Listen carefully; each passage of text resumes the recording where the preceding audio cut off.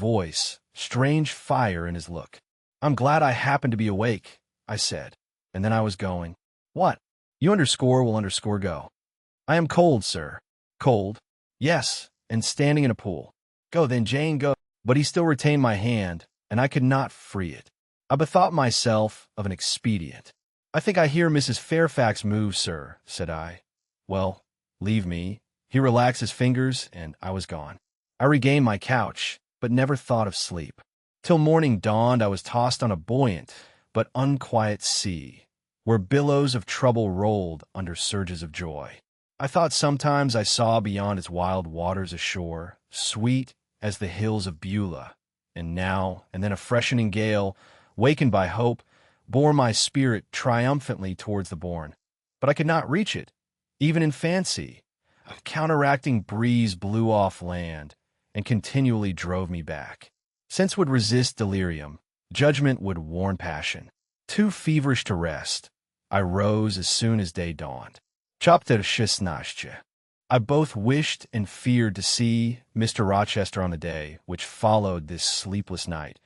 I wanted to hear his voice again, yet feared to meet his eye. During the early part of the morning, I momentarily expected his coming.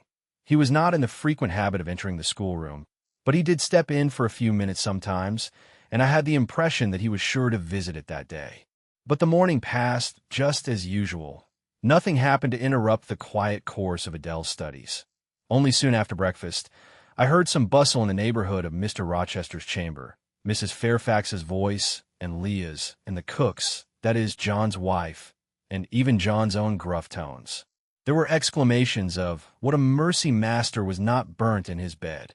It is always dangerous to keep a candle lit at night. How providential that he had presence of mind to think of the water jug. I wonder he waked nobody. It is to be hoped he will not take cold with sleeping on the library sofa, and see." To much confabulation succeeded a sound of scrubbing and setting to rights. And when I passed the room, in going downstairs to dinner, I saw through the open door that all was again restored to complete order. Only the bed was stripped of its hangings. Leah stood up in the window seat, rubbing the panes of glass dimmed with smoke. I was about to address her, for I wished to know what account had been given of the affair. But on advancing, I saw a second person in the chamber, a woman sitting on a chair by the bedside, and sewing rings to new curtains. That woman was no other than Grace Poole. There she sat, staid and taciturn-looking, as usual, in her brown stuff gown, her check apron, white handkerchief, and cap. She was intent on her work, in which her whole thoughts seemed absorbed. On her hard forehead, and in her commonplace features, was nothing either of the paleness or desperation one would have expected to see marking the countenance of a woman who had attempted murder, and whose intended victim had followed her last night to her lair, and, as I believed, charged her with the crime she wished to perpetrate. I was amazed, confounded. She looked up, while I still gazed at her. No start, no increase or failure of color betrayed emotion, consciousness of guilt, or fear of detection. She said, "Good morning, miss," in her usual phlegmatic and brief manner, and taking up another ring and more tape, went on with her sewing. I will put her to some test, thought I. Such absolute impenetrability is past comprehension. "Good morning, Grace," I said. "Has anything happened here? I thought I heard the servants all talking together a while ago." Only master had been reading in his bed last night. He fell asleep with his candle lit, and the curtains got on fire. But, fortunately, he awoke before the bedclothes or the woodwork caught, and contrived to quench the flames with the water in the ewer. "A strange affair," I said, in a low voice. Then, looking at her fixedly, "Did Mr. Rochester wake nobody? Did no one hear him move?" She again raised her eyes to me, and this time there was something of consciousness in their expression. She seemed to examine me warily. Then she answered, "The servants sleep so far off, you know, miss, they would not be likely to hear. Mrs. Fairfax's room and yours are the nearest to master's, but Mrs. Fairfax said she heard nothing. When people get elderly, they often sleep heavy." She paused, and then added, with a sort of assumed indifference, but still in a marked and significant tone, "But you are young, miss, and I should say a light sleeper. Perhaps you may have heard a noise?" I did, said I, dropping my voice, so that Leah, who was still polishing the panes, could not hear me. And at first I thought it was Pilot, but Pilot cannot laugh. And I'm certain I heard a laugh, and a strange one. She took a new needleful of thread, waxed it carefully, threaded her needle with a steady hand, and then observed, with perfect composure, "It is hardly likely Master would laugh. I should think, miss, when he was in such danger. You must have been dreaming." "I was not dreaming," I said, with some warmth, for her brazen coolness provoked me. Again she looked at me, and with the same scrutinizing and conscious eye. "Have you told Master that you heard a laugh?" she inquired. "I have not had the opportunity of speaking to him this morning." "You did not think of opening your door and looking out into the gallery?" she further asked. She appeared to be cross-questioning me, attempting to draw from me information unawares. The idea struck me that if she discovered I knew or suspected her guilt, she would be playing of some of her malignant pranks on me. I thought it advisable to be on my guard. "On the contrary," said I bolted my door. "Then you're not in the habit of bolting your door every night before you get into bed?" Fiend! She wants to know my habits, that she may lay her plans accordingly. Indignation again prevailed over prudence. I replied sharply, "Hitherto, I have often omitted to fasten the bolt. I did not think it necessary. I was not aware any danger or annoyance was to be dreaded at Thornfield Hall. But in future," and I laid marked stress on the words, "I shall take good care to make all secure before I venture to lie down." "It will be wise so to do," was her answer. "This neighborhood is as quiet as any I know, and I never heard of the hall being attempted by robbers since it was a house, though there are hundreds of pounds worth of plate in the plate closet, as is well known. And you see, for such a large house, there are very few servants, because Master has never lived here much, and when he does come, being a bachelor, he needs little waiting on. But I always think it best to err on the safe side. A door is soon fastened, and it is as well to have a drawn bolt between one and any mischief that may be about. A deal of people, miss, are for trusting all to Providence. But I say Providence will not dispense with the means, though he often blesses them when they are used discreetly." And here she closed her harangue, a long one for her, and uttered with the demureness of a Quakeress. I still stood absolutely dumbfoundered at what appeared to me her miraculous self-possession and most inscrutable hypocrisy, when the cook entered. "Mrs. Poole," said she, addressing Grace, "the servants' dinner will soon be ready. Will you come down?" "No, just put my pint of porter and bit of pudding on a tray, and I'll carry it upstairs." "You'll have some meat?" "Just a morsel, and a taste of cheese, that's all." "And the sago?" "Never mind it at present. I shall be coming down before tea time. I'll make it myself." The cook here turned to me, saying that Mrs. Fairfax was waiting for me, so I departed. I hardly heard Mrs. Fairfax's account of the curtain conflagration during dinner. So much was I occupied in puzzling my brains over the enigmatical character of Grace Poole, and still more in pondering the problem of her position at Thornfield, and questioning why she had not been given into custody that morning, or, at the very least, dismissed from her master's service. He had almost as much as declared his conviction of her criminality last night. What mysterious cause withheld him from accusing her? Why had he enjoined me, too, to secrecy? It was strange. A bold, vindictive, and haughty gentleman seemed somehow in the power of one of the meanest of his dependents, so much in her power, that even when she lifted her hand against his life, he dared not openly charge her with the attempt, much less punish her for it. Had Grace been young and handsome, I should have been tempted to think that tenderer feelings than prudence or fear influenced Mr. Rochester in her behalf. But, hard-favored and matronly as she was, the idea could not be admitted. Yet, I reflected, she has been young once. Her youth would be contemporary with her master's. Mrs. Fairfax told me once she had lived here many years. I don't think she can ever have been pretty, but, for aught I know, she may possess originality and strength of character to compensate for the want of personal advantages. Mr. Rochester is an amateur of the decided and eccentric. Grace is eccentric at least. What if a former caprice, a freak very possible to a nature so sudden and headstrong as his, has delivered him into her power, and she now exercises over his actions a secret influence, the result of his own indiscretion, which he cannot shake off and dare not disregard. But, having reached this point of conjecture, Mrs. Poole's square, flat figure and uncomely, dry, even coarse face recurred so distinctly to my mind's eye that I thought, no, impossible. My supposition cannot be correct. Yet, suggested the secret voice which talks to us in our own hearts. _you_ are not beautiful either, and perhaps Mr. Rochester approves you. At any rate, you have often felt as if he did. And last night, remember his words, remember his look, remember his voice. I well remembered all. Language, glance, and tone seemed at the moment vividly renewed. I was now in the schoolroom. Adele was drawing. I bent over her and directed her pencil. She looked up with a sort of start. Qu'avez-vous, mademoiselle? Said she. Vos doigts tremblent comme la feuille, et vos joues sont rouges, mais rouges comme des cerises. I am hot, Adele, with stooping. She went on sketching. I went on thinking.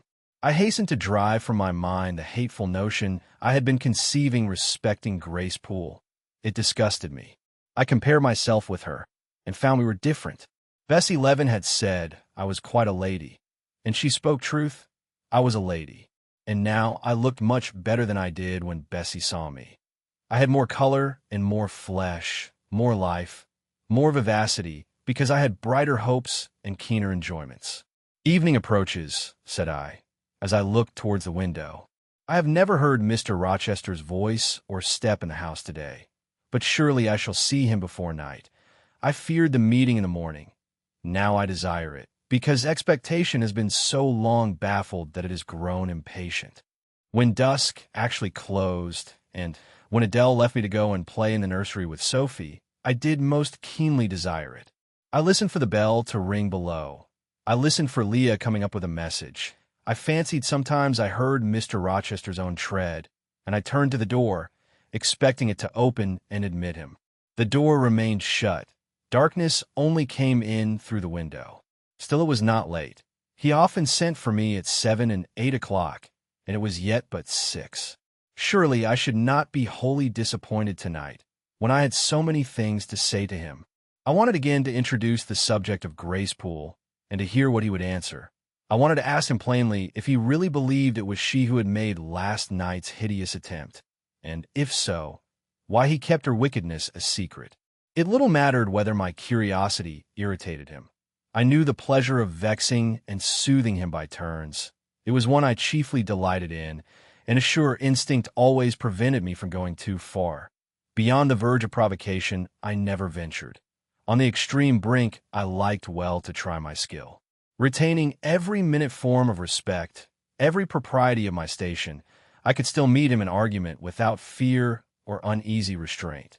This suited both him and me. A tread creaked on the stairs at last. Leah made her appearance, but it was only to intimate that tea was ready in Mrs. Fairfax's room. Thither I repaired, glad at least to go downstairs, for that brought me, I imagined, nearer to Mr. Rochester's presence. "You must want your tea," said the good lady, as I joined her. "You ate so little at dinner." "I am afraid," she continued, "you are not well today. You look flushed and feverish." "Oh, quite well. I never felt better." "Then you must prove it by evincing a good appetite. Will you fill the teapot while I knit off this needle?" Having completed her task, she rose to draw down the blind, which she had hitherto kept up, by way, I suppose, of making the most of daylight, though dusk was now fast deepening into total obscurity. "It is fair tonight," said she, as she looked through the panes, "though not starlight. Mr. Rochester has, on the whole, had a favorable day for his journey." "Journey? Is Mr. Rochester gone anywhere? I did not know he was out." "Oh, he set off the moment he had breakfasted. He has gone to the Lees, Mr. Eshton's place, 10 miles on the other side Millcote. I believe there is quite a party assembled there. Lord Ingram, Sir George Lynn, Colonel Dent, and others." "Do you expect him back tonight?" "No, nor tomorrow either. I should think he is very likely to stay a week or more. When these fine, fashionable people get together, they are so surrounded by elegance and gaiety, so well provided with all that can please and entertain, they are in no hurry to separate. Gentlemen especially are often in request on such occasions, and Mr. Rochester is so talented and so lively in society that I believe he is a general favorite. The ladies are very fond of him, though you would not think his appearance calculated to recommend him particularly in their eyes. But I suppose his acquirements and abilities, perhaps his wealth and good blood, make amends for any little fault of look. Are there ladies at the Lees? There are Mrs. Eshton and her 3 daughters, very elegant young ladies indeed. And there are the Honorable Blanche and Mary Ingram, most beautiful women, I suppose. Indeed, I have seen Blanche 6 or 7 years since, when she was a girl of 18. She came here to a Christmas ball and party Mr. Rochester gave. You should have seen the dining room that day. How richly it was decorated, how brilliantly lit up. I should think there were 50 ladies and gentlemen present, all of the first county families, and Miss Ingram was considered the belle of the evening. You saw her, you say, Mrs. Fairfax. What was she like? Yes, I saw her. The dining room doors were thrown open, and as it was Christmas time, the servants were allowed to assemble in the hall to hear some of the ladies sing and play. Mr. Rochester would have me to come in, and I sat down in a quiet corner and watched them. I never saw a more splendid scene. The ladies were magnificently dressed. Most of them, at least most of the younger ones, looked handsome, but Miss Ingram was certainly the queen. And what was she like? Tall, fine bust, sloping shoulders, long, graceful neck, olive complexion, dark and clear, noble features, eyes rather like Mr. Rochester's, large and black, and as brilliant as her jewels. And then she had such a fine head of hair, raven black and so becomingly arranged, a crown of thick plaits behind, and in front the longest, the glossiest curls I ever saw. She was dressed in pure white. An amber-colored scarf was passed over her shoulder and across her breast, tied at the side and descending in long, fringed ends below her knee. She wore an amber-colored flower, too, in her hair. It contrasted well with the jetty mass of her curls. She was greatly admired, of course. Yes, indeed, and not only for her beauty, but for her accomplishments. She was one of the ladies who sang. A gentleman accompanied her on the piano. She and Mr. Rochester sang a duet. Mr. Rochester? I was not aware he could sing. Oh, he has a fine bass voice and an excellent taste for music. And Miss Ingram, what sort of voice had she? A very rich and powerful one. She sang delightfully. It was a treat to listen to her, and she played afterwards. I am no judge of music, but Mr. Rochester is, and I heard him say her execution was remarkably good. And this beautiful and accomplished lady, she is not yet married. It appears not. I fancy neither she nor her sister have very large fortunes. Old Lord Ingram's estates were chiefly entailed, and the eldest son came in for everything almost. But I wonder no wealthy nobleman or gentleman has taken a fancy to her. Mr. Rochester, for instance. He is rich, is he not? Oh, yes. But you see, there is a considerable difference in age. Mr. Rochester is nearly 40. She is but 25. What of that? More unequal matches are made every day. True, yet I should scarcely fancy Mr. Rochester would entertain an idea of the sort. But you eat nothing. You have scarcely tasted since you began tea. No, I am too thirsty to eat. Will you let me have another cup? I was about again to revert to the probability of a union between Mr. Rochester and the beautiful Blanche. But Adele came in, and the conversation was turned into another channel.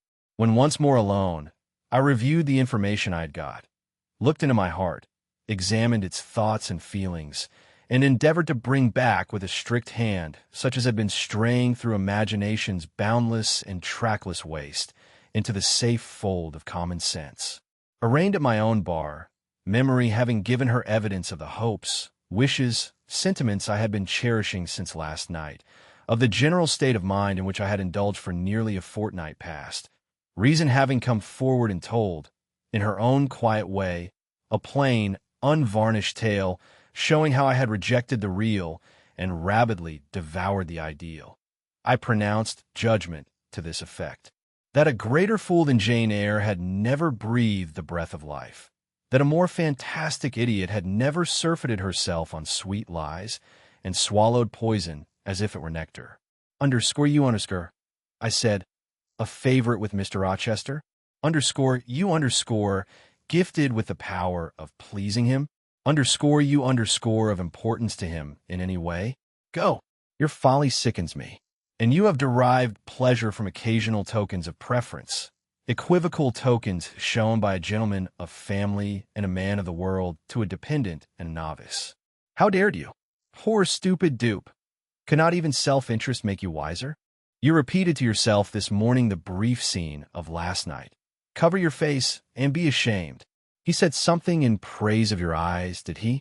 Blind puppy, open their bleared lids and look on your own accursed senselessness. It does good to no woman to be flattered by her superior, who cannot possibly intend to marry her. And it is madness in all women to let a secret love kindle within them, which, if unreturned and unknown, must devour the life that feeds it, and, if discovered and responded to, must lead, under her ignis like, in a miry wilds whence there is no extrication. Listen, then, Jane Eyre, to your sentence. Tomorrow, place the glass before you, and draw and chalk your own picture, faithfully, without softening one defect. Omit no harsh line, smooth away no displeasing irregularity. Write under it, portrait of a governess, disconnected, poor, and plain. Afterwards, take a piece of smooth ivory. You have one prepared in your drawing box. Take your palette, mix your freshest, finest, clearest tints. Choose your most delicate camel hair pencils. Delineate carefully the loveliest face you can imagine. Paint it in your softest shades and sweetest lines, according to the description given by Mrs. Fairfax of Blanche Ingram. Remember the raven ringlets, the oriental eye. What? You revert to Mr. Rochester as a model. Order. Nos nível. No sentimento me main senting. No regret. I will endure only sense and resolution. Recall the august yet harmonious lineaments, the Grecian neck and bust. Let the round and dazzling arm be visible in the delicate hand. Omit neither diamond ring nor gold bracelet. Portray faithfully the attire, aerial lace and glistening satin, graceful scarf and golden rose. Call it Blanche, an accomplished lady of rank.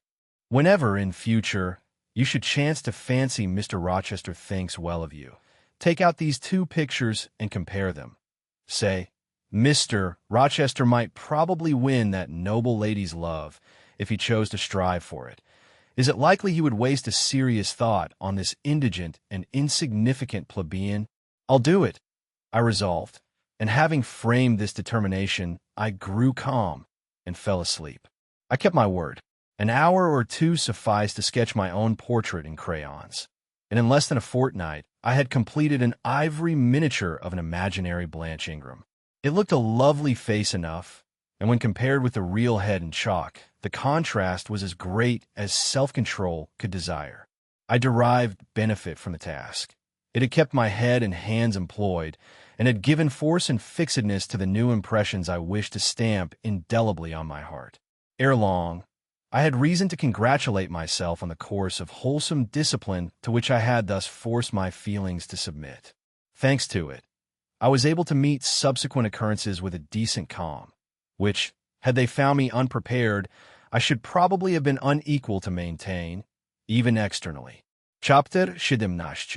A week passed, and no news arrived of Mr. Rochester. 10 days, and still he did not come. Mrs. Fairfax said she should not be surprised if he were to go straight from the Leas to London, and thence to the Continent, and not show his face again at Thornfield for a year to come. He had not unfrequently quitted it in a manner quite as abrupt and unexpected. When I heard this, I was beginning to feel a strange chill and failing at the heart. I was actually permitting myself to experience a sickening sense of disappointment. But rallying my wits and recollecting my principles, I at once called my sensations to order, and it was wonderful how I got over the temporary blunder, how I cleared up the mistake of supposing Mr. Rochester's movements a matter in which I had any cause to take a vital interest. Not that I humbled myself by a slavish notion of inferiority. On the contrary, I just said, "You have nothing to do with the master of Thornfield, further than to receive the salary he gives you for teaching his protege, and to be grateful for such respectful and kind treatment as, if you do your duty, you have a right to expect at his hands. Be sure that is the only tie he seriously acknowledges between you and him. So don't make him the object of your fine feelings, your raptures, agonies, and so forth. He is not of your order. Keep to your caste, and be too self-respecting to lavish the love of the whole heart, soul, and strength, where such a gift is not wanted and would be despised. I went on with my day's business tranquilly, but ever and anon vague suggestions kept wandering across my brain of reasons why I should quit Thornfield, and I kept involuntarily framing advertisements and pondering conjectures about new situations. These thoughts I did not think to check. They might germinate and bear fruit if they could. Mr. Rochester had been absent upwards of a fortnight, when the post brought Mrs. Fairfax a letter. "It is from the master," said she, as she looked at the direction. "Now, I suppose we shall know whether we are to expect his return or not." And while she broke the seal and perused the document, I went on taking my coffee. We were at breakfast, it was hot, and I attributed to that circumstance a fiery glow which suddenly rose to my face. Why my hand shook, and why I involuntarily spilt half the contents of my cup into my saucer, I did not choose to consider. Well, I sometimes think we are too quiet, but we run a chance of being busy enough now. "For a little while at least," said Mrs. Fairfax, still holding the note before her spectacles. Ere I permitted myself to request an explanation, I tied the string of Adele's pinafore, which happened to be loose. Having helped her also to another bun and refilled her mug with milk, I said, nonchalantly, "Mr. Rochester is not likely to return soon, I suppose." "Indeed he is. In 3 days, he says. That will be next Thursday, and not alone either. I don't know how many of the fine people of the Lees are coming with him. He sends directions for all the best bedrooms to be prepared, and the library and drawing rooms are to be cleaned out. I am to get more kitchen hands from the George Inn, at Millcote, and from wherever else I can. And the ladies will bring their maids, and the gentlemen their valets. So we shall have a full house of it." And Mrs. Fairfax swallowed her breakfast and hastened away to commence operations. The 3 days were, as she had foretold, busy enough. I had thought all the rooms at Thornfield beautifully clean and well arranged, but it appears I was mistaken. 3 women were got to help, and such scrubbing, such brushing, such washing of paint and beating of carpets, such taking down and putting up of pictures, such polishing of mirrors and lustres, such lighting of fires in bedrooms, such airing of sheets and featherbeds on hearths, I never beheld, either before or since. Adele ran quite wild in the midst of it. The preparations for company and the prospect of their arrival seemed to throw her into ecstasies. She would have Sophie to look over all her toilettes, as she called frocks, to furbish up any that were _passés_, and to air and arrange the new. For herself, she did nothing but caper about in the front chambers, jump on and off the bedsteads, and lie on the mattresses and piled up bolsters and pillows before the enormous fires roaring in the chimneys. From school duties she was exonerated. Mrs. Fairfax had pressed me in her service, and I was all day in the storeroom, helping or hindering her and the cook, learning to make custards and cheesecakes and French pastry, to truss game and garnish dessert dishes. The party were expected to arrive on Thursday afternoon, in time for dinner at 6. During the intervening period, I had no time to nurse chimeras, and I believe I was as active and gay as anybody, Adele excepted. Still, now and then, I received a damping check to my cheerfulness, and was, in spite of myself, thrown back on the region of doubts and portents and dark conjectures. This was when I chanced to see the third-story staircase door, which of late had always been kept locked, open slowly, and give passage to the form of Grace Poole, in prim cap, white apron, and handkerchief. When I watched her glide along the gallery, her quiet tread muffled in a list slipper.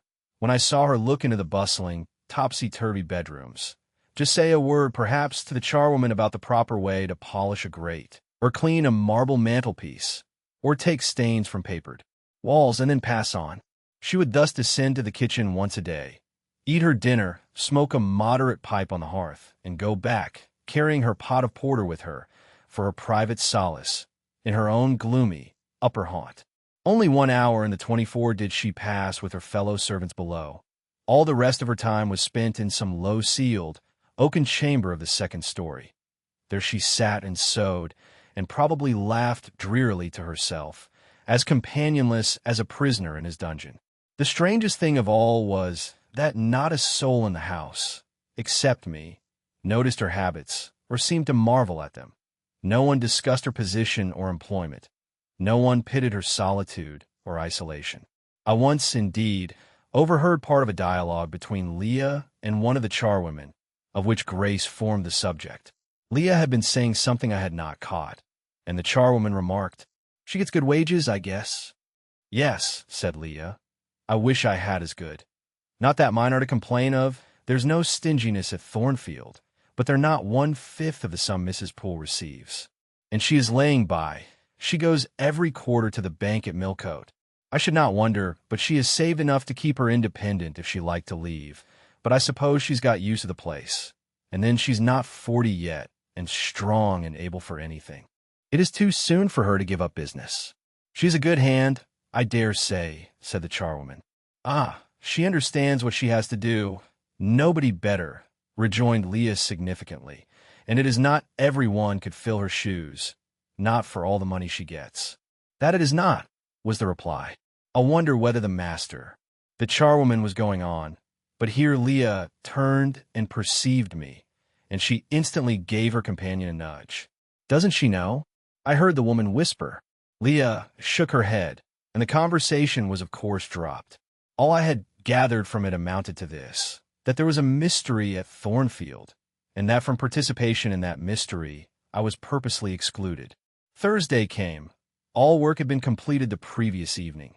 Carpets were laid down, bed hangings festooned, radiant white counterpanes spread, toilet tables arranged, furniture rubbed, flowers piled in vases. Both chambers and saloons looked as fresh and bright as hands could make them. The hall, too, was scoured, and the great carved clock, as well as the steps and banisters of the staircase, were polished to the brightness of glass. In the dining room, the sideboard flashed resplendent with plate. In the drawing-room and boudoir, vases of exotics bloomed on all sides. Afternoon arrived. Mrs. Fairfax assumed her best black satin gown, her gloves, and her gold watch, for it was her part to receive the company, to conduct the ladies to their rooms, and see Adele, too, would be dressed, though I thought she had little chance of being introduced to the party that day at least. However, to please her, I allowed Sophie to apparel her in one of her short, full muslin frocks. For myself, I had no need to make any change. I should not be called upon to quit my sanctum of the schoolroom, for a sanctum it was now become to me, a very pleasant refuge in time of trouble. It had been a mild, serene spring day, one of those days which towards the end of March or the beginning of April rise shining over the earth as heralds of summer. It was drawing to an end now, but the evening was even warm, and I sat at work in the schoolroom with the window open. "It gets late," said Mrs. Fairfax, entering in rustling state.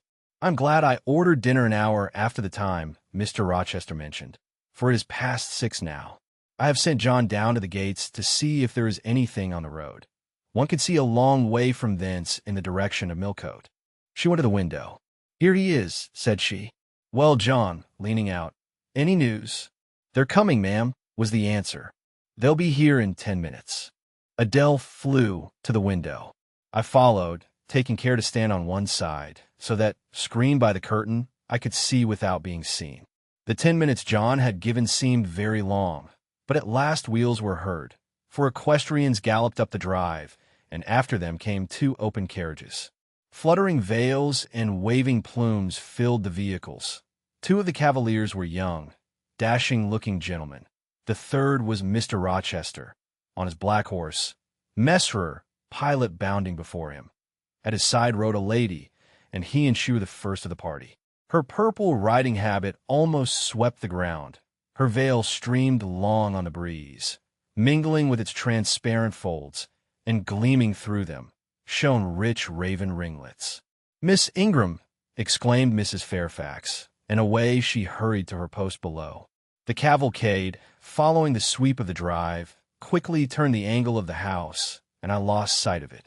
Adele now petitioned to go down, but I took her on my knee and gave her to understand that she must not on any account think of venturing in sight of the ladies, either now or at any other time, unless expressly sent for, that Mr. Rochester would be very angry, and some natural tears she shed on being told this, but as I began to look very grave, she consented at last to wipe them. A joyous stir was now audible in the hall. Gentlemen's deep tones and ladies' silvery accents blent harmoniously together, and distinguishable above all, though not loud, was the sonorous voice of the master of Thornfield Hall, welcoming his fair and gallant guests under its roof. Then light steps ascended the stairs, and there was a tripping through the gallery, and soft cheerful laughs, and opening and closing doors, and, for a time, a hush. "Elles changent de toilettes," said Adele, who, listening attentively, had followed every movement, and she sighed. "Chez maman," said she, "quand il y avait du monde, je le suivais partout, au salon et à leur chambre. Souvent je regardais les femmes de chambre coiffer et habiller les dames, et c'était si amusant, comme cela on apprend." "Don't you feel hungry, Adele?" "Mais oui, mademoiselle.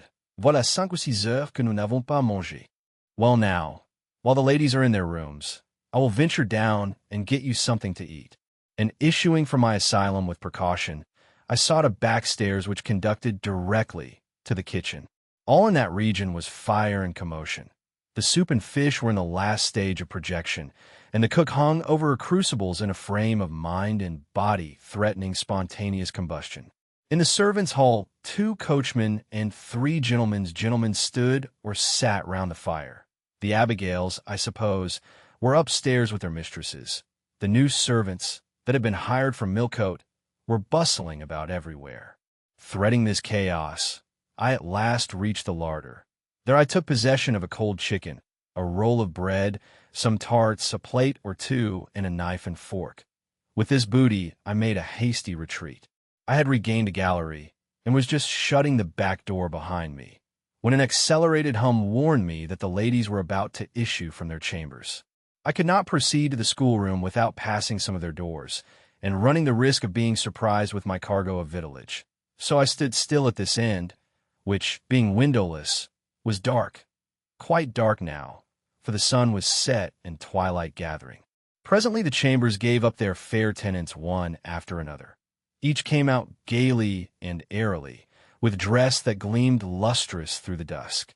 For a moment they stood grouped together at the other extremity of the gallery, conversing in a key of sweet, subdued vivacity. They then descended the staircase almost as noiselessly as a bright mist rolls down a hill. Their collective appearance had left on me an impression of high-born elegance, such as I had never before received. I found Adele peeping through the schoolroom door, which she held ajar. "What beautiful ladies!" cried she in English. "Oh, I wish I might go to them. Do you think Mr. Rochester will send for us by and by, after dinner?" "No, indeed, I don't. Mr. Rochester has something else to think about. Never mind the ladies tonight. Perhaps you will see them tomorrow. Here is your dinner." She was really hungry, so the chicken and tarts served to divert her attention for a time. It was well I secured this forage, or both she, I, and Sophie, to whom I conveyed a share of our repast, would have run a chance of getting no dinner at all. Everyone downstairs was too much engaged to think of us. The dessert was not carried out till after 9, and at 10 footmen were still running to and fro with trays and coffee cups.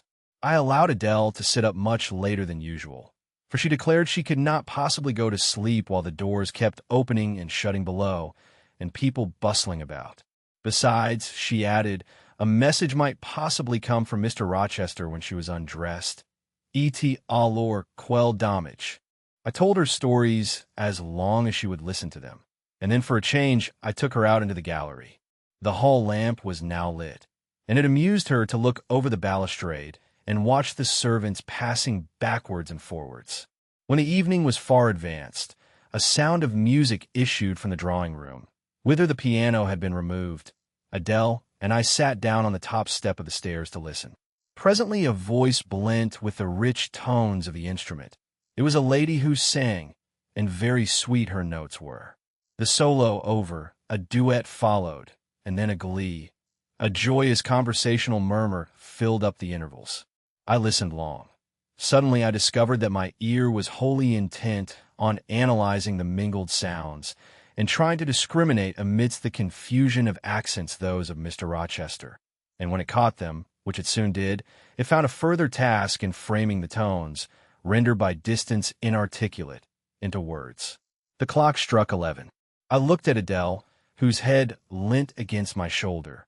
Her eyes were waxing heavy, so I took her up in my arms and carried her off to bed. It was near 1 before the gentlemen and ladies sought their chambers. The next day was as fine as its predecessor. It was devoted by the party to an excursion to some site in the neighborhood. They set out early in the forenoon, some on horseback, the rest in carriages. I witnessed both the departure and the return. Miss Ingram, as before, was the only lady equestrian, and, as before, Mr. Rochester galloped at her side. The two rode a little apart from the rest. I pointed out this circumstance to Mrs. Fairfax, who was standing at the window with me. "You said it was not likely they should think of being married," said I, "but you see Mr. Rochester evidently prefers her to any of the other ladies." "Yes, I dare say. No doubt he admires her." "And she him," I added. "Look how she leans her head towards him as if she were conversing confidentially. I wish I could see her face.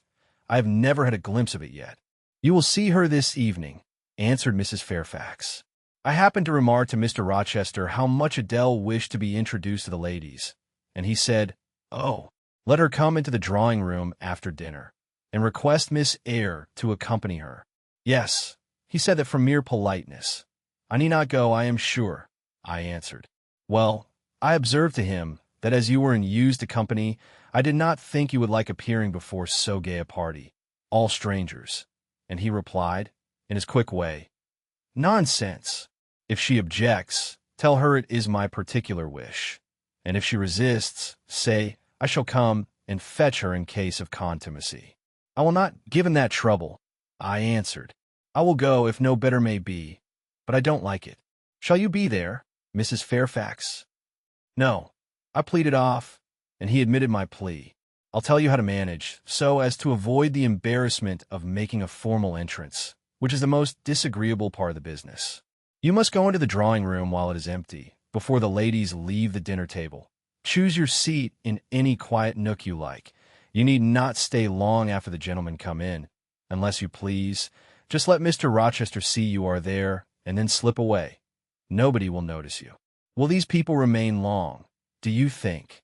"Perhaps 2 or 3 weeks, certainly not more.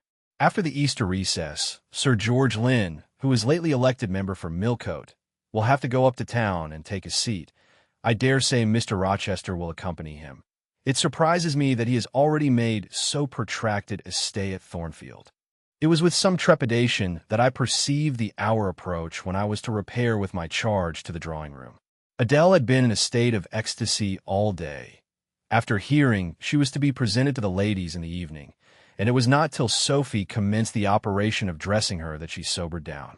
Then the importance of the process quickly steadied her, and by the time she had her curls arranged in well-smoothed, drooping clusters, her pink satin frock put on, her long sash tied, and her lace mittens adjusted, she looked as grave as any judge. No need to warn her not to disarrange her attire. When she was dressed, she sat demurely down in her little chair, taking care previously to lift up the satin skirt for fear she should crease it, and assured me she would not stir thence till I was ready. This I quickly was. My best dress, the silver-gray one, purchased for Miss Temple's wedding and never worn since, was soon put on. My hair was soon smoothed. My sole ornament, the pearl brooch, soon assumed. We descended. Fortunately, there was another entrance to the drawing-room than that through the saloon where they were all seated at dinner. We found the apartment vacant, a large fire burning silently on the marble hearth, and wax candles shining in bright solitude, amid the exquisite flowers with which the tables were adorned. The crimson curtain hung before the arch. Slight as was the separation this drapery formed from the party in the adjoining saloon. They spoke in so low a key that nothing of their conversation could be distinguished beyond a soothing murmur. Adele, who appeared to be still under the influence of a most solemnizing impression, sat down, without a word, on the footstool I pointed out to her. I retired to a window seat, and taking a book from a table near, endeavored to read. Adele brought her stool to my feet. Ere long she touched my knee. "What is it, Adele? Est-ce que je ne puis pas prendre une seule de ces fleurs magnifiques, mademoiselle, seulement pour compléter ma toilette?" "You think too much of your toilette, Adele, but you may have a flower." And I took a rose from a vase and fastened it in her sash. She sighed a sigh of ineffable satisfaction, as if her cup of happiness were now full. I turned my face away to conceal a smile I could not suppress. There was something ludicrous as well as painful in the little Parisienne's earnest and innate devotion to matters of dress. A soft sound of rising now became audible. The curtain was swept back from the arch. Through it appeared the dining room, with its lit luster pouring down light on the silver and glass of a magnificent dessert service covering a long table. A band of ladies stood in the opening. They entered, and the curtain fell behind them. There were but 8, yet somehow, as they flocked in, they gave the impression of a much larger number. Some of them were very tall, many were dressed in white, and all had a sweeping amplitude of array that seemed to magnify their persons, as a mist magnifies the moon. I rose and curtsied to them. 1 or 2 bent their heads in return, the others only stared at me. They dispersed about the room, reminding me, by the lightness and buoyancy of their movements, of a flock of white plumy birds. Some of them threw themselves in half-reclining positions on the sofas and ottomans. Some bent over the tables and examined the flowers and books. The rest gathered in a group round the fire. All talked in a low but clear tone which seemed habitual to them. I knew their names afterwards, and may as well mention them now. First, there was Mrs. Eshton and 2 of her daughters. She had evidently been a handsome woman and was well preserved still. Of her daughters, the eldest, Amy, was rather little, naive and childlike in face and manner, and piquant in form. Her white muslin dress and blue sash became her well. The second, Louisa, was taller and more elegant in figure, with a very pretty face, of that order the French term Meanwhile, both sisters were fair as lilies. Lady Lynn was a large and stout personage of about 40, very erect, very haughty-looking, richly dressed in a satin robe of changeful sheen. Her dark hair shone glossily under the shade of an azure plume, and within the circlet of a band of gems. Mrs. Colonel Dent was less showy, but I thought more ladylike. She had a slight figure, a pale, gentle face, and fair hair. Her black satin dress, her scarf of rich foreign lace, and her pearl ornaments pleased me better than the rainbow radiance of the titled dame. But the 3 most distinguished, partly, perhaps, because the tallest figures of the band, were the Dowager Lady Ingram and her daughters, Blanche and Mary. They were all 3 of the loftiest stature of women. The Dowager might be between 40 and 50. Her shape was still fine, her hair, by candlelight at least, still black. Her teeth, too, were still apparently perfect. Most people would have termed her a splendid woman of her age, and so she was, no doubt, physically speaking, but then there was an expression of almost insupportable haughtiness in her bearing and countenance. She had Roman features and a double chin, disappearing into a throat like a pillar. These features appear to me not only inflated and darkened, but even furrowed with pride, and the chin was sustained by the same principle, in a position of almost preternatural erectness. She had, likewise, a fierce and hard eye. It reminded me of Mrs. Reed's. She mouthed her words in speaking. Her voice was deep, its inflections very pompous, very dogmatical, very intolerable, in short. A crimson velvet robe, and a shawl turban of some gold-wrought Indian fabric invested her, I suppose she thought, with a truly imperial dignity. Blanche and Mary were of equal stature, straight and tall as poplars. Mary was too slim for her height, but Blanche was molded like a Diane. I regarded her, of course, with special interest. First, I wished to see whether her appearance accorded with Mrs. Fairfax's description. Secondly, whether it at all resembled the fancy miniature I had painted of her. And thirdly, it will out, whether it were such as I should fancy likely to suit Mr. Rochester's taste. As far as person went, she answered point for point, both to my picture and Mrs. Fairfax's description. The noble bust, the sloping shoulders, the graceful neck, the dark eyes and black ringlets were all there. But her face? Her face was like her mother's, a youthful, unfurrowed likeness. The same low brow, the same high features, the same pride. It was not, however, so saturnine a pride. She laughed continually. Her laugh was satirical, and so was the habitual expression of her arched and haughty lip. Genius is said to be self-conscious. I cannot tell whether Miss Ingram was a genius, but she was self-conscious, remarkably self-conscious indeed. She entered into a discourse on botany with the gentle Mrs. Dent. It seemed Mrs. Dent had not studied that science, though, as she said, she liked flowers, especially wild ones. Miss Ingram had, and she ran over its vocabulary with an air. I presently perceived she was what is vernacularly termed trailing Mrs. Dent, that is, playing on her ignorance. Her trail might be clever, but it was decidedly not good-natured. She played. Her execution was brilliant. She sang. Her voice was fine. She talked French apart to her mamma, and she talked it well, with fluency and with a good accent. Mary had a milder and more open countenance than Blanche. Softer features, too, and a skin some shades fairer. Miss Ingram was dark as a Spaniard, but Mary was deficient in life. Her face lacked expression, her eye luster. She had nothing to say, and having once taken her seat, remained fixed like a statue in its niche. The sisters were both attired in spotless white. And did I now think Miss Ingram such a choice as Mr. Rochester would be likely to make? I cannot tell. I did not know his taste in female beauty. If he liked the majestic, she was the very type of majesty. Then she was accomplished, sprightly.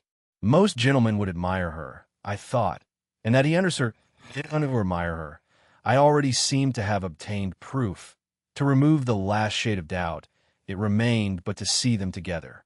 You are not to suppose, reader, that Adele has all this time been sitting motionless on the stool at my feet. No. When the ladies entered, she rose, advanced to meet them, made a stately reverence, and said with gravity, "Bonjour, mesdames."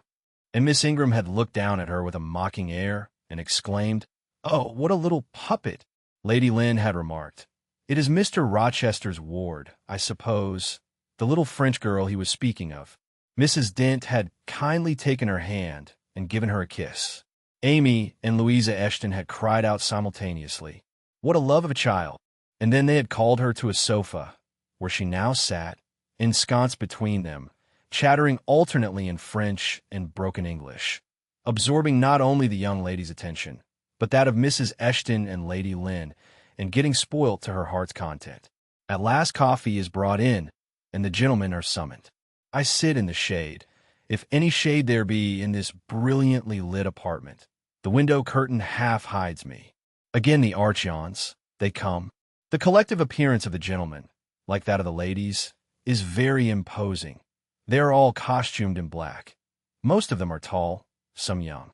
Henry and Frederick Lynn are very dashing sparks indeed, and Colonel Dent is a fine, soldierly man. Mr. Eshton, the magistrate of the district, is gentlemanlike. His hair is quite white, his eyebrows and whiskers still dark, which gives him something of the appearance of a pair noble to theatre. Lord Ingram, like his sisters, is very tall. Like them, also, he is handsome, but he shares Mary's apathetic and listless look. He seems to have more length of limb than vivacity of blood or vigor of brain. And where is Mr. Rochester? He comes in last. I am not looking at the arch, yet I see him enter. I try to concentrate my attention on those netting needles, on the meshes of the purse I am forming. I wish to think only of the work I have in my hands, to see only the silver beads and silk threads that lie in my lap. Whereas I distinctly behold his figure, and I inevitably recall the moment when I last saw it, just after I had rendered him what he deemed an essential service, and he holding my hand, and looking down on my face, surveyed me with eyes that revealed a heart full and eager to overflow, in whose emotions I had a part. How near had I approached him at that moment? What had occurred since, calculated to change his and my relative positions? Yet now, how distant, how far estranged we were. So far estranged that I did not expect him to come and speak to me. I did not wonder when, without looking at me, he took a seat at the other side of the room and began conversing with some of the ladies. No sooner did I see that his attention was riveted on them, and that I might gaze without being observed, than my eyes were drawn involuntarily to his face. I could not keep their lids under control. They would rise, and the irids would fix on him. I looked, and had an acute pleasure in looking, a precious yet poignant pleasure, pure gold, with a steely point of agony, a pleasure like what the thirst-perishing man might feel who knows the well to which he has crept is poisoned, yet stoops and drinks divine draughts nevertheless. Most true is it that beauty is in the eye of the gazer. My master's colorless, olive face, square, massive brow, broad and jetty eyebrows, deep eyes, strong features, firm, grim mouth, all energy, decision, were not beautiful according to rule, but they were more than beautiful to me. They were full of an interest, an influence that quite mastered me, that took my feelings from my own power and fettered them in his. I had not intended to love him. The reader knows I had wrought hard to extirpate from my soul the germs of love there detected. And now, at the first renewed view of him, they spontaneously arrived, green and strong. He made me love him without looking at me. I compared him with his guests. What was the gallant grace of the Lynns, the languid elegance of Lord Ingram, even the military distinction of Colonel Dent, contrasted with his look of native pith and genuine power? I had no sympathy in their appearance, their expression, yet I could imagine that most observers would call them attractive, handsome, imposing, while they would pronounce Mr. Rochester at once harsh-featured and melancholy-looking. I saw them smile, laugh. It was nothing. The light of the candles had as much soul in it as their smile, the tinkle of the bell as much significance as their laugh. I saw Mr. Rochester smile. His stern features softened. His eye grew both brilliant and gentle, its ray both searching and sweet. He was talking at the moment to Louisa and Amy Eshton. I wondered to see them receive with calm that look which seemed to me so penetrating. I expected their eyes to fall, their color to rise under it. Yet I was glad when I found they were in no sense moved. He is not to them what he is to me, I thought. He is not of their kind. I believe he is of mine. I am sure he is. I feel akin to him. I understand the language of his countenance and movements. Though rank and wealth sever us widely, I have something in my brain and heart, in my blood and nerves, that assimilates me mentally to him. Did I say, a few days since, that I had nothing to do with him but to receive my salary at his hands? Did I forbid myself to think of him in any other light than as a paymaster? Blasphemy against nature. Every good, true, vigorous feeling I have gathers impulsively round him. I know I must conceal my sentiments. I must smother hope. I must remember that he cannot care much for me. For when I say that I am of his kind, I do not mean that I have his force to influence and his spell to attract. I mean only that I have certain tastes and feelings in common with him. I must, then, repeat continually that we are forever sundered, and yet, while I breathe and think, I must love him. Coffee is handed. The ladies, since the gentlemen entered, have become lively as larks. Conversation waxes brisk and merry. Colonel Dent and Mr. Eshton argue on politics. Their wives listen. The two proud dowagers, Lady Lynn and Lady Ingram, confabulate together. Sir George, whom, by the by, I have forgotten to describe, a very big and very fresh-looking country gentleman, stands before their sofa, coffee cup in hand, and occasionally puts in a word. Mr. Frederick Lynn has taken a seat beside Mary Ingram, and is showing her the engravings of a splendid volume. She looks, smiles now and then, but apparently says little.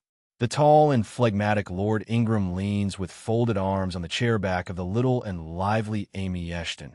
She glances up at him and chatters like a wren. She likes him better than she does Mr. Rochester. Henry Lynn has taken possession of an ottoman at the feet of Louisa. Adele shares it with him. He is trying to talk French with her, and Louisa laughs at his blunders. With whom will Blanche Ingram pair? She is standing alone at the table, bending gracefully over an album. She seems waiting to be sought, but she will not wait too long. She herself selects a mate. Mr. Rochester, having quitted the Eshtons, stands on the hearth as solitary as she stands by the table. She confronts him, taking her station on the opposite side of the mantelpiece. Mr. Rochester, I thought you were not fond of children. Nor am I. Then, what induced you to take charge of such a little doll as that? Pointing to Adele. Where did you pick her up? I did not pick her up. She was left on my hands. You should have sent her to school. I could not afford it. Schools are so dear. Why, I suppose you have a governess for her. I saw a person with her just now. Is she gone? Oh no, there she is still, behind the window curtain. You pay her, of course. I should think it quite as expensive. More so, for you have them both to keep in addition. I feared, or should I say, hoped, the allusion to me would make Mr. Rochester glance my way, and I involuntarily shrank farther into the shade, but he never turned his eyes. I have not considered the subject, said he indifferently, looking straight before him. No, you men never do consider economy and common sense. You should hear Mamma on the chapter of governesses. Mary and I have had, I should think, a dozen at least in our day, half of them detestable and the rest ridiculous, and all incubi. Were they not, Mamma? Did you speak, my own? The young lady thus claimed as the dowager's special property reiterated her question with an explanation. My dearest, don't mention governesses. The word makes me nervous. I have suffered a martyrdom from their incompetency and caprice. I thank heaven I have now done with them. Mrs. Dent here bent over to the pious lady and whispered something in her ear. I suppose, from the answer elicited, it was a reminder that one of the anathematized race was present. "Tant peace," said her ladyship. "I hope it may do her good." Then, in a lower tone, but still loud enough for me to hear, I noticed her. I am a judge of physiognomy, and in hers I see all the faults of her class. "What are they, madam?" inquired Mr. Rochester aloud. "I will tell you in your private ear," replied she, wagging her turban 3 times with portentous significancy. "But my curiosity will be past its appetite. It craves food now. Ask Blanche. She is nearer you than I." "Oh, don't refer him to me, Mamma. I have just one word to say of the whole tribe. They are a nuisance. Not that I ever suffered much from them. I took care to turn the tables. What tricks Theodore and I used to play on our Miss Wilsons and Mrs. Grays and Madame Joubert's. Mary was always too sleepy to join in a plot with spirit. The best fun was with Madame Joubert. Miss Wilson was a poor sickly thing, lachrymose and low-spirited, not worth the trouble of vanquishing, in short, and Mrs. Gray was coarse and insensible. No blow took effect on her. But poor Madame Joubert, I see her yet in her raging passions, when we had driven her to extremities, spilt our tea, crumbled our bread and butter, tossed our books up to the ceiling, and played a chivalry with the ruler and desk, the fender and fire-irons. Theodore, do you remember those merry days? Yes, to be sure I do, drawled Lord Ingram. And the poor old stick used to cry out, "Oh, you villain childs." And then we sermonized her on the presumption of attempting to teach such clever blades as we were, when she was herself so ignorant. We did. And Tito, you know, I helped you in prosecuting, or persecuting, your tutor, whey-faced Mr. Vining, the parson in the pip, as we used to call him. He and Miss Wilson took the liberty of falling in love with each other. At least Tito, and I thought so. We surprised sundry tender glances and sighs, which we interpreted as tokens of la belle passion, and I promise you the public soon had the benefit of our discovery. We employed it as a sort of lever to hoist our deadweights from the house. Dear Mamma, there, as soon as she got an inkling of the business, found out that it was of an immoral tendency. Did you not, my lady mother? Certainly my best, and I was quite right. Depend on that. There are 1,000 reasons why liaisons between governesses and tutors should never be tolerated a moment in any well-regulated house. Firstly, oh gracious Mamma, spare us the enumeration. Underscore, oh rest, underscore, we all know them. Danger of bad example to innocence of childhood, distractions and consequent neglect of duty on the part of the attached. mutual alliance and reliance, confidence thence resulting, insolence accompanying, mutiny and general blow-up. Am I right, Baroness Ingram of Ingram Park? My lily flower, you are right now, as always. Then no more need be said. Change the subject. Amy Eshton, not hearing or not heeding this dictum, joined in with her soft, infantine tone. Louisa and I used to quiz our governess, too. But she was such a good creature, she would bear anything. Nothing put her out. She was never cross with us. Was she, Louisa? No, never. We might do what we pleased, ransack her desk and her workbox, and turn her drawers inside out. And she was so good-natured, she would give us anything we asked for. I suppose now, said Miss Ingram, curling her lips sarcastically, we shall have an abstract of the memoirs of all the governesses extant. In order to avert such a visitation, I again move the introduction of a new topic. Mr. Rochester, do you second my motion? Madam, I support you on this point, as on every other. Then on me be the onus of bringing it forward. Signor Eduardo, are you in voice tonight? Donna Bianca, if you command it, I will be. Then, Signor, I lay on you my sovereign behest to furbish up your lungs and other vocal organs, as they will be wanted on my royal service. Who would not be the Rizzio of so divine a Mary?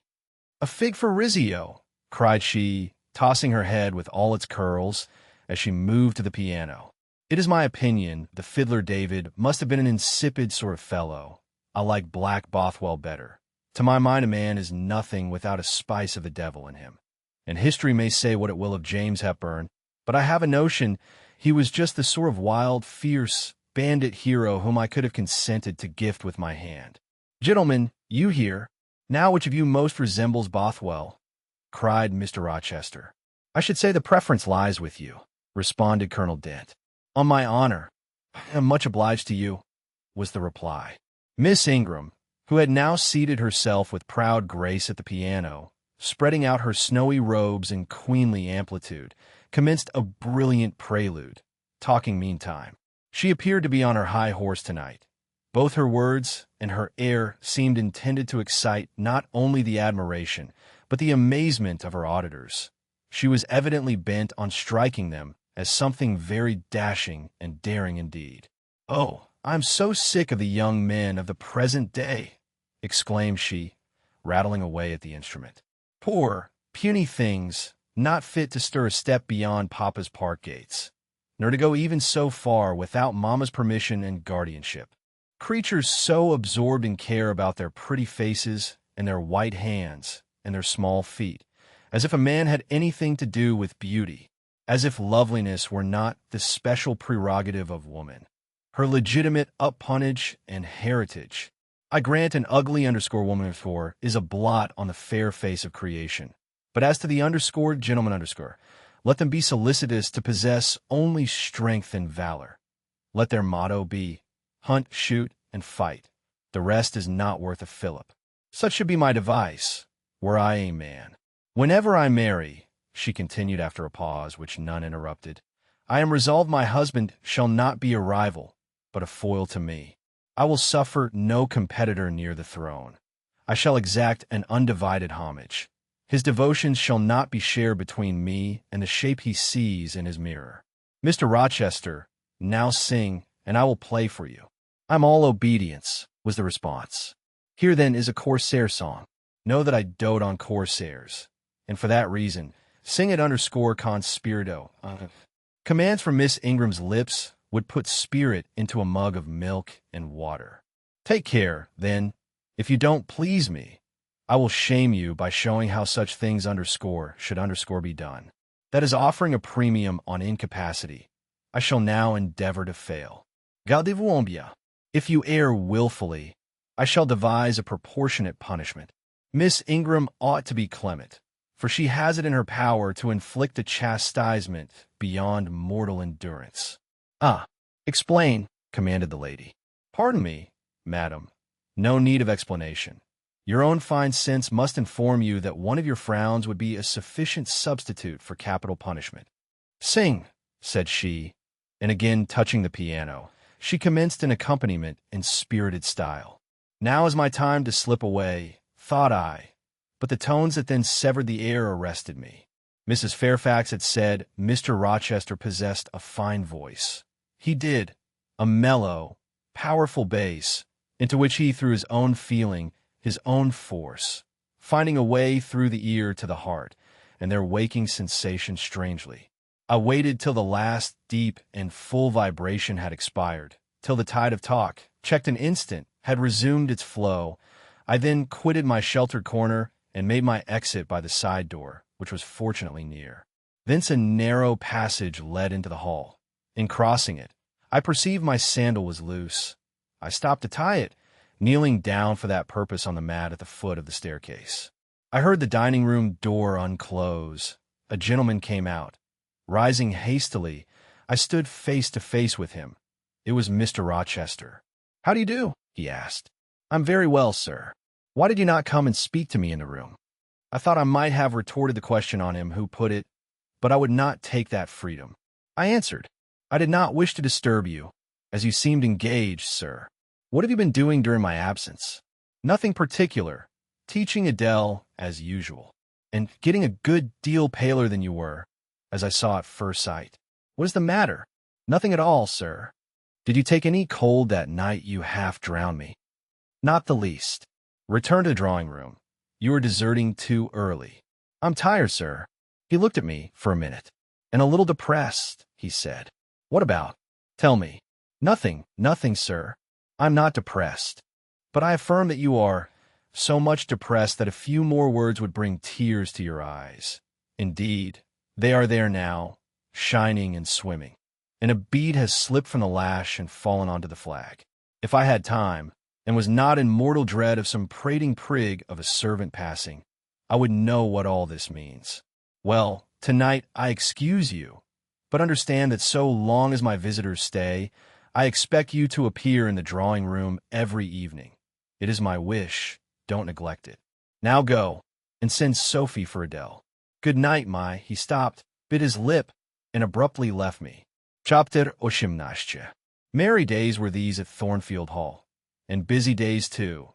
How different from the first 3 months of stillness, monotony, and solitude I had passed beneath its roof. All sad feelings seemed now driven from the house, all gloomy associations forgotten. There was life everywhere, movement all day long. You could not now traverse the gallery, once so hushed, nor enter the front chambers, once so tenantless, without encountering a smart lady's maid or a dandy valet. The kitchen, the butler's pantry, the servants' hall, the entrance hall were equally alive, and the saloons were only left void and still when the blue sky and halcyon sunshine of the genial spring weather called their occupants out into the grounds. Even when that weather was broken, and continuous rain set in for some days, no damp seemed cast over enjoyment. Indoor amusements only became more lively and varied, in consequence of the stop put to outdoor gaiety. I wondered what they were going to do the first evening a change of entertainment was proposed. They spoke of playing charades, but in my ignorance I did not understand the term. The servants were called in, the dining-room tables wheeled away, the lights otherwise disposed, the chairs placed in a semicircle opposite the arch. While Mr. Rochester and the other gentlemen directed these alterations, the ladies were running up and down stairs ringing for their maids. Mrs. Fairfax was summoned to give information respecting the resources of the house in shawls, dresses, draperies of any kind, and certain wardrobes of the third story were ransacked, and their contents, in the shape of brocaded and hooped petticoats, satin sacks, black modes, lace lappets, and were brought down in armfuls by the Abigails. Then a selection was made, and such things as were chosen were carried to the boudoir within the drawing-room. Meantime, Mr. Rochester had again summoned the ladies round him, and was selecting certain of their number to be of his party.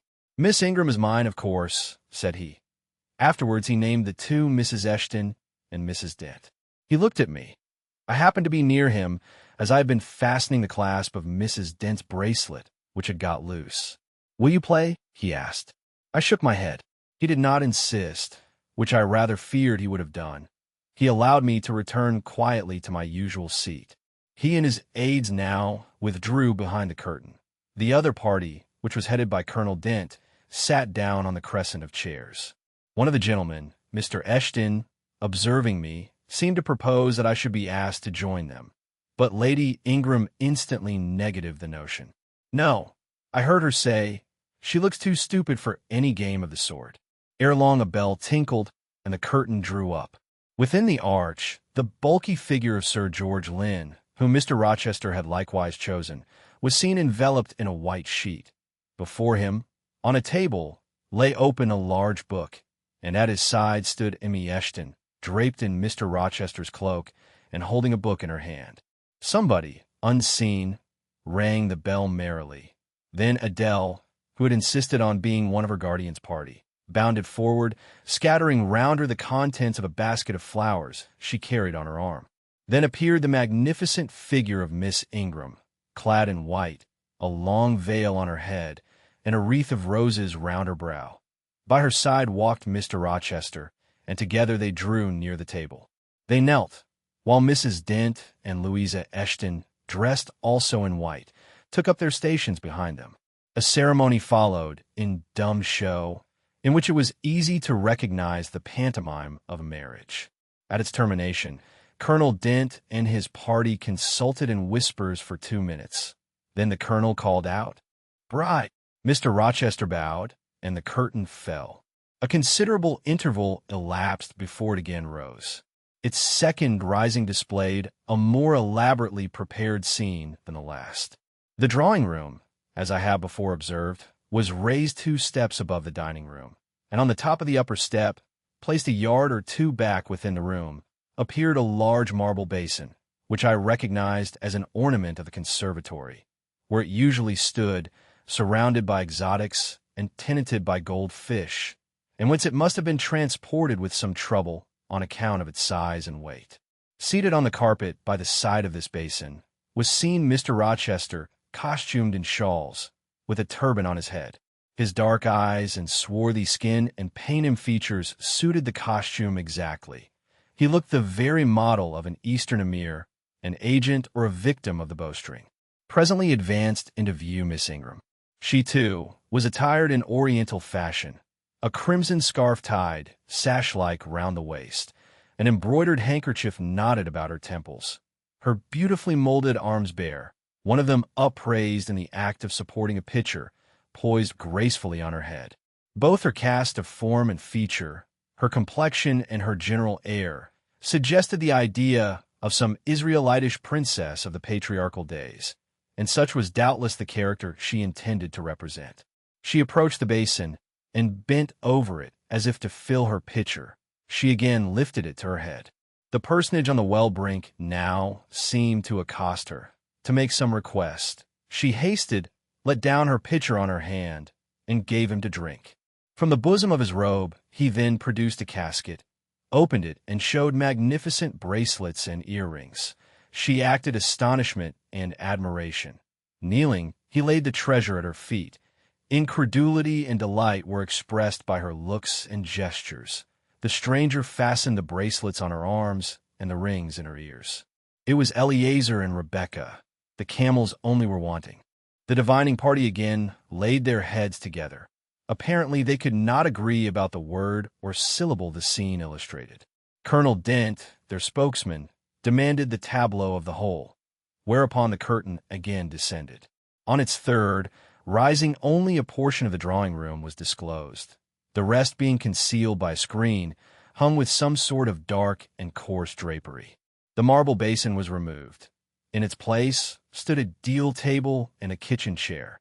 These objects were visible by a very dim light proceeding from a horn lantern, the wax candles being all extinguished. Amidst this sordid scene sat a man with his clenched hands resting on his knees and his eyes bent on the ground. I knew Mr. Rochester, though the begrimed face, the disordered dress, his coat hanging loose from one arm, as if it had been almost torn from his back in a scuffle, the desperate and scowling countenance, the rough, bristling hair might well have disguised him. As he moved, a chain clanked. To his wrists were attached fetters. "Bridewell!" exclaimed Colonel Dent, and the charade was solved. A sufficient interval having elapsed for the performers to resume their ordinary costume, They re-entered the dining room. Mr. Rochester led in Miss Ingram. She was complimenting him on his acting. "Do you know," said she, "that, of the three characters, I like you in the last best? Oh, had you but lived a few years earlier, what a gallant gentleman highwayman you would have made." "Is all the soot washed from my face?" he asked, turning it towards her. "Alas! Yes, the more's the pity. Nothing could be more becoming to your complexion than that ruffian's rouge. You are like a hero of the road, then?" "An English hero of the road would be the next best thing to an Italian bandit, and that could only be surpassed by a Levantine pirate. Well, whatever I am, remember you are my wife. We were married an hour since, in the presence of all these witnesses." She giggled, and her color rose. "Now, Dent," continued Mr. Rochester, "it is your turn." And as the other party withdrew, he and his band took the vacated seats. Miss Ingram placed herself at her leader's right hand. The other diviners filled the chairs on each side of him and her. I did not now watch the actors. I no longer waited with interest for the curtain to rise. My attention was absorbed by the spectators. My eyes, erewhile fixed on the arch, were now irresistibly attracted to the semicircle of chairs. What charade Colonel Dent and his party played, what word they chose, how they acquitted themselves, I no longer remember, but I still see the consultation which followed each scene. I see Mr. Rochester turn to Miss Ingram, and Miss Ingram to him. I see her incline her head towards him till the jetty curls almost touch his shoulder and wave against his cheek. I hear their mutual whisperings. I recall their interchanged glances, and something even of the feeling roused by the spectacle returns. In memory at this moment, I have told you, reader, that I had learnt to love Mr. Rochester. I could not unlove him now, merely because I found that he had ceased to notice me, because I might pass hours in his presence, and he would never once turn his eyes in my direction, because I saw all his attentions appropriated by a great lady, who scorned to touch me with the hem of her robes as she passed. If ever her dark and imperious eye fell on me by chance, would withdraw it instantly, as from an object too mean to merit observation. I could not unlove him, because I felt sure he would soon marry this very lady, because I read daily in her a proud security in his intentions respecting her, because I witnessed hourly in him a style of courtship which, if careless, and choosing rather to be sought than to seek, was yet, in its very carelessness, captivating, and in its very pride, irresistible. There was nothing to cool or banish love in these circumstances, though much to create despair. Much, too, you will think, reader, to engender jealousy. If a woman, in my position, could presume to be jealous of a woman in Miss Ingram's. But I was not jealous, or very rarely. The nature of the pain I suffered could not be explained by that word. Miss Ingram was a mark beneath jealousy. She was too inferior to excite the feeling. Pardon the seeming paradox. I mean what I say. She was very showy, but she was not genuine. She had a fine person, many brilliant attainments, but her mind was poor, her heart barren by nature. Nothing bloomed spontaneously on that soil. No unforced natural fruit delighted by its freshness. She was not good. She was not original. She used to repeat sounding phrases from books. She never offered, nor had, an opinion of her own. She advocated a high tone of sentiment, but she did not know the sensations of sympathy and pity. Tenderness and truth were not in her. Too often she betrayed this, by the undue vent she gave to a spiteful antipathy she had conceived against little Adele, pushing her away with some contumelious epithet if she happened to approach her, sometimes ordering her from the room, and always treating her with coldness and acrimony. Other eyes besides mine watched these manifestations of character, watched them closely, keenly, shrewdly. Yes, the future bridegroom, Mr. Rochester himself, exercised over his intended a ceaseless surveillance, and it was from this sagacity, this guardedness of his, this perfect, clear consciousness of his fair one's defects, this obvious absence of passion in his sentiments towards her, that my ever-torturing pain arose. I saw he was going to marry her, for family, perhaps political reasons, because her rank and connections suited him. I felt he had not given her his love, and that her qualifications were ill-adapted to win from him that treasure. This was the point. This was where the nerve was touched and teased. This was where the fever was sustained and fed. Underscore, she could not charm him, underscore. If she had managed the victory at once, and he had yielded and sincerely laid his heart at her feet, I should have covered my face, turned to the wall, and, figuratively, have died to them. If Miss Ingram had been a good and noble woman, endowed with force, fervor, kindness, sense, I should have had one vital struggle with two tigers, jealousy and despair. Then, my heart torn out and devoured, I should have admired her, acknowledged her excellence, and been quiet for the rest of my days. And the more absolute her superiority, the deeper would have been my admiration, the more truly tranquil my quiescence.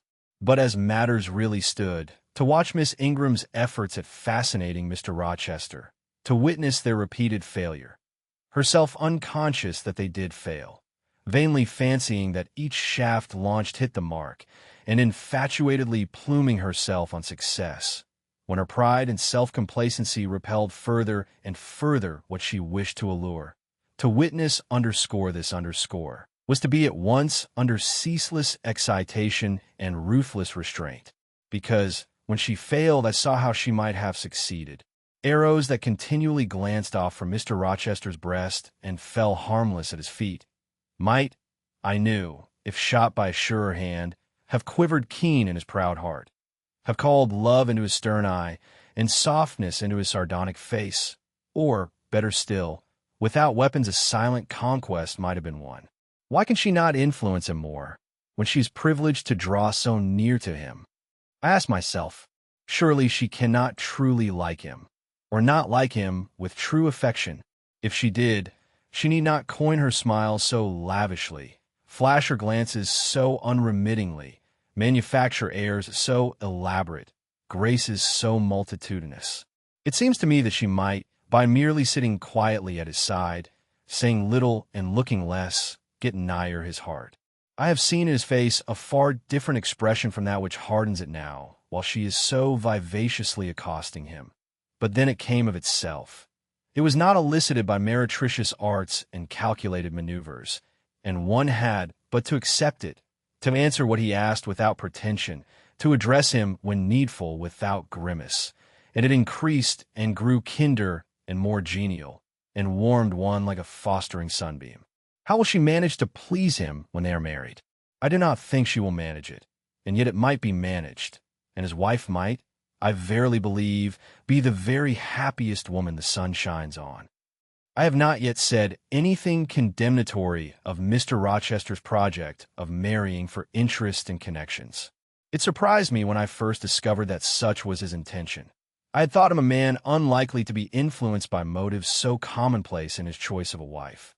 But the longer I considered the position, education, and of the parties, the less I felt justified in judging and blaming either him or Miss Ingram for acting in conformity to ideas and principles instilled into them, doubtless, from their childhood. All their class held these principles, I suppose, and they had reasons for holding them such as I could not fathom. It seemed to me that, were I a gentleman like him, I would take to my bosom only such a wife as I could love, but the very obviousness of the advantages to the husband's own happiness offered by this plan convinced me that there must be arguments against its general adoption of which I was quite ignorant. Otherwise, I felt sure all the world would act as I wished to act. But in other points, as well as this, I was growing very lenient to my master. I was forgetting all his faults, for which I had once kept a sharp lookout. It had formerly been my endeavor to study all sides of his character, to take the bad with the good, and from the just weighing of both, to form an equitable judgment. Now I saw no bad. The sarcasm that had repelled, the harshness that had startled me once, were only like keen condiments in a choice dish. Their presence was pungent, but their absence would be felt as comparatively insipid. And as for the vague something, was it a sinister or a sorrowful, a designing or a desponding expression, that opened upon a careful observer, now and then, in his eye, and closed again before one could fathom the strange depth partially disclosed, that something which used to make me fear and shrink, as if I had been wandering amongst volcanic-looking hills, and had suddenly felt the ground quiver and seen it gape. That something I, at intervals, beheld still, and with throbbing heart but not, with palsied nerves. Instead of wishing to shun, I longed only to dare to divine it, and I thought Miss Ingram happy, because one day she might look into the abyss at her leisure, explore its secrets, and analyze their nature. Meantime, while I thought only of my master and his future bride, saw only them, heard only their discourse, and considered only their movements of importance, the rest of the party were occupied with their own separate interests and pleasures. The ladies Lynn and Ingram continued to consort in solemn conferences, where they nodded their two turbans at each other, and held up their four hands in confronting gestures of surprise, or mystery, or horror, according to the theme on which their gossip ran, like a pair of magnified puppets. Mild Mrs. Dent talked with good-natured Mrs. Eshton, and the two sometimes bestowed a courteous word or smile on me. Sir George Lynn, Colonel Dent, and Mr. Eshton discussed politics, or county affairs, or justice business. Lord Ingram flirted with Amy Eshton. Louisa played and sang to and with one of the Messrs. Lynn, and Mary Ingram listened languidly to the gallant speeches of the other. Sometimes all, as with one consent, suspended their byplay to observe and listen to the principal actors. For after all, Mr. Rochester and, because closely connected with him, Miss Ingram were the life and soul of the party. If he was absent from the room an hour, a perceptible dullness seemed to steal over the spirits of his guests, and his re-entrance was sure to give a fresh impulse to the vivacity of conversation. The want of his animating influence appeared to be peculiarly felt one day that he had been summoned to Millcote on business, and was not likely to return till late. The afternoon was wet. A walk the party had proposed to take to see a gypsy camp, lately pitched on a common beyond Hay, was consequently deferred. Some of the gentlemen were gone to the stables. The younger ones, together with the younger ladies, were playing billiards in the billiard room. The dowagers Ingram and Lynn sought solace in a quiet game at cards.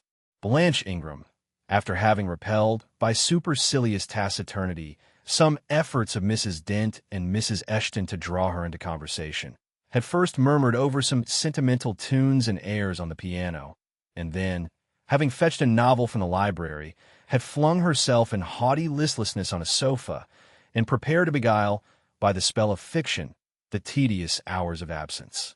The room and the house were silent. Only now and then the merriment of the billiard players was heard from above. It was verging on dusk, and the clock had already given warning of the hour to dress for dinner, when little Adele, who knelt by me in the drawing-room window seat, suddenly exclaimed, "Voilà Monsieur Rochester qui revient." I turned, and Miss Ingram darted forward from her sofa. The others, too, looked up from their several occupations, for at the same time a crunching of wheels and a splashing tramp of horse hoofs became audible on the wet gravel. A post-chaise was approaching. "What can possess him to come home in that style?" said Miss Ingram. "He rode Messerer, the black horse, did he not, when he went out? And Pilot was with him. What has he done with the animals?" As she said this, she approached her tall person and ample garments so near the window that I was obliged to bend back almost to the breaking of my spine. In her eagerness, she did not observe me at first, but when she did, she curled her lip and moved to another casement. The post-chaise stopped. The driver rang the doorbell, and a gentleman alighted attired in traveling garb. But it was not Mr. Rochester.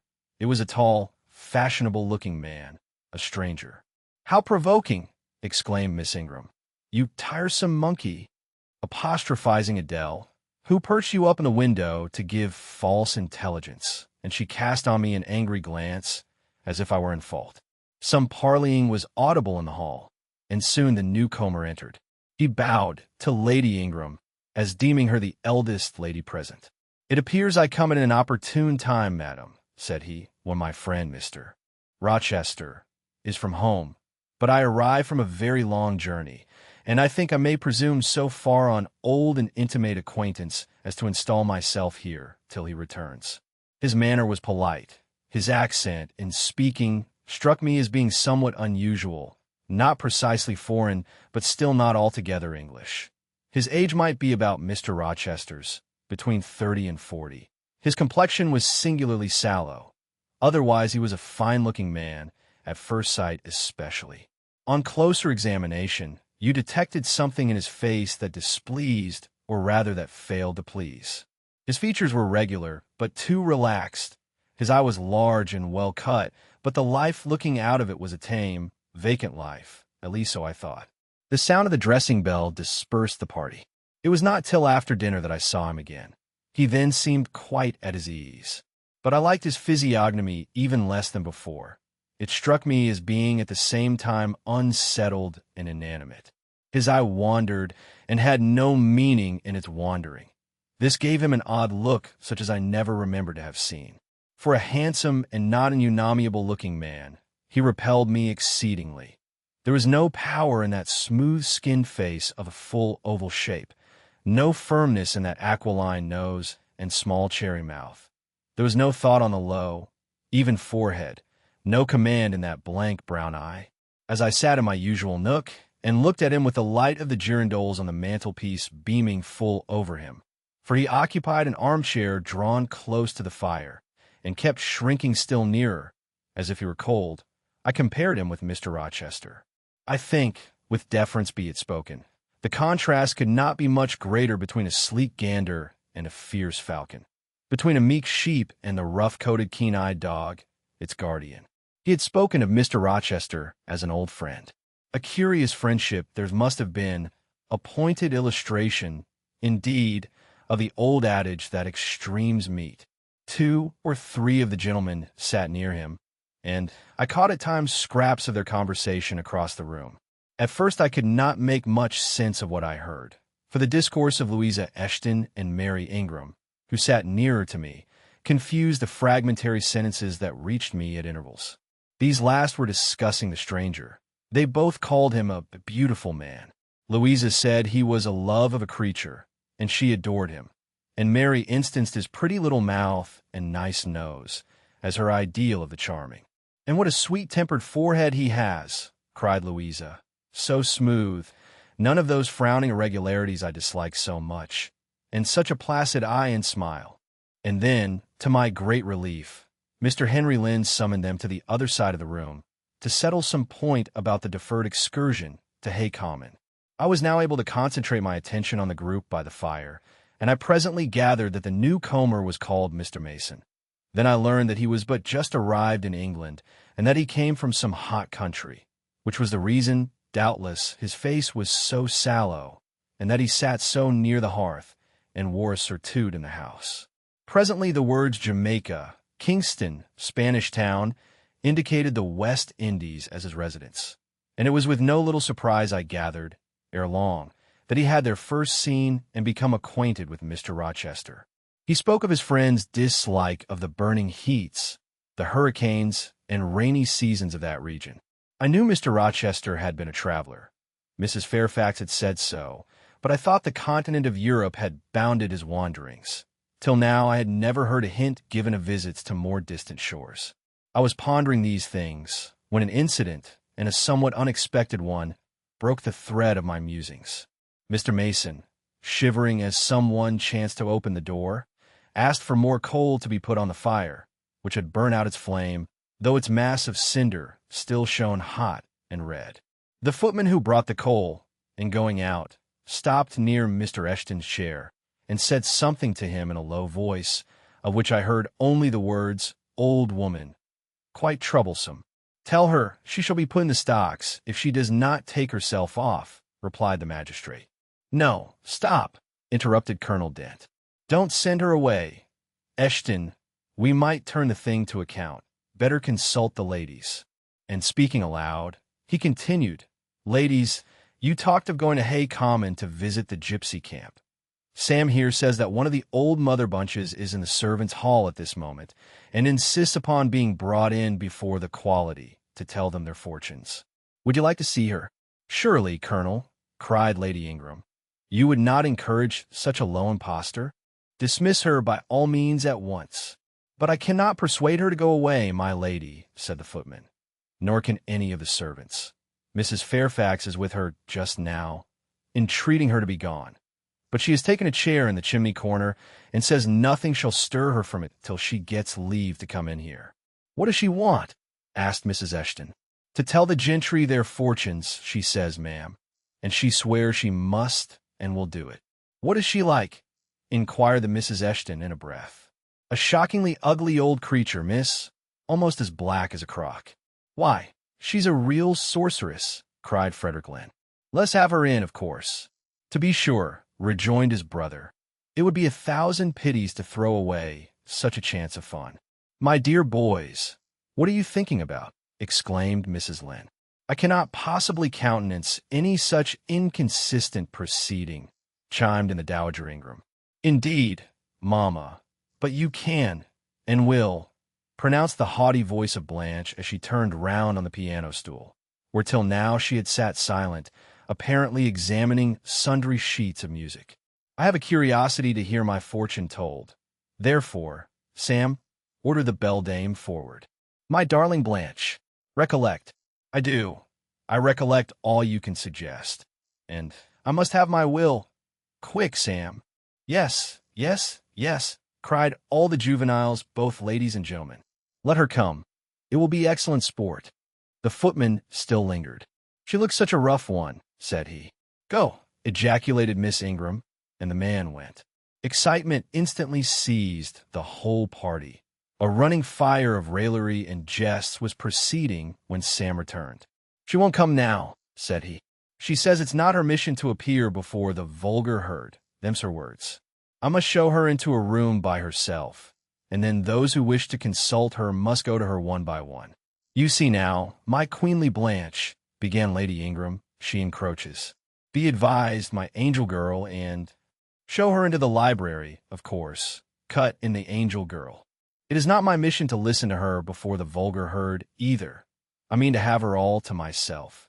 Is there a fire in the library? Yes, ma'am, but she looks such a tinkler. Cease that chatter, blockhead, and do my bidding. Again Sam vanished, and mystery, animation, expectation rose to full flow once more. She's ready now, said the footman, as he reappeared. She wishes to know who will be her first visitor. I think I had better just looking upon her before any of the ladies go, said Colonel Dent. Tell her, Sam, a gentleman is coming. Sam went and returned. She says, sir, that she'll have no gentleman. They need not trouble themselves to come near her, nor, he added, with difficulty suppressing a titter, any ladies either, except the young and single. By Jove, she has taste, exclaimed Henry Lynn. Miss Ingram rose solemnly. I go first, she said, in a tone which might have befitted the leader of a forlorn hope, mounting a breech in the van of his men. Oh, my best! Oh, my dearest! Pause. Reflect, was her mamma's cry, but she swept past her in stately silence, passed through the door which Colonel Dent held open, and we heard her enter the library. A comparative silence ensued. Lady Ingram thought it loquace to wring her hands, which she did accordingly. Miss Mary declared she felt, for her part, she never dared venture. Amy and Louisa Eshton tittered under their breath and looked a little frightened. The minutes passed very slowly. 15 were counted before the library door again opened. Miss Ingram returned to us through the arch.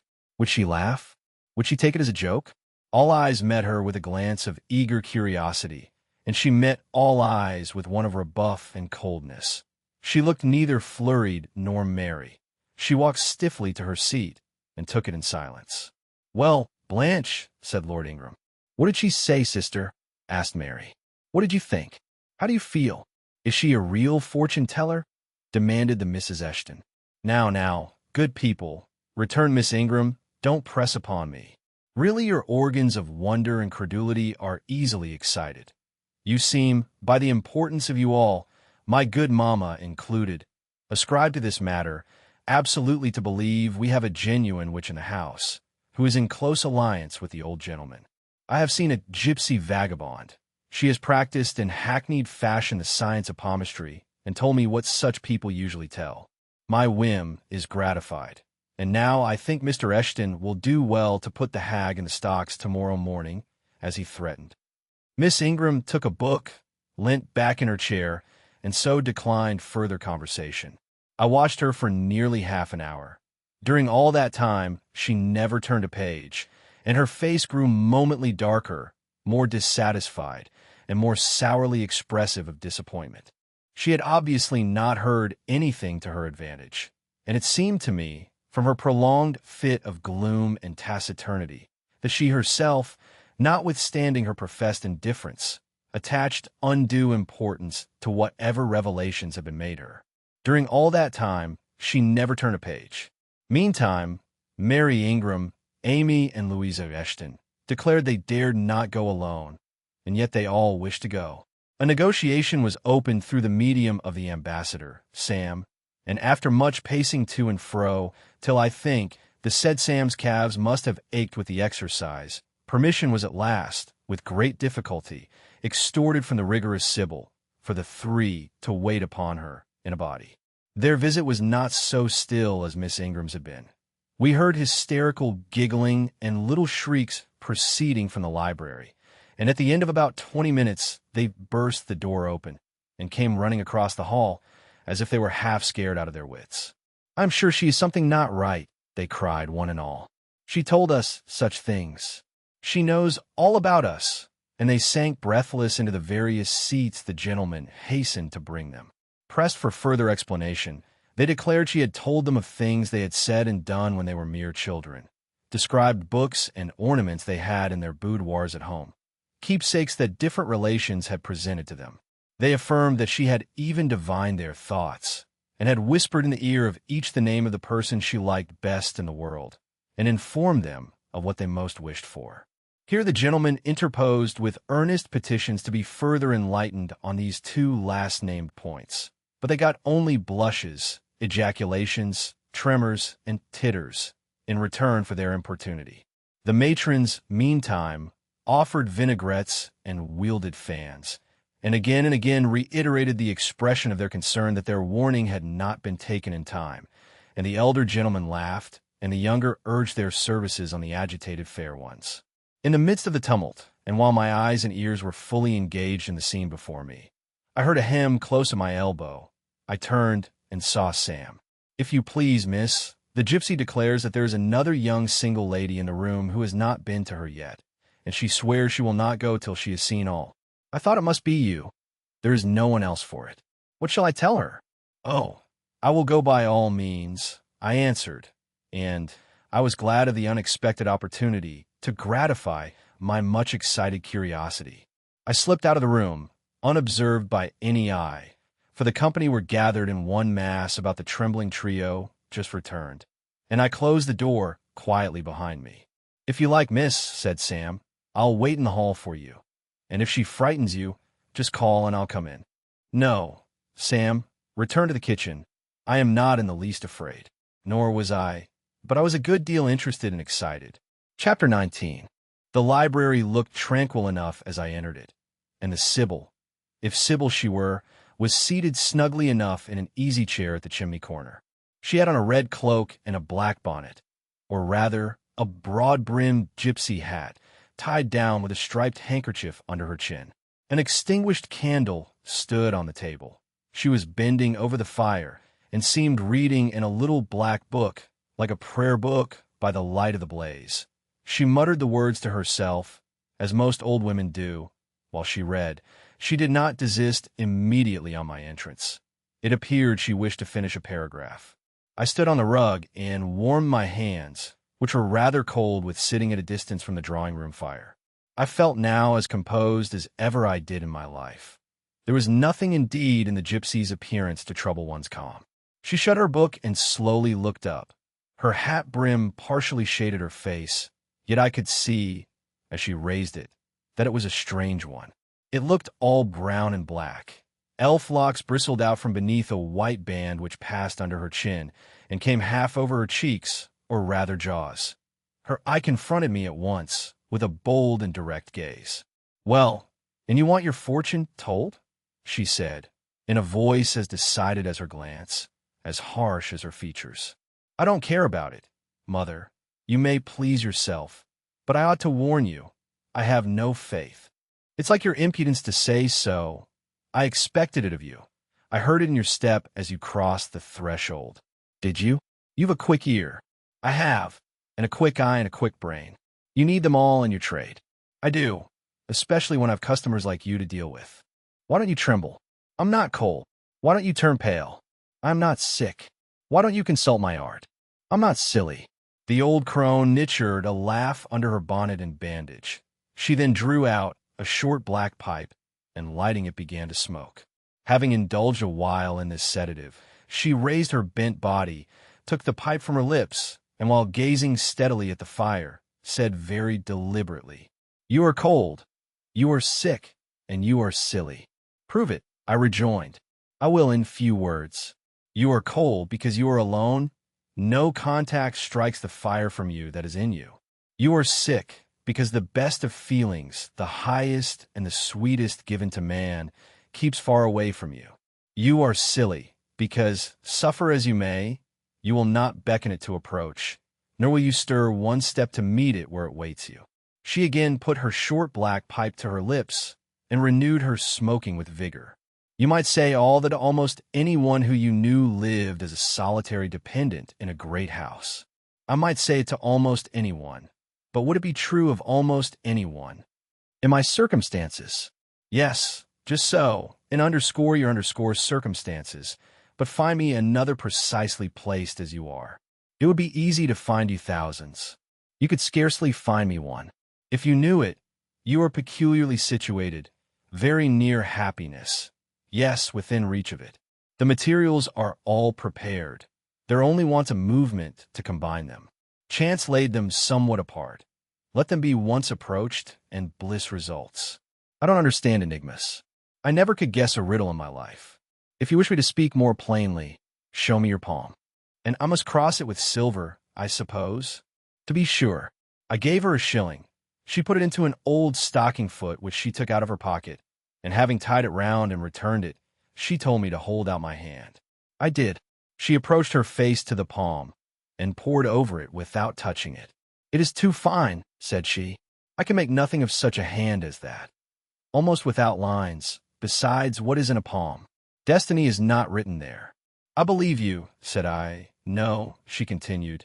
"It is in the face, on the forehead, about the eyes, and the lines of the mouth. Kneel, and lift up your head." "Ah, now you are coming to reality," I said, as I obeyed her. "I shall begin to put some faith in you presently." I knelt within half a yard of her. She stirred the fire, so that a ripple of light broke from the disturbed coal. The glare, however, as she sat, only threw her face into deeper shadow. Mine, it illumined. "I wonder with what feelings you came to me tonight," she said, when she had examined me a while. "I wonder what thoughts are busy in your heart during all the hours you sit in yonder room with the fine people flitting before you like shapes in a magic lantern. Just as little sympathetic communion passing between you and them as if they were really mere shadows of human forms and not the actual substance. I feel tired often, sleepy sometimes, but seldom sad. Then you have some secret hope to buoy you up and please you with whispers of the future? Not I. The utmost I hope is to save money enough out of my earnings to set up a school someday in a little house rented by myself. A mean nutriment for the spirit to exist on. And sitting in that window seat, you see I know your habits. You have learned them from the servants. Ah, you think yourself sharp. Well, perhaps I have. To speak truth, I have an acquaintance with one of them, Mrs. Poole. I started on my feet when I heard the name. You have you? Thought I. There is diablerie in the business after all, then. Don't be alarmed, continued the strange being. She's a safe hand, is Mrs. Poole, close and quiet. Any one may repose confidence in her. But, as I was saying, sitting in that window seat, do you think of nothing but your future school? Have you no present interest in any of the company who occupy the sofas and chairs before you? Is there not one face you study? One figure whose movements you follow with at least curiosity? I like to observe all the faces and all the figures. But do you never single one from the rest? Or it may be, too? I do frequently, when the gestures or looks of a pair seem telling a tale.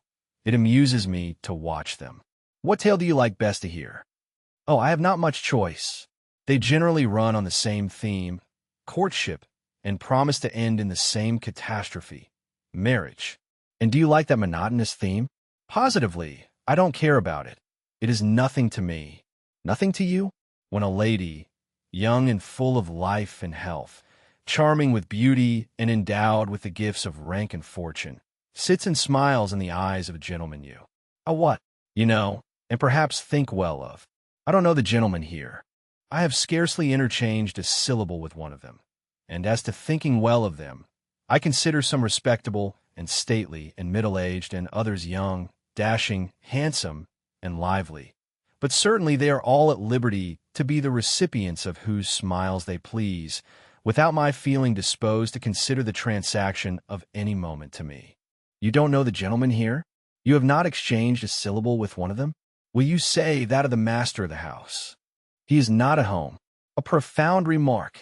A most ingenious quibble.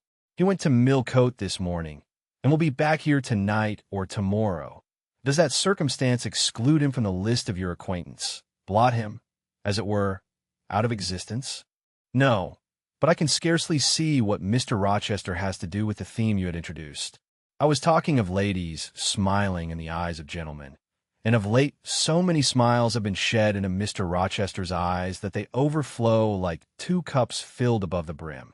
Have you never remarked that? Mr. Rochester has a right to enjoy the society of his guests. No question about his right. But have you never observed that, of all the tales told here about matrimony, Mr. Rochester has been favored with the most lively and the most continuous? The eagerness of a listener quickens the tongue of a narrator. I said this rather to myself than to the gypsy, whose strange talk, voice, manner had by this time wrapped me in a kind of dream. One unexpected sentence came from her lips after another, till I got involved in a web of mystification, and wondered what unseen spirit had been sitting for weeks by my heart watching its workings and taking record of every pulse. Eagerness of a listener, repeated she. Yes, Mr. Rochester has sat by the hour, his ear inclined to the fascinating lips that took such delight in their task of communicating. And Mr. Rochester was so willing to receive and looked so grateful for the pastime given him. You have noticed this? Grateful. I cannot remember detecting gratitude in his face. Detecting? You have analyzed, then? And what did you detect, if not gratitude? I said nothing. You have seen love, have you not? And looking forward, you have seen him married and beheld his bride happy. Humph, not exactly.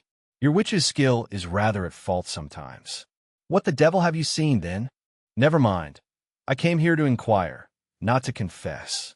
Is it known that Mr. Rochester is to be married? Yes, and to the beautiful Miss Ingram. Shortly, appearances would warrant that conclusion, and, no doubt, though, with an audacity that wants chastising out of you, you seem to question it, they will be a superlatively happy pair. He must love such a handsome, noble, witty, accomplished lady, and probably she loves him, or if not his person, at least his purse. I know she considers the Rochester estate eligible to the last degree, though, God pardon me, I told her something on that point about an hour ago, which made her look wondrous grave. The corners of her mouth fell half an inch. I would advise her black-aviced suitor to look out. If another comes with a longer or clearer rent roll, he's dished. But, mother, I did not come to hear Mr. Rochester's fortune. I came to hear my own, and you have told me nothing of it. Your fortune is yet doubtful. When I examined your face, one trait contradicted another. Chance has meted you a measure of happiness. That I know. I knew it before I came here this evening. She has laid it carefully on one side for you. I saw her do it. It depends on yourself to stretch out your hand and take it up, but whether you will do so is the problem I study. Kneel again on the rug. Don't keep me long. The fire scorches me. She did not stoop towards me, but only gazed, leaning back in her chair. I knelt. She did not stoop towards me, but only gazed, leaning back in her chair. She began muttering. The flame flickers in the eye shines like dew. It looks soft and full of feeling. It smiles at my jargon. It is susceptible. Impression follows impression through its clear sphere. Where it ceases to smile, it is sad. An unconscious lassitude weighs on the lid that signifies melancholy resulting from loneliness. It turns from me. It will not suffer further scrutiny. It seems to deny, by a mocking glance, the truth of the discoveries I've already made, to disown the charge both of sensibility and chagrin. Its pride and reserve only confirm me in my opinion. The eye is favorable. As to the mouth, it delights at times in laughter. It is disposed to impart all that the brain conceives, though I dare say it would be silent on much the heart experiences. Mobile and flexible, it was never intended to be compressed in the eternal silence of solitude. It is a mouth which should speak much and smile often, and have human affection for its interlocutor. That feature, too, is propitious. I see no enemy to a fortunate issue but in the brow, and that brow professes to say, I can live alone if self-respect and circumstances require me so to do. I need not sell my soul to buy bliss. I have an inward treasure born with me, which can keep me alive if all extraneous delights should be withheld or offered only at a price I cannot afford to give. The forehead declares, reason sits firm and holds the reins, and she will not let the feelings burst away and hurry her to wild chasms. The passions may rage furiously like true heathens, as they are, and the desires may imagine all sorts of vain things. But judgment shall still have the last word in every argument, and the casting vote in every decision. Strong wind, earthquake shock, and fire may pass by, but I shall follow the guiding of that still small voice which interprets the dictates of conscience. Well said, forehead, your declaration shall be respected. I have formed my plans, right plans I deem them, and in them I have attended to the claims of conscience, the counsels of reason. I know how soon youth would fade and bloom perish, if, in the cup of bliss offered, but one dreg of shame or one flavor of remorse were detected, and I do not want sacrifice, sorrow, dissolution. Such is not my taste. I wish to foster, not to blight, to earn gratitude, not to wring tears of blood. No, nor of brine. My harvest must be in smiles, in endearments, in sweet. That will do. I think I rave in a kind of exquisite delirium. I should wish now to protract this moment underscore ad infinitum underscore, but I dare not. So far I have governed myself thoroughly. I have acted as I inwardly swore I would act, but further might try me beyond my strength. Rise, Miss Eyre. Leave me. The play is played out. Where was I? Did I wake or sleep? Had I been dreaming? Did I dream still? The old woman's voice had changed. Her accent, her gesture, and all were familiar to me as my own face in a glass, as the speech of my own tongue. I got up but did not go. I looked. I stirred the fire. I looked again. But she drew her bonnet and her bandage closer about her face, and again beckoned me to depart. The flame illuminated her hand stretched out. Roused now, and on the alert for discoveries, I at once noticed that hand. It was no more the withered limb of ELD than my own. It was a rounded, supple member with smooth fingers symmetrically turned. A broad ring flashed on the little finger, and stooping forward, I looked at it, and saw a gem I had seen 100 times before. Again I looked at the face, which was no longer turned from me. On the contrary, the bonnet was doffed, the bandage displaced, the head advanced. "Well, Jane, do you know me?" asked the familiar voice. "Only take off the red cloak, sir, and then— But the string is in a knot. Help me. Break it, sir. There, then off, ye lendings." And Mr. Rochester stepped out of his disguise. "Now, sir, what a strange idea, but well carried out, eh? Don't you think so? With the ladies you must have managed well. But not with you? You did not act the character of a gypsy with me." "What character did I act?" "My own." "No, some unaccountable one. In short, I believe you have been trying to draw me out, or in. You have been talking nonsense to make me talk nonsense. It is scarcely fair, sir. Do you forgive me, Jane? I cannot tell till I have thought it all over. If, on reflection, I find I have fallen into no great absurdity, I shall try to forgive you, but it was not right. Oh, you have been very correct, very careful, very sensible. I reflected and thought on the whole I had. It was a comfort, but indeed, I had been on my guard almost from the beginning of the interview. Something of masquerade, I suspected. I knew gypsies and fortune-tellers did not express themselves as this seeming old woman had expressed herself. Besides, I had noted her feigned voice, anxiety to conceal her features. But my mind had been running on Grace Poole, that living enigma, that mystery of mysteries as I considered her. I had never thought of Mr. Rochester. "Well," said he, "what are you musing about? What does that grave smile signify?" "Wonder and self-congratulation, sir. I have your permission to retire now, I suppose."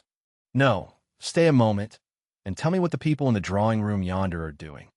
"Discussing the gypsy, I dare say." "Sit down. Let me hear what they said about me." "I had better not stay long, sir. It must be near 11 o'clock. "Oh, are you aware, Mr. Rochester, that a stranger has arrived here since you left this morning?" "A stranger? No. Who can it be? I expected no one. Is he gone?" "No. He said he had known you long, and that he could take the liberty of installing himself here till you returned." "The devil he did. Did he give his name?" "His name is Mason, sir, and he comes from the West Indies, from Spanish Town, in Jamaica, I think." Mr. Rochester was standing near me. He had taken my hand, as if to lead me to a chair. As I spoke, he gave my wrist a convulsive grip. The smile on his lips froze. Apparently a spasm caught his breath. "Mason, the West Indies," he said in the tone one might fancy a speaking automaton to announce its single words. "Mason, the West Indies," he reiterated, and he went over the syllables 3 times, growing, in the intervals of speaking, whiter than ashes. He hardly seemed to know what he was doing. "Do you feel ill, sir?" I inquired. "Jane, I've got a blow. I've got a blow, Jane." He staggered. "Oh, lean on me, sir." "Jane, you offered me your shoulder once before. Let me have it now." "Yes, sir, yes," and my arm. He sat down and made me sit beside him. Holding my hand in both his own, he chafed it, gazing on me at the same time with the most troubled and dreary look. "My little friend," said he, "I wish I were in a quiet island with only you, and trouble, and danger, and hideous recollections removed from me. Can I help you, sir? I'd give my life to serve you. Jane, if aid is wanted, I'll seek it at your hands. I promise you that." "Thank you, sir. Tell me what to do. I'll try at least to do it." "Fetch me now, Jane, a glass of wine from the dining room. They will be at supper there. And tell me if Mason is with them, and what he is doing." I went. I found all the party in the dining room at supper, as Mr. Rochester had said. They were not seated at table. The supper was arranged on the sideboard. Each had taken what he chose, and they stood about here and there in groups, their plates and glasses in their hands. Every one seemed in high glee. Laughter and conversation were general and animated. Mr. Mason stood near the fire, talking to Colonel and Mrs. Dent, and appeared as merry as any of them. I filled a wine-glass. I saw Miss Ingram watch me frowningly as I did so. She thought I was taking a liberty, I dare say, and I returned to the library. Mr. Rochester's extreme pallor had disappeared, and he looked once more firm and stern. He took the glass from my hand. "Here is to your health, ministrant spirit," he said. He swallowed the contents and returned it to me. "What are they doing, Jane?" "Laughing and talking, sir. They don't look grave and mysterious, as if they had heard something strange. Not at all. They are full of jests and gaiety." "And Mason?" "He was laughing too. If all these people came in a body and spat at me, what would you do, Jane?" "Turn them out of the room, sir, if I could." He half smiled. "But if I were to go to them, and they only looked at me coldly and whispered sneeringly amongst each other, and then dropped off and left me one by one, what then? Would you go with them?" "I rather think not, sir. I should have more pleasure in staying with you." "To comfort me?" "Yes, sir, to comfort you, as well as I could." "And if they laid you under a ban for adhering to me?" "I, probably, should know nothing about their ban, and if I did, I should care nothing about it." "Then, you could dare censure for my sake?" "I could dare it for the sake of any friend who deserved my adherence, as you, I am sure, do." "Go back now into the room. Step quietly up to Mason and whisper in his ear that Mr. Rochester has come and wishes to see him. Show him in here, and then leave me." "Yes, sir." I did as behest. The company all stared at me as I passed straight among them. I sought Mr. Mason, delivered the message, and preceded him from the room. I ushered him into the library, and then I went upstairs. At a late hour, after I had been in bed some time, I heard the visitors repair to their chambers. I distinguished Mr. Rochester's voice and heard him say, "This way, Mason. This is your room." He spoke cheerfully. The gay tone set my heart at ease. I was soon asleep. Chapter 20. I had forgotten to draw my curtain, which I usually did, and also to let down my window blind. The consequence was that when the moon, which was full and bright for the night was fine, came in her course to that space in the sky opposite my casement, and looked in at me through the unveiled panes, her glorious gaze roused me. Awaking in the dead of night, I opened my eyes on her disk, silver white and crystal clear. It was beautiful, but too solemn. I half rose and stretched my arm to draw the curtain. Good God, what a cry! The night, its silence, its rest, was rent in twain by a savage, a sharp, a shrilly sound that ran from end to end of Thornfield Hall. My pulse stopped. My heart stood still. My stretched arm was paralyzed. The cry died and was not renewed. Indeed, whatever being uttered that fearful shriek could not soon repeat it. Not the widest-winged condor on the Andes could, twice in succession, send out such a yell from the cloud, shrouding his Eyre. The thing delivering such utterance must rest ere it could repeat the effort. It came out of the third story, for it passed overhead. And overhead, yes, in the room just above my chamber's ceiling, I now heard a struggle, a deadly one it seemed from the noise, and a half-smothered voice shouted, "Help! Help! Help!" 3 times rapidly. "Will no one come?" it cried. And then, while the staggering and stamping went on wildly, I distinguished through plank and plaster, "Rochester! Rochester! For God's sake, come!" A chamber door opened. Some one ran, or rushed, along the gallery. Another step stamped on the flooring above, and something fell, and there was silence. I had put on some clothes, though horror shook all my limbs. I issued from my apartment. The sleepers were all aroused. Ejaculations, terrified murmurs sounded in every room. Door after door unclosed. One looked out, and another looked out. The gallery filled. Gentlemen and ladies alike had quitted their beds. And, oh, what is it? Who is hurt? What has happened? Fetch a light. Is it fire? Are there robbers? Where shall we run? Was demanded confusedly on all hands. But for the moonlight, they would have been in complete darkness. They ran to and fro. They crowded together. Some sobbed, some stumbled. The confusion was inextricable. "Where the devil is Rochester?" cried Colonel Dent. "I cannot find him in his bed." "Here, here," was shouted in return. "Be composed, all of you, I'm coming." And the door at the end of the gallery opened, and Mr. Rochester advanced with a candle. He had just descended from the upper story. One of the ladies ran to him directly. She seized his arm. It was Miss Ingram. "What awful event has taken place?" said she. "Speak. Let us know the worst at once." "But don't pull me down or strangle me," he replied, for the Misses Eshton were clinging about him now, and the 2 dowagers, in vast white wrappers, were bearing down on him like ships in full sail. "All's right. All's right," he cried. "It's a mere rehearsal of much ado about nothing. Ladies, keep off, or I shall wax dangerous." And dangerous he looked. His black eyes darted sparks. Calming himself by an effort, he added, "A servant has had the nightmare. That is all. She's an excitable, nervous person.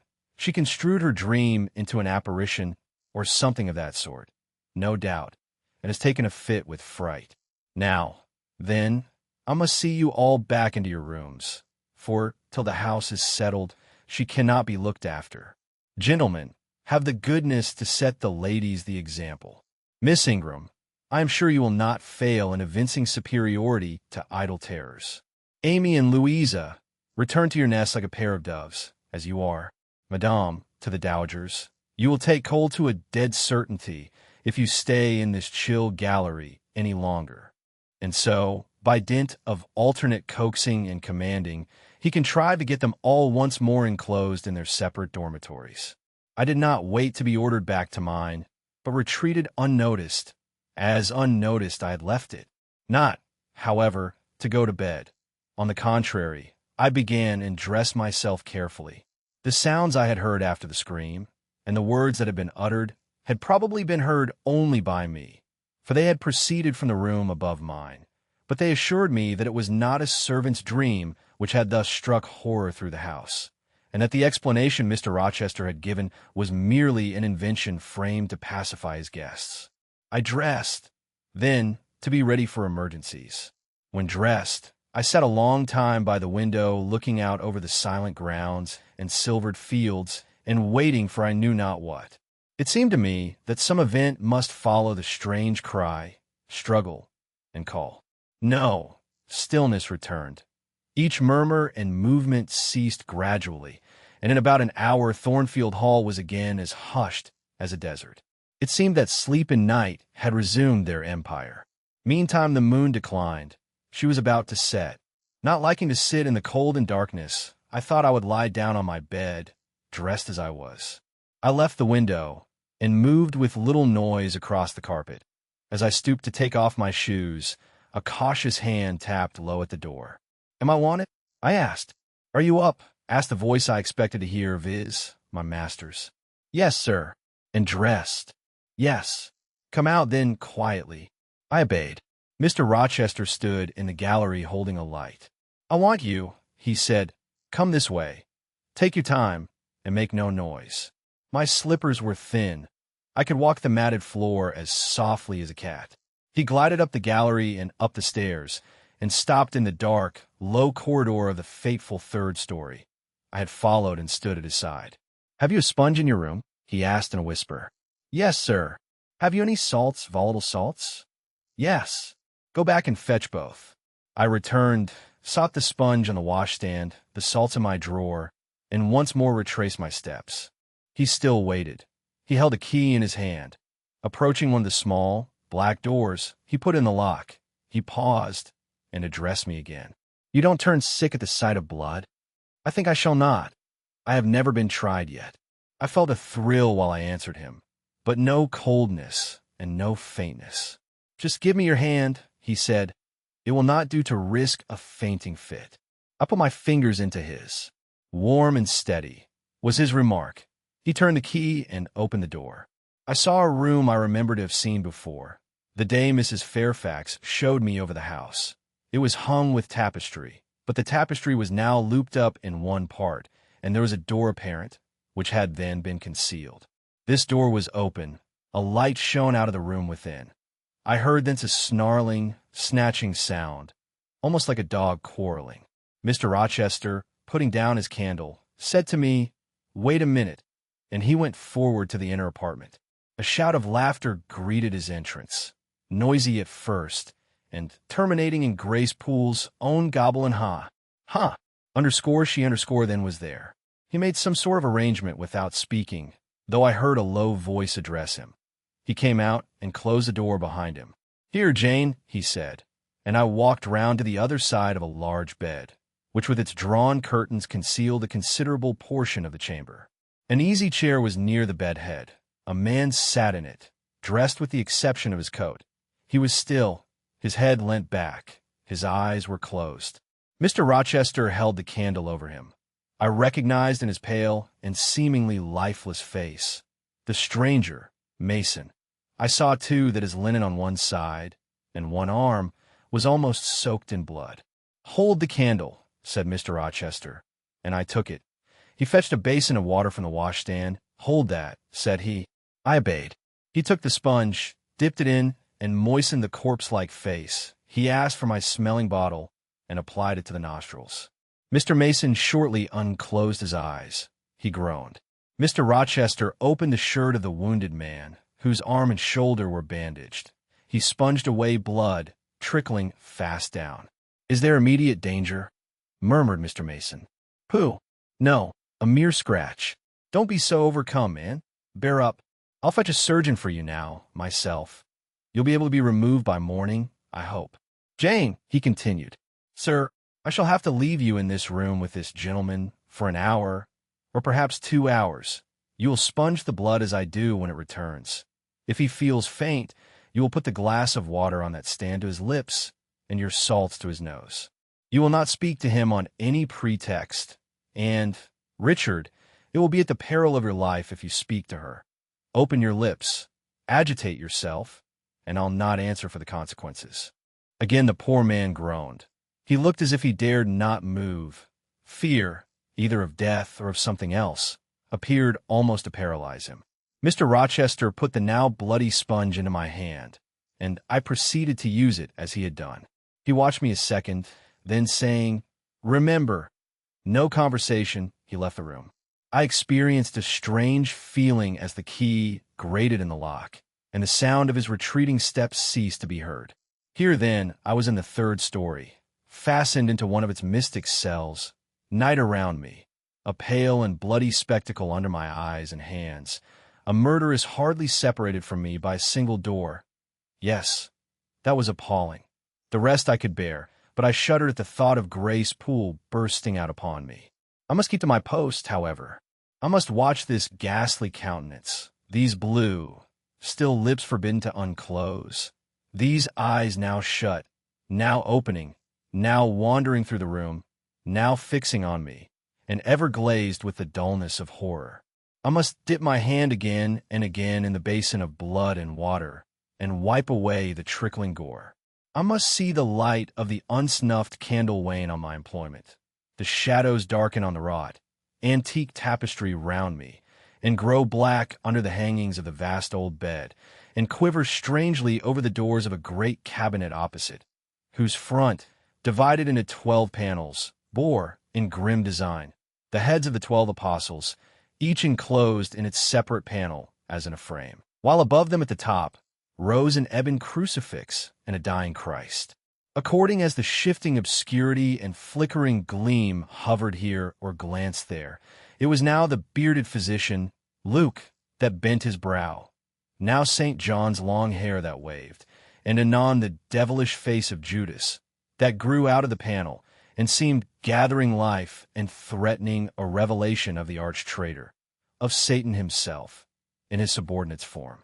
Amidst all this, I had to listen as well as watch, to listen for the movements of the wild beast or the fiend in yonder side den. But since Mr. Rochester's visit it seemed spellbound. All the night I heard but 3 sounds at 3 long intervals, a step creak, a momentary renewal of the snarling, canine noise, and a deep human groan. Then my own thoughts worried me. What crime was this, that lived incarnate in this sequestered mansion, and could neither be expelled nor subdued by the owner? What mystery that broke out now in fire and now in blood at the deadest hours of night? What creature was it that, masked in an ordinary woman's face and shape, uttered the voice, now of a mocking demon, and anon of a carrion-seeking bird of prey? And this man I bent over, this commonplace, quiet stranger, how had he become involved in the web of horror? And why had the fury flown at him? What made him seek this quarter of the house at an untimely season, when he should have been asleep in bed? I had heard Mr. Rochester assign him an apartment below. What brought him here? And why now? Was he so tame under the violence or treachery done him? Why did he so quietly submit to the concealment Mr. Rochester enforced? Why did Mr. Rochester enforce this concealment? His guest had been outraged. His own life on a former occasion had been hideously plotted against, and both attempts he smothered in secrecy and sank in oblivion. Lastly, I saw Mr. Mason was submissive to Mr. Rochester, that the impetuous will of the latter held complete sway over the inertness of the former. The few words which had passed between them assured me of this. It was evident that in their former intercourse, the passive disposition of the one had been habitually influenced by the active energy of the other, whence then had arisen Mr. Rochester's dismay when he heard of Mr. Mason's arrival. Why had the mere name of this unresisting individual, whom his word now sufficed to control like a child, fallen on him a few hours since, as a thunderbolt might fall on an oak? Oh, I could not forget his look and his paleness when he whispered, "Jane, I have had a blow. I have had a blow, Jane." I could not forget how the arm had trembled which he rested on my shoulder, It was no light matter which could thus bow the resolute spirit and thrill the vigorous frame of Fairfax Rochester. When will he come? When will he come? I cried inwardly, as the night lingered and lingered, as my bleeding patient drooped, moaned, sickened, and neither day nor aid arrived. I had again and again held the water to Mason's white lips, again and again offered him the stimulating salts. My efforts seemed ineffectual. Either bodily or mental suffering, or loss of blood, or all three combined, were fast prostrating his strength. He moaned so and looked so weak, wild, and lost. I feared he was dying. I might not even speak to him. The candle, wasted at last, went out. As it expired, I perceived streaks of gray light edging the window curtains. Dawn was then approaching. Presently, I heard Pilot bark far below, out of his distant kennel in the courtyard. Hope revived. Nor was it unwarranted. In 5 minutes more the grating key, the yielding lock, warned me my watch was relieved. It could not have lasted more than 2 hours. Many a week has seemed shorter. Mr. Rochester entered, and with him the surgeon he had been to fetch. "Now, Carter, be on the alert," he said to this last. "I give you but half an hour for dressing the wound, fastening the bandages, getting the patient downstairs and all." "But is he fit to move, sir?" "No doubt of it. It is nothing serious. He is nervous. His spirits must be kept up. Come, set to work." Mr. Rochester drew back the thick curtain, drew up the Holland blind, let in all the daylight he could, and I was surprised and cheered to see how far dawn was advanced. What rosy streaks were beginning to brighten the east. Then he approached Mason, whom the surgeon was already handling. "Now, my good fellow, how are you?" he asked. "She's done for me, I fear," was the faint reply. "Not a whit. Courage. This day fortnight you'll hardly be a pin the worse of it. You've lost a little blood. That's all. Carter, assure him that there's no danger." "I can do that conscientiously," said Carter, who had now undone the bandages. "Only I wish I could have got here sooner. He would not have bled so much. But how is this?" "The flesh on the shoulder is torn as well as cut. This wound was not done with a knife. There have been teeth here. She bit me," he murmured. "She worried me like a tigress. When Rochester got the knife from her, you should not have yielded. You should have grappled with her at once," said Mr. Rochester. "But under such circumstances, what could one do?" returned Mason. "Oh, it was frightful," he added, shuddering. "And I did not expect it. She looked so quiet at first." "I warned you," was his friend's answer. "I said, be on your guard when you go near her.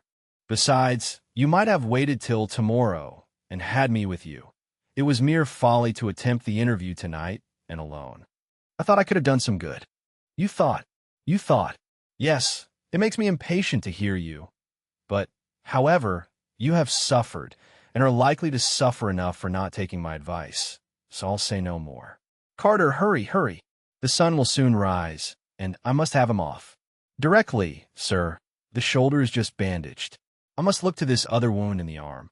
She has had her teeth here too, I think. She sucked the blood. She said she'd drain my heart," said Mason.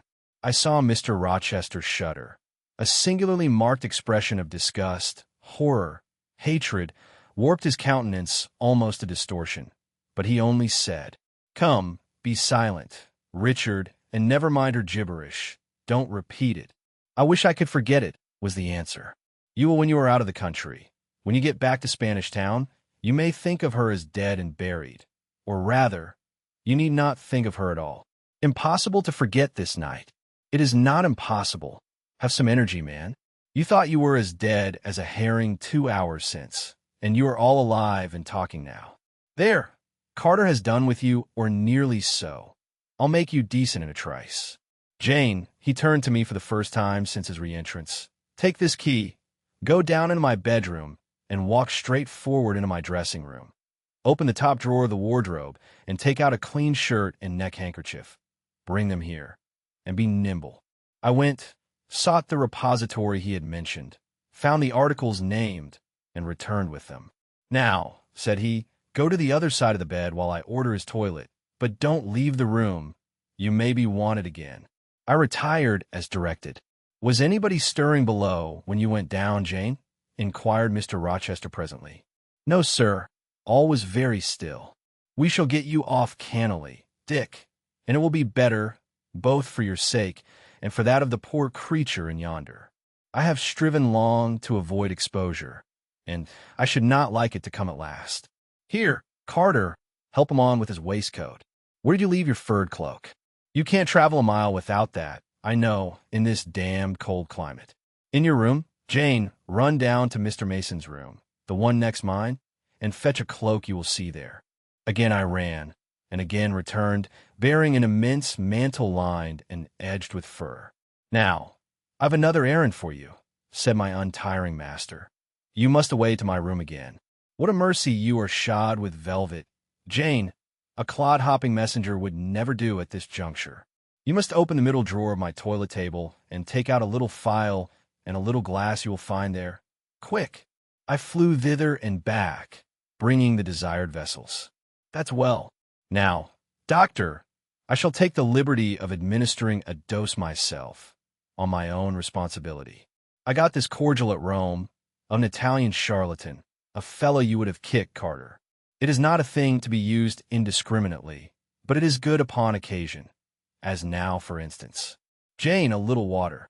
He held out the tiny glass, and I half filled it from the water bottle on the washstand. That will do. Now wet the lip of the phial. I did so. He measured 12 drops of a crimson liquid and presented it to Mason. Drink, Richard. It will give you the heart you lack for an hour or so. But will it hurt me? Is it inflammatory? Drink, drink, drink. Mr. Mason obeyed, because it was evidently useless to resist. He was dressed now. He still looked pale, but he was no longer gory and sullied. Mr. Rochester let him sit 3 minutes after he had swallowed the liquid. He then took his arm. Now I'm sure you can get on your feet, he said, try. The patient rose. Carter, take him under the other shoulder. Be of good cheer, Richard. Step out. That's it. I do feel better, remarked Mr. Mason. I'm sure you do. Now, Jane, trip on before us away to the back stairs. Unbolt the side passage door, and tell the driver of the post-chaise you will see in the yard, or just outside, for I told him not to drive his rattling wheels over the pavement. To be ready, we are coming. And, Jane, if anyone is about, come to the foot of the stairs and hem. It was by this time 5:30, and the sun was on the point of rising. But I found the kitchen still dark and silent. The side passage door was fastened. I opened it with as little noise as possible. All the yard was quiet, but the gates stood wide open, and there was a post-chaise with horses ready harnessed and driver seated on the box, stationed outside. I approached him and said the gentlemen were coming. He nodded. Then I looked carefully round and listened. The stillness of early morning slumbered everywhere. The curtains were yet drawn over the servants' chamber windows. Little birds were just twittering in the blossom-blanched orchard trees, whose boughs drooped like white garlands over the wall, enclosing one side of the yard. The carriage horses stamped from time to time in their closed stables. All else was still. The gentleman now appeared. Mason, supported by Mr. Rochester and the surgeon, seemed to walk with tolerable ease. They assisted him into the chaise. Carter followed. Take care of him, said Mr. Rochester to the latter, and keep him at your house till he is quite well. I shall ride over in a day or two to see how he gets on. Richard, how is it with you? The fresh air revives me. Fairfax, leave the window open on his side. Carter, there is no wind. Goodbye, Dick. Fairfax, well, what is it? Let her be taken care of. Let her be treated as tenderly as may be. Let her, he stopped and burst into tears. I do my best, and have done it, and will do it, was the answer. He shut up the chaise door, and the vehicle drove away. Yet would to God there was an end of all this, added Mr. Rochester, as he closed and barred the heavy yard gates. This done, he moved with slow step and abstracted air towards a door in the wall bordering the orchard. I, supposing he had done with me, prepared to return to the house. Again, however, I heard him call Jane. He had opened the portal and stood at it, waiting for me. Come where there is some freshness. For a few moments, he said, that house is a mere dungeon. Don't you feel it so? It seems to me a splendid mansion, sir. The glamour of inexperience is over your eyes, he answered, and you see it through a charmed medium. You cannot discern that the gilding is slime and the silk draperies cobwebs, that the marble is sordid slate and the polished woods mere refused chips and scaly bark. Now underscore here underscore. He pointed to the leafy enclosure we had entered. All is real, sweet, and pure. He strayed down a walk edged with box, with apple trees, pear trees, and cherry trees on one side, and a border on the other full of all sorts of old-fashioned flowers, stocks, sweet williams, primroses, pansies, mingled with southernwood, sweetbriar, and various fragrant herbs. They were fresh now as a succession of April showers and gleams, followed by a lovely spring morning, could make them. The sun was just entering the dappled east, and his light illumined the wreathed and dewy orchard trees and shone down the quiet walks under them. "Jane, will you have a flower?" He gathered a half-blown rose, the first on the bush, and offered it to me. "Thank you, sir. Do you like this sunrise, Jane? That sky with its high and light clouds which are sure to melt away as the day waxes warm. This placid and balmy atmosphere." "I do, very much." "You have passed a strange night, Jane." "Yes, sir, and it has made you look pale. Were you afraid when I left you alone with Mason?" "I was afraid of some one coming out of the inner room. But I had fastened the door. I had the key in my pocket. I should have been a careless shepherd if I had left the lamb, my pet lamb, so near a wolf's den, unguarded. You were safe."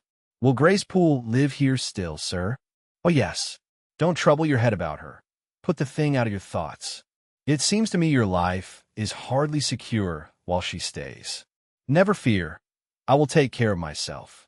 "Is the danger you apprehended last night gone by now, sir?" "I cannot vouch for that till Mason is out of England, nor even then. To live, for me, Jane, is to stand on a crater crust which may crack and spew fire any day. But Mr. Mason seems a man easily led. Your influence, sir, is evidently potent with him. He will never set you at defiance or willfully injure you." "Oh, no. Mason will not defy me, nor, knowing it, will he hurt me. But unintentionally he might in a moment, by one careless word, deprive me, if not of life, yet forever of happiness. Tell him to be cautious, sir. Let him know what you fear, and show him how to avert the danger." He laughed sardonically, hastily took my hand, and as hastily threw it from him. "If I could do that, simpleton, where would the danger be? Annihilated in a moment. Ever since I have known Mason, I have only had to say to him, 'Do that,' and the thing has been done. But I cannot give him orders in this case. I cannot say, 'Beware of harming me, Richard,' for it is imperative that I should keep him ignorant that harm to me is possible.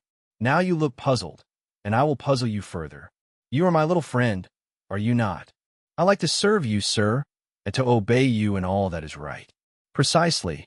I see you do.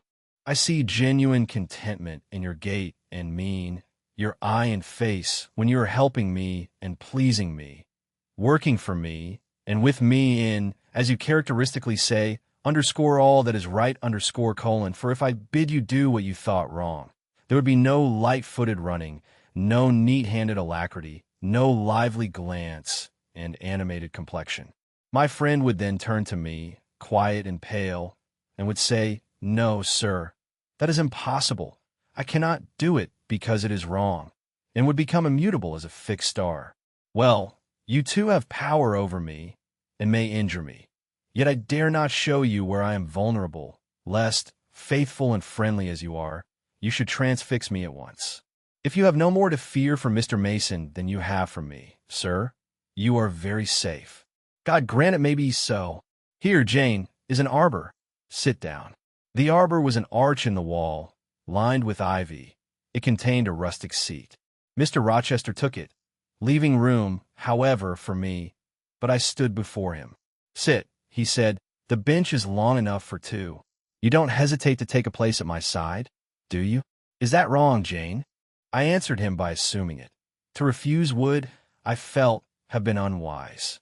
"Now, my little friend, while the sun drinks the dew, while all the flowers in this old garden awake and expand, and the birds fetch their young ones breakfast out of the thornfield, and the early bees do their first spell of work. I'll put a case to you, which you must endeavor to suppose your own. But first, look at me, and tell me you are at ease, and not fearing that I err in detaining you, or that you err in staying. No, sir, I am content. Well then, Jane, call to aid your fancy. Suppose you were no longer a girl well reared and disciplined, but a wild boy indulged from childhood upwards. Imagine yourself in a remote foreign land. Conceive that you there commit a capital error, no matter of what nature or from what motives, but one whose consequences must follow you through life and taint all your existence. Mind, I don't say _crime_. I am not speaking of shedding of blood or any other guilty act, which might make the perpetrator amenable to the law. My word is The results of what you have done become in time to you utterly insupportable. You take measures to obtain relief. Unusual measures, but neither unlawful nor culpable. Still you are miserable, for hope has quitted you on the very confines of life. Your sun at noon darkens in an eclipse, which you feel will not leave it till the time of setting. Bitter and base associations have become the sole food of your memory. You wander here and there, seeking rest in exile. Happiness and pleasure, in heartless, sensual pleasure, such as dulls intellect and blights feeling. Heart-weary and soul-withered, you come home after years of voluntary banishment. You make a new acquaintance, how or where no matter. You find in this stranger much of the good and bright qualities which you have sought for 20 years and never before encountered, and they are all fresh, healthy, without soil and without taint. Such society revives, regenerates. You feel better days come back, higher wishes, purer feelings. You desire to recommence your life and to spend what remains to you of days in a way more worthy of an immortal being. To attain this end, are you justified in overleaping an obstacle of custom, a mere conventional impediment which neither your conscience sanctifies nor your judgment approves? He paused for an answer, and what was I to say? Oh, for some good spirit to suggest a judicious and satisfactory response. Vain aspiration. The west wind whispered in the ivy round me, but no gentle Ariel borrowed its breath as a medium of speech. The birds sang in the tree-tops, but their song, however sweet, was inarticulate. Again Mr. Rochester propounded his query. Is the wandering and sinful, but now rest-seeking and repentant, man justified in daring the world's opinion, in order to attach to him forever this gentle, gracious, genial stranger, thereby securing his own peace of mind and regeneration of life? Sir, I answered, a wanderer's repose or a sinner's reformation should never depend on a fellow creature. Men and women die. Philosophers falter in wisdom, and Christians in goodness. If anyone you know has suffered and erred, let him look higher than his equals for strength to amend and solace to heal. But the instrument, God, who does the work, ordains the instrument.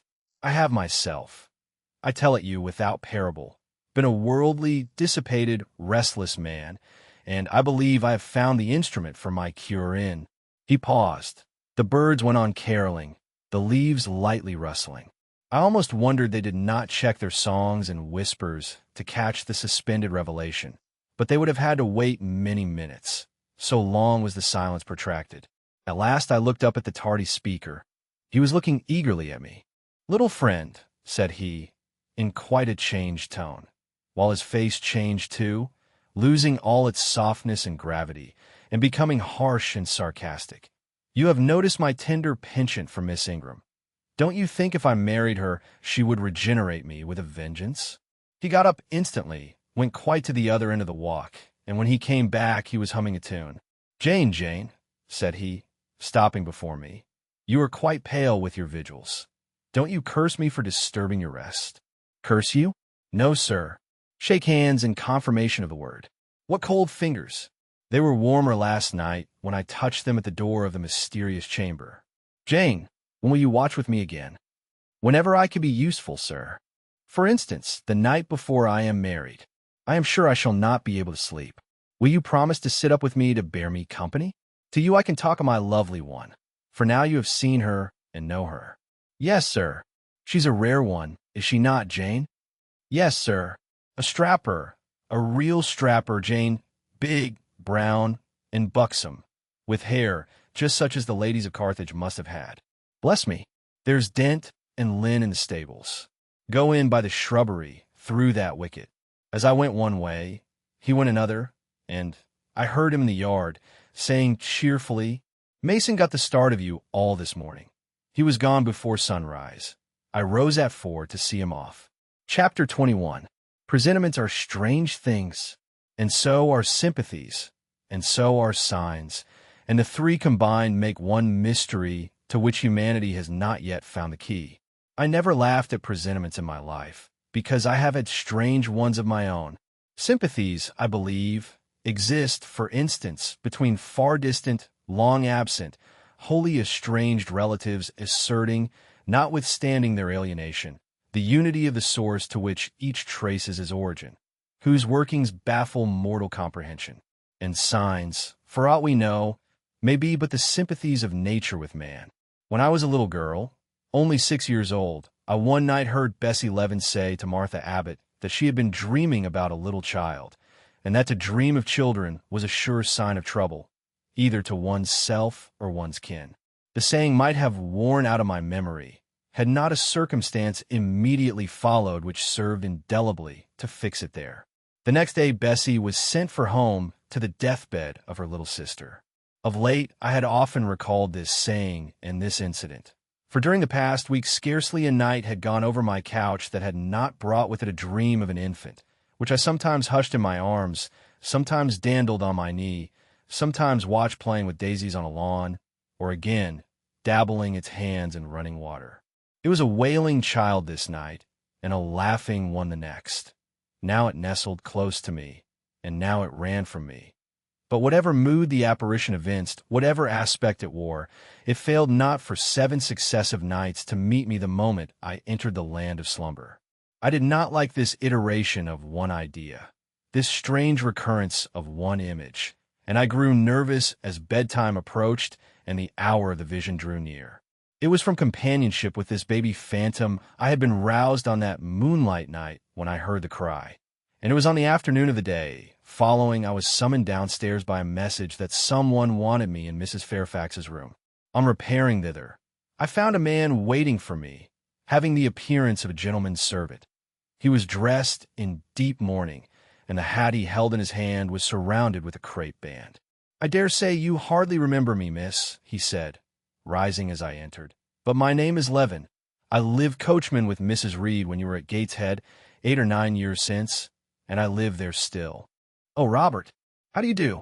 I remember you very well. You used to give me a ride sometimes on Miss Georgiana's bay pony. And how is Bessie? You're married to Bessie? Yes, miss. My wife is very hearty. Thank you. She brought me another little one about 2 months since. We have 3 now, and both mother and child are thriving. And are the family well at the house? Robert?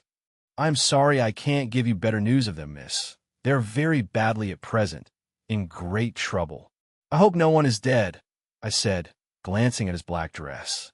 He too looked down at the crape round his hat and replied, Mr. John died yesterday was a week, at his chambers in London. Mr. John? Yes. And how does his mother bear it? Why, you see, Miss Eyre, it is not a common mishap.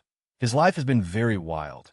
These last 3 years he gave himself up to strange ways, and his death was shocking. I heard from Bessie he was not doing well. Doing well. He could not do worse. He ruined his health and his estate amongst the worst men and the worst women. He got into debt and into jail. His mother helped him out twice, but as soon as he was free, he returned to his old companions and habits. His head was not strong. The knaves he lived amongst fooled him beyond anything I ever heard. He came down to Gateshead about 3 weeks ago and wanted Mrs. to give up all to him. Mrs. refused. Her means have long been much reduced by his extravagance. So he went back again, and the next news was that he was dead. How he died, God knows. They say he killed himself. I was silent.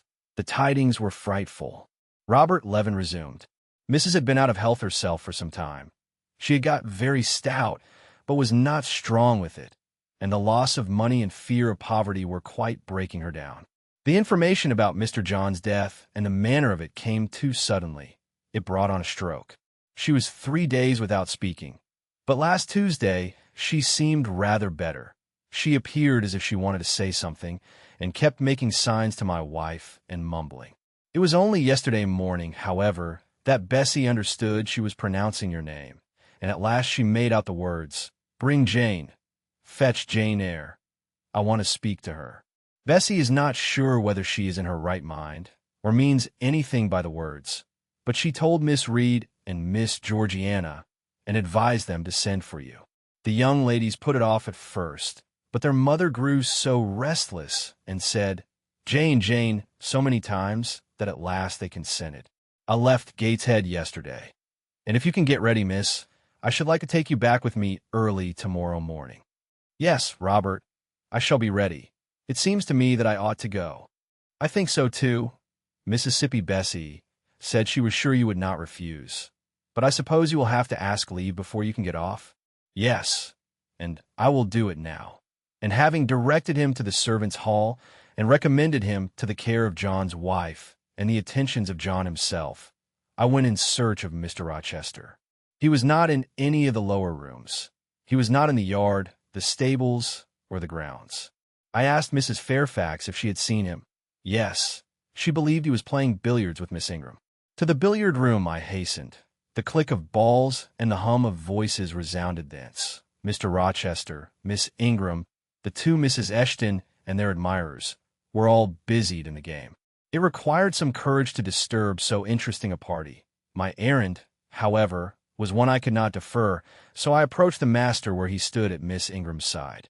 She turned as I drew near and looked at me haughtily. Her eyes seemed to demand, "What can the creeping creature want now?" And when I said, in a low voice, "Mr. Rochester," she made a movement as if tempted to order me away. I remember her appearance at the moment. It was very graceful and very striking. She wore a morning robe of sky-blue crepe. A gauzy azure scarf was twisted in her hair. She had been all animation with the game, and irritated pride did not lower the expression of her haughty lineaments. "Does that person want you?" she inquired of Mr. Rochester, and Mr. Rochester turned to see who the person was. He made a curious grimace, one of his strange and equivocal demonstrations, threw down his cue, and followed me from the room. "Well, Jane," he said, as he rested his back against the schoolroom door, which he had shut. "If you please, sir, I want leave of absence for a week or two." "What to do?" "Where to go?" "To see a sick lady who has sent for me." "What sick lady? Where does she live?" "At Gateshead Inn, Shire." "Shire? That is 100 miles off. Who may she be that sends for people to see her that distance?" "Her name is Reed, sir, Mrs. Reed." "Reed of Gateshead?" "There was a Reed of Gateshead, a magistrate." "Is his widow, sir. And what have you to do with her?" "How do you know her?" "Mr. Reed was my uncle, my mother's brother." "The deuce he was. You never told me that before. You always said you had no relations." "None that would own me, sir. Mr. Reed is dead, and his wife cast me off." "Why?" "Because I was poor and burdensome, and she disliked me." "But Reed left children. You must have cousins?" "Sir George Lynn was talking of a Reed of Gateshead yesterday, who, he said, was one of the veriest rascals on town, and Ingram was mentioning a Georgiana Reed of the same place, who was much admired for her beauty a season or two ago in London. John Reed is dead, too, sir. He ruined himself and half ruined his family, and is supposed to have committed suicide. The news so shocked his mother that it brought on an apoplectic attack. And what good can you do her?" "Nonsense, Jane. I would never think of running 100 miles to see an old lady who will perhaps be dead before you reach her. Besides, you say she cast you off." "Yes, sir, but that is long ago, and when her circumstances were very different. I could not be easy to neglect her wishes now." "How long will you stay?" "As short a time as possible, sir. Promise me only to stay a week." "I had better not pass my word. I might be obliged to break it." "At all events, you will come back. You will not be induced under any pretext to take up a permanent residence with her?" "Oh, no. I shall certainly return if all be well." "And who goes with you?" "You don't travel 100 miles alone." "No, sir. She has sent her coachman." "A person to be trusted?" Yes, sir, he has lived 10 years in the family. Mr. Rochester meditated. When do you wish to go? Early tomorrow morning, sir. Well, you must have some money. You can't travel without money, and I dare say you have not much. I have given you no salary yet. How much have you in the world, Jane? He asked, smiling. I drew out my purse. A meager thing it was. 5 shillings, sir. He took the purse, poured the hoard into his palm, and chuckled over it as if its scantiness amused him. Soon he produced his pocketbook. Here, said he, offering me a note. It was £50, and he owed me but 15. I told him I had no change. I don't want change, you know that. Take your wages. I declined accepting more than was my due. He scowled at first. Then, as if recollecting something, he said, Right. Better not give you all now. You would perhaps stay away 3 months if you had £50. There are 10. Is it not plenty? Yes, sir, but now you owe me 5. Come back for it, then. I am your banker for £40. Mr. Rochester, I may as well mention another matter of business to you while I have the opportunity. Matter of business? I am curious to hear it. You have as good as informed me, sir, that you are going shortly to be married? Yes, what then? In that case, sir, Adele ought to go to school. I am sure you will perceive the necessity of it. To get her out of my bride's way, who might otherwise walk over her rather too emphatically. There's sense in the suggestion, not a doubt of it. Adele, as you say, must go to school, and you, of course, must march straight to the devil. I hope not, sir, but I must seek another situation somewhere. In course, he exclaimed, with a twang of voice and a distortion of features equally fantastic and ludicrous. He looked at me some minutes. And old Madam Reed, or the Misses, her daughters, will be solicited by you to seek a place, I suppose? No, sir, I'm not on such terms with my relatives as would justify me in asking favors of them. But I shall advertise. You shall walk up the pyramids of Egypt, he growled. At your peril you advertise. I wish I had only offered you a sovereign instead of £10. Give me back £9, Jane. I've a use for it. And so have I, sir, I returned, putting my hands in my purse behind me. I cannot spare the money on any account. Little niggard, said he, refusing me a pecuniary request.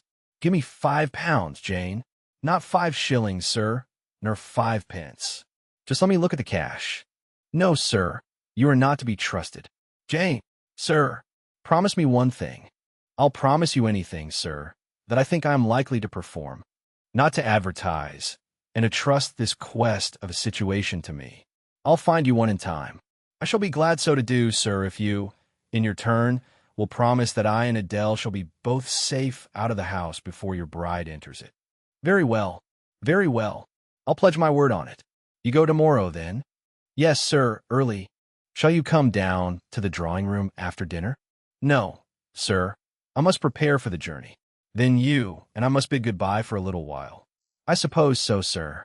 And how do people perform that ceremony of parting, Jane? Teach me. I'm not quite up to it. They say, farewell, or any other form they prefer. Then say it. Farewell, Mr. Rochester, for the present. What must I say? The same, if you like, sir. Farewell, Miss Eyre, for the present. Is that all? Yes. It seems stingy to my notions and dry and unfriendly. I should like something else, a little addition to the right.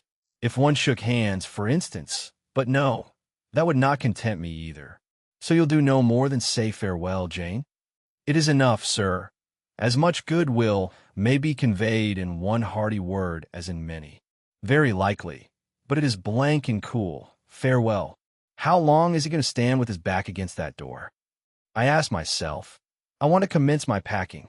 The dinner bell rang, and suddenly away he bolted, without another syllable.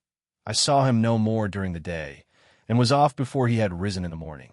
I reached the lodge at Gateshead about 5 o'clock in the afternoon of the 1st of May. I stepped in there before going up to the hall. It was very clean and neat. The ornamental windows were hung with little white curtains. The floor was spotless. The grate and fire irons were burnished bright, and the fire burnt clear. Bessie sat on the hearth, nursing her last-born, and Robert and his sister played quietly in a corner. "Bless you! I knew you would come!" exclaimed Mrs. Levin as I entered. Yes, Bessie, said I, after I'd kissed her, and I trust when I'm not too late. How is Mrs. Reed? Alive still, I hope. Yes, she is alive, and more sensible and collected than she was. The doctor says she may linger a week or two yet, but he hardly thinks she will finally recover. Has she mentioned me lately? She was talking of you only this morning and wishing you would come, but she is sleeping now, or was 10 minutes ago when I was up at the house. She generally lies in a kind of lethargy all the afternoon and wakes up about 6 or 7. Will you rest yourself here an hour, miss, and then I will go up with you? Robert here entered, and Bessie laid her sleeping child in the cradle and went to welcome him. Afterward, she insisted on my taking off my bonnet and having some tea, for she said I looked pale and tired. I was glad to accept her hospitality, and I submitted to be relieved of my traveling garb just as passively as I used to let her undress me when a child. Old times crowded fast back on me as I watched her bustling about, setting out the tea tray with her best china, cutting bread and butter, toasting a tea cake, and between whiles, giving little Robert or Jane an occasional tap or push, just as she used to give me in former days. Bessie had retained her quick temper, as well as her light foot and good looks. Tea ready, I was going to approach the table, but she desired me to sit still, quite in her old peremptory tones. I must be served at the fireside, she said, and she placed before me a little round stand with my cup and a plate of toast, absolutely as she used to accommodate me, with some privately purloined dainty on a nursery chair. And I smiled and obeyed her, as in bygone days. She wanted to know if I was happy at Thornfield Hall, and what sort of person the mistress was. And when I told her there was only a master, whether he was a nice gentleman, and if I liked him, I told her he was rather an ugly man, but quite a gentleman, and that he treated me kindly, and I was content. Then I went on to describe to her the gay company that had lately been staying at the house. And to these details Bessie listened with interest. They were precisely of the kind she relished. In such conversation an hour was soon gone. Bessie restored to me my bonnet, and and accompanied by her, I quitted the lodge for the hall. It was also accompanied by her that I had, nearly 9 years ago, walked down the path I was now ascending.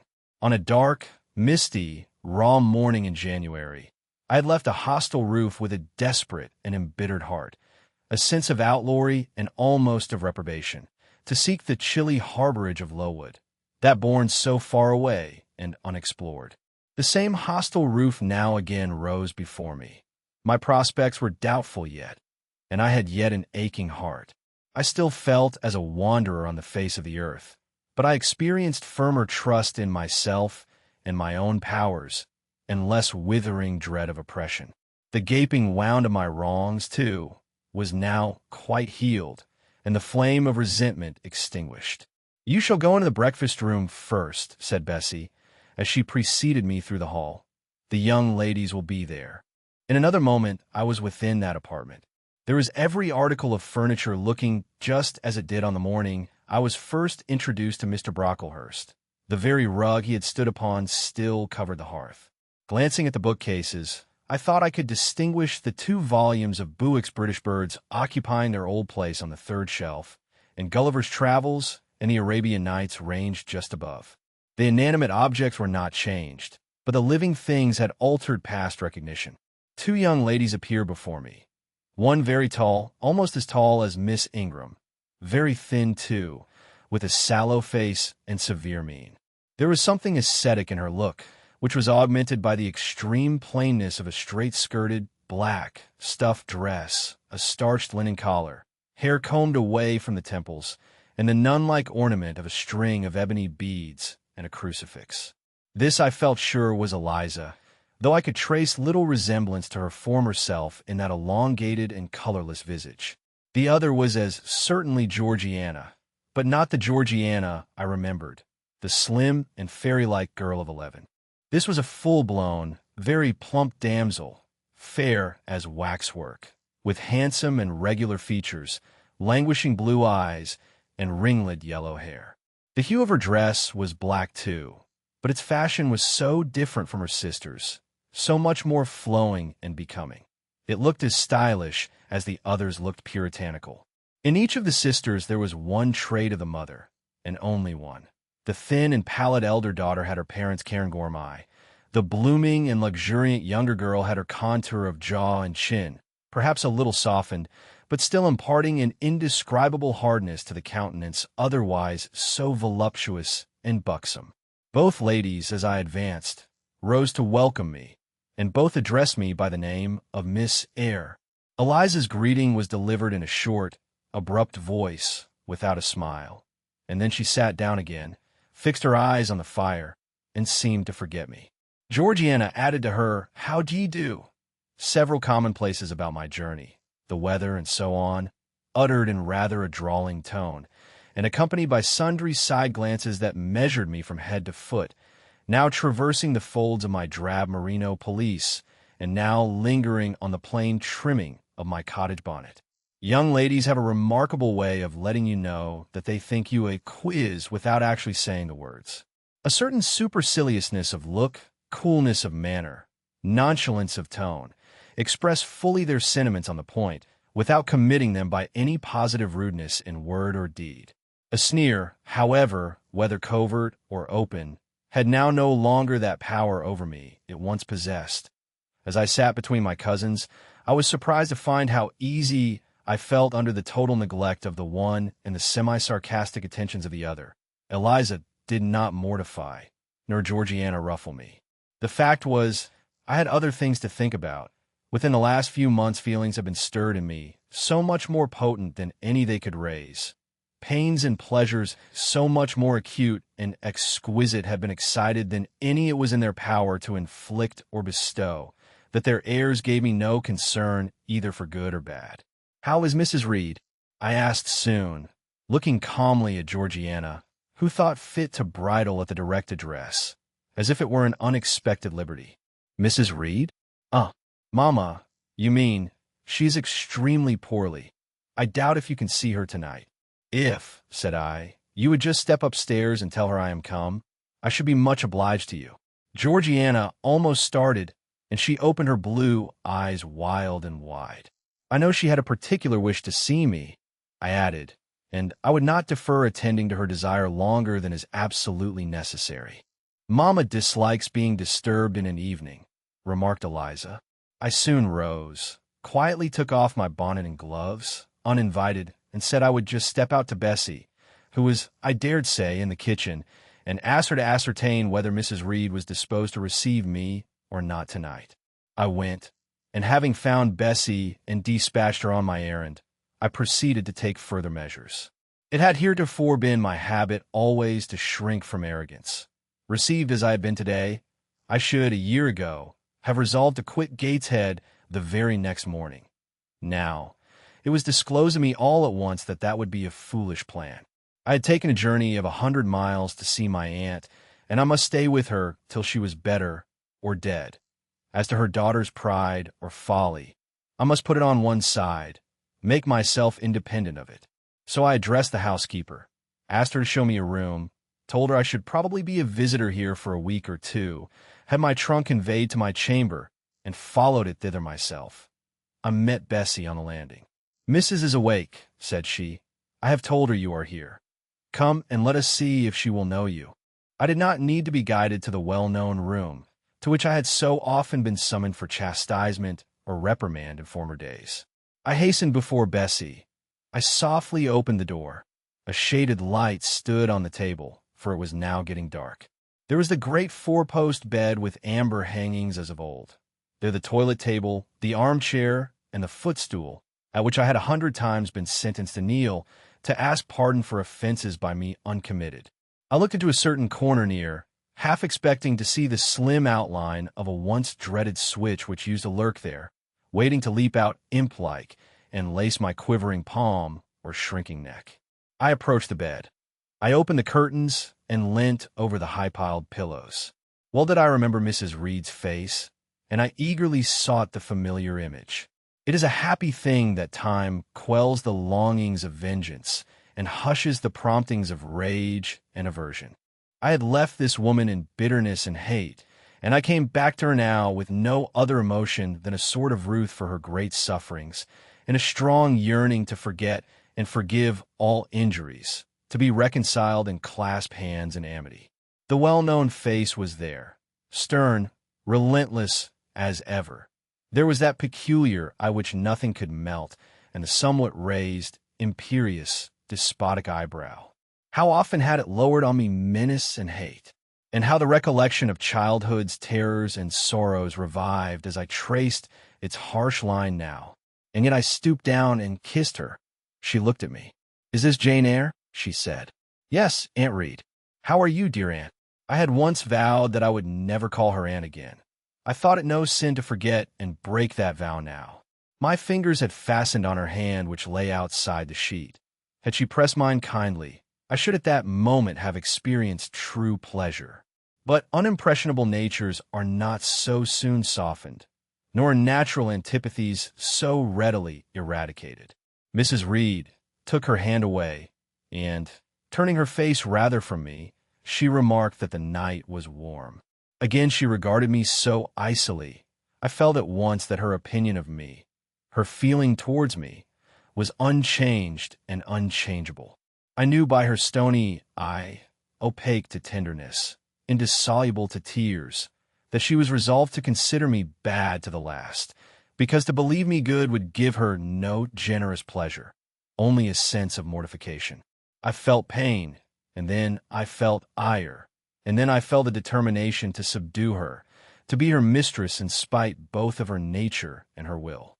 My tears had risen, just as in childhood. I ordered them back to their source. I brought a chair to the bed head. I sat down and leaned over the pillow. "You sent for me," I said, "and I am here, and it is my intention to stay till I see how you get on." "Oh, of course. You have seen my daughters?" "Yes." "Well, you may tell them I wish you to stay till I can talk some things over with you I have on my mind. Tonight it is too late, and I have a difficulty in recalling them. But there is something I wish to say. Let me see." The wandering look and changed utterance told what wreck had taken place in her once vigorous frame. Turning restlessly, she drew the bedclothes round her. My elbow, resting on a corner of the quilt, fixed it down. She was at once irritated. "Sit up," said she. "Don't annoy me with holding the clothes fast. Are you Jane Eyre?" "I am Jane Eyre. I have had more trouble with that child than anyone would believe. Such a burden to be left on my hands, and so much annoyance as she caused me, daily and hourly, with her incomprehensible disposition, and her sudden starts of temper, and her continual, unnatural watchings of one's movements. I declare she talked to me once like something mad, or like a fiend. No child ever spoke or looked as she did. I was glad to get her away from the house. What did they do with her at Lowood? The fever broke out there, and many of the pupils died. She, however, did not die. But I said she did. I wish she had died. A strange wish, Mrs. Reed. Why do you hate her so? I had a dislike to her mother always, for she was my husband's only sister and a great favorite with him. He opposed the family's disowning her when she made her low marriage, and when news came of her death, he wept like a simpleton. He would send for the baby, though I entreated him rather to put it out to nurse and pay for its maintenance. I hated it the first time I set my eyes on it. A sickly, whining, pining thing.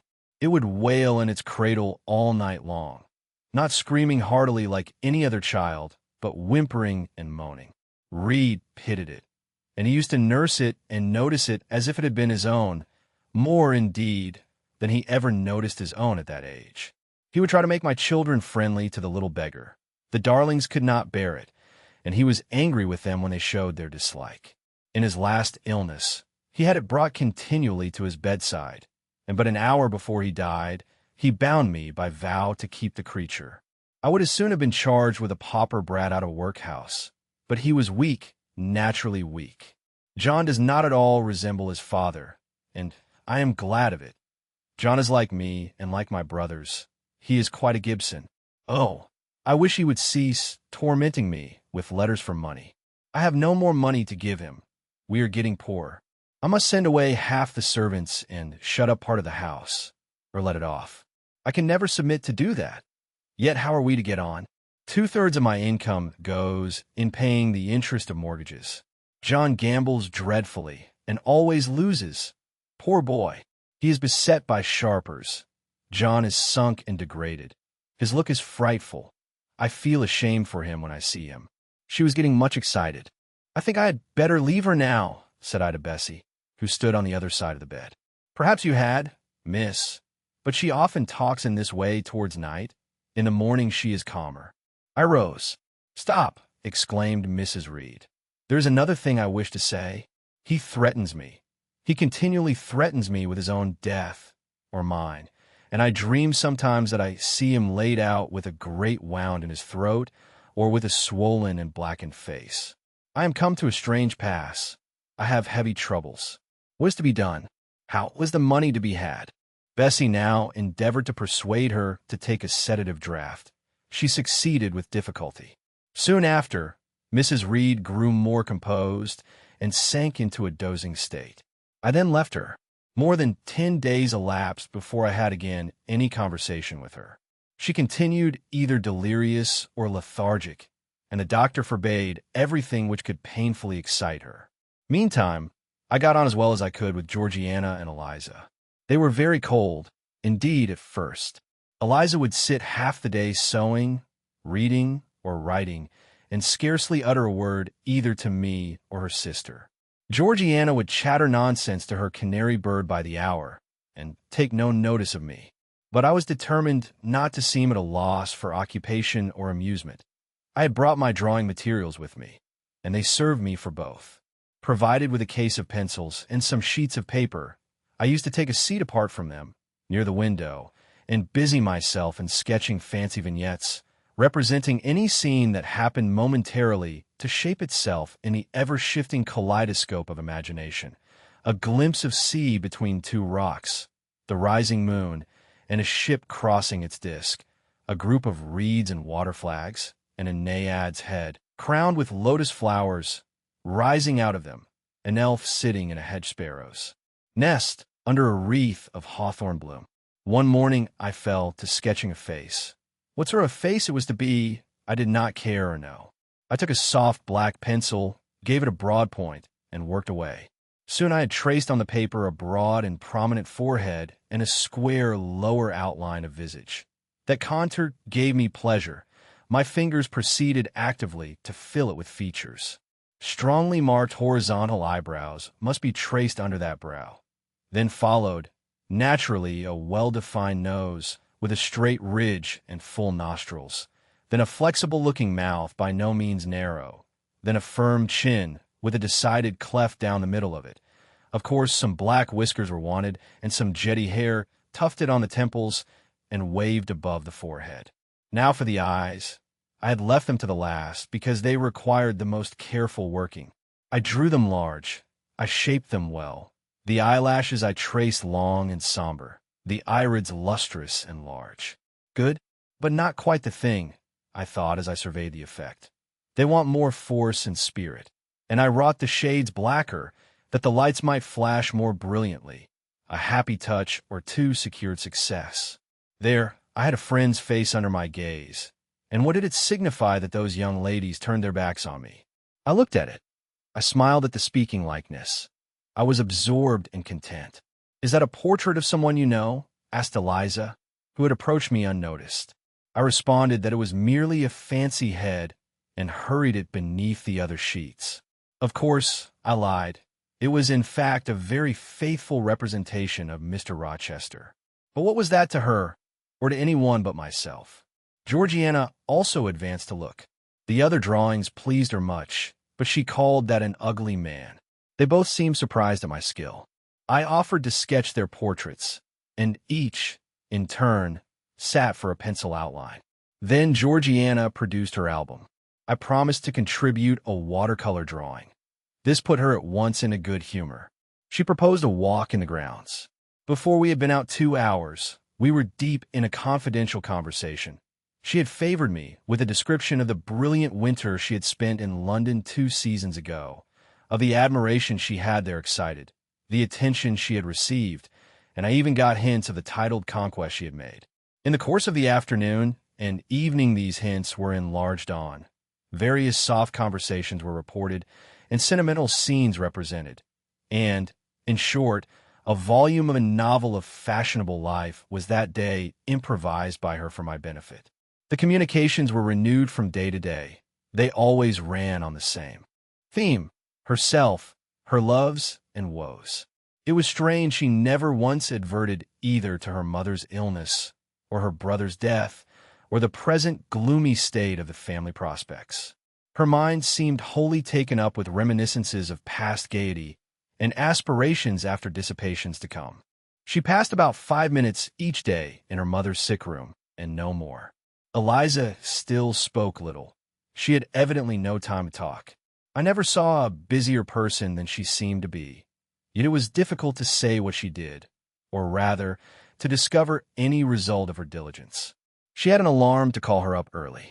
I know not how she occupied herself before breakfast, but after that meal, she divided her time into regular portions, and each hour had its allotted task.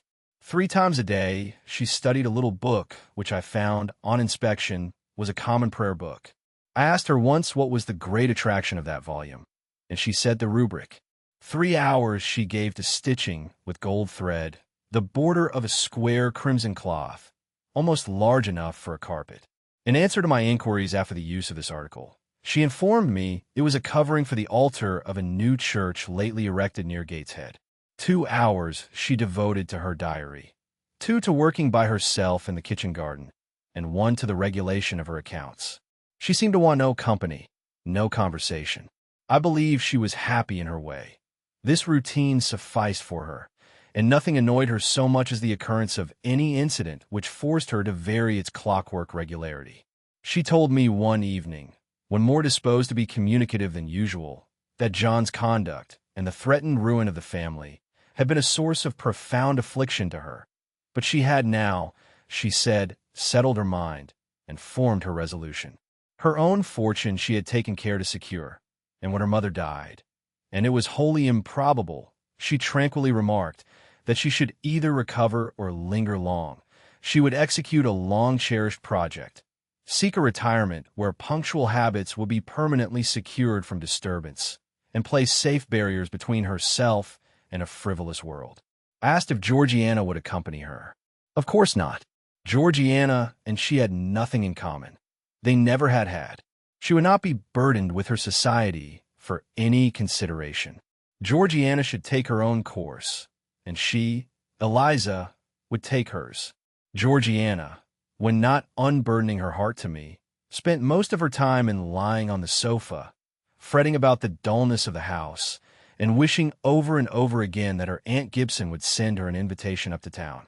It would be so much better, she said, if she could only get out of the way for a month or 2, till all was over. I did not ask what she meant by all being over, but I suppose she referred to the expected decease of her mother and the gloomy sequel of funeral rites. Eliza generally took no more notice of her sister's indolence and complaints than if no such murmuring, lounging object had been before her. One day, however, as she put away her account book and unfolded her embroidery, she suddenly took her up thus: "Georgiana, a more vain and absurd animal than you was certainly never allowed to cumber the earth. You had no right to be born, for you make no use of life. Instead of living for, in, and with yourself, as a reasonable being ought, you seek only to fasten your feebleness on some other person's strength. If no one can be found willing to burden her or himself with such a fat, weak, puffy, useless thing, you cry out that you're ill-treated, neglected, miserable. Then, too, existence for you must be a scene of continual change and excitement, or else the world is a dungeon. You must be admired, you must be courted, you must be flattered, you must have music, dancing, and society, or you languish, you die away. Have you no sense to devise a system which will make you independent of all efforts and all wills but your own? Take one day, share it into sections, to each section apportion its task. Leave no stray, unemployed quarters of an hour, 10 minutes, 5 minutes. Include all. Do each piece of business in its turn with method, with rigid regularity. The day will close almost before you are aware it has begun, and you are indebted to no one for helping you to get rid of one vacant moment. You have had to seek no one's company, conversation, sympathy, forbearance. You have lived, in short, as an independent being ought to do. Take this advice. The first and last I shall offer you. Then you will not want me or anyone else, happen what may. Neglect it. Go on as heretofore, craving, whining, and idling, and suffer the results of your idiocy, however bad and insufferable they may be. I tell you this plainly, and listen, for though I shall no more repeat what I am now about to say, I shall steadily act on it. After my mother's death, I wash my hands of you. From the day her coffin is carried to the vault in Gateshead Church, you and I will be as separate as if we had never known each other. You need not think that because we chance to be born of the same parents, I shall suffer you to fasten me down by even the feeblest claim. I can tell you this.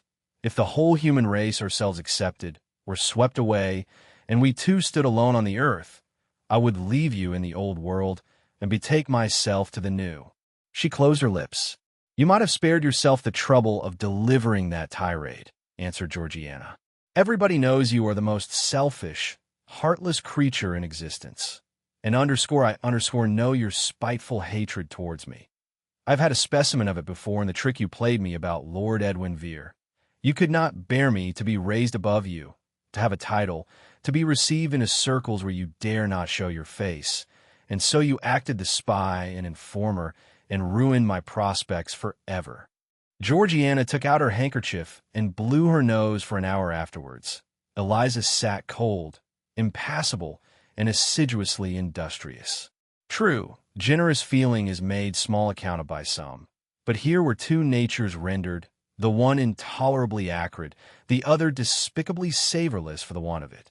Feeling without judgment is a washy draught indeed, but judgment untempered by feeling is too bitter and husky a morsel for human deglutition.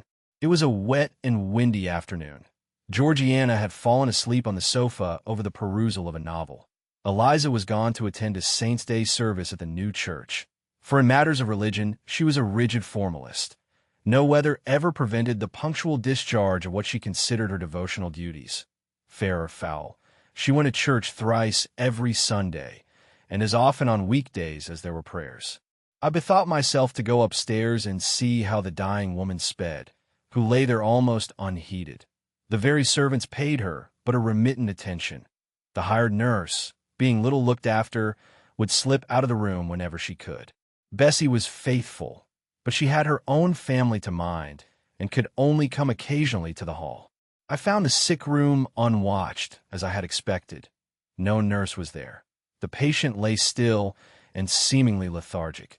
Her livid face sunk in the pillows. The fire was dying in the grate. I renewed the fuel, rearranged the bedclothes, gazed a while on her, who could not now gaze on me, and then I moved away to the window. The rain beat strongly against the panes. The wind blew tempestuously. One lies there, I thought, who will soon be beyond the war of earthly elements. Whither will that spirit, now struggling to quit its material tenement, flit when at length released? In pondering the great mystery, I thought of Helen Burns, recalled her dying words, her faith, her doctrine of the equality of disembodied souls. I was still listening in thought to her well-remembered tones, still picturing her pale and spiritual aspect, her wasted face and sublime gaze, as she lay on her placid deathbed, and whispered her longing to be restored to her divine Father's bosom, when a feeble voice murmured from the couch behind, "Who is that?" I knew Mrs. Reed had not spoken for days. Was she reviving? I went up to her. "It is I, Aunt Reed." "Who, I?" was her answer. "Who are you?" Looking at me with surprise and a sort of alarm, but still not wildly. "You are quite a stranger to me. Where is Bessie?" "She is at the lodge, Aunt." "Aunt," she repeated. "Who calls me Aunt? You are not one of the Gibsons, and yet I know you. That face and the eyes and forehead are quite familiar to me. You are like, why, you are like Jane Eyre." I said nothing. I was afraid of occasioning some shock by declaring my identity. "Yet," said she, "I am afraid it is a mistake. My thoughts deceive me. I wish to see Jane Eyre, and I fancy a likeness where none exists. Besides, in 8 years she must be so changed." I now gently assured her that I was the person she supposed and desired me to be. And seeing that I was understood, and that her senses were quite collected, I explained how Bessie had sent her husband to fetch me from Thornfield. "I'm very ill, I know," she said ere long. "I was trying to turn myself a few minutes since, and find I cannot move a limb. It is as well I should ease my mind before I die. What we think little of in health burdens us at such an hour as the present is to me. Is the nurse here, or is there no one in the room but you?" I assured her we were alone. "Well, I have twice done you a wrong which I regret now. One was in breaking the promise which I gave my husband to bring you up as my own child. The other," she stopped. "After all, it is of no great importance, perhaps," she murmured to herself, "and then I may get better, and to humble myself so to her is painful." She made an effort to alter her position, but failed. Her face changed. She seemed to experience some inward sensation, the precursor, perhaps, of the last pang. "Well, I must get it over. Eternity is before me. I had better tell her to go to my dressing case, open it, and take out a letter you will see there." I obeyed her directions. "Read the letter," she said. It was short, and thus conceived. "Madam, will you have the goodness to send me the address of my niece, Jane Eyre, and to tell me how she is? It is my intention to write shortly and desire her to come to me at Madeira. Providence has blessed my endeavors to secure a competency, and as I am unmarried and childless, I wish to adopt her during my life, and bequeath her at my death whatever I may have to leave. I am, Madam, and C. John Eyre, Madeira." It was dated 3 years back. Why did I never hear of this? I asked. "Because I disliked you too fixedly and thoroughly ever to lend a hand in lifting you to prosperity. I could not forget your conduct to me, Jane, the fury with which you once turned on me, the tone in which you declared you abhorred me, the worst of anybody in the world, the unchildlike look and voice with which you affirmed that the very thought of me made you sick, and asserted that I had treated you with miserable cruelty. I could not forget my own sensations when you thus started up and poured out the venom of your mind. I felt fear as if an animal that I had struck or pushed had looked up at me with human eyes and cursed me in a man's voice. 'Bring me some water. Oh, make haste.' 'Dear Mrs. Reed,' said I, as I offered her the draught she required, 'think no more of all this. Let it pass away from your mind. Forgive me for my passionate language. I was a child then. 8, 9 years have passed since that day.' She heeded nothing of what I said, but when she had tasted the water and drawn breath, she went on thus. 'I tell you I could not forget it, and I took my revenge. For you to be adopted by your uncle and placed in a state of ease and comfort was what I could not endure. I wrote to him. I said I was sorry for his disappointment, but Jane Eyre was dead. She had died of typhus fever at Lowood. Now act as you please.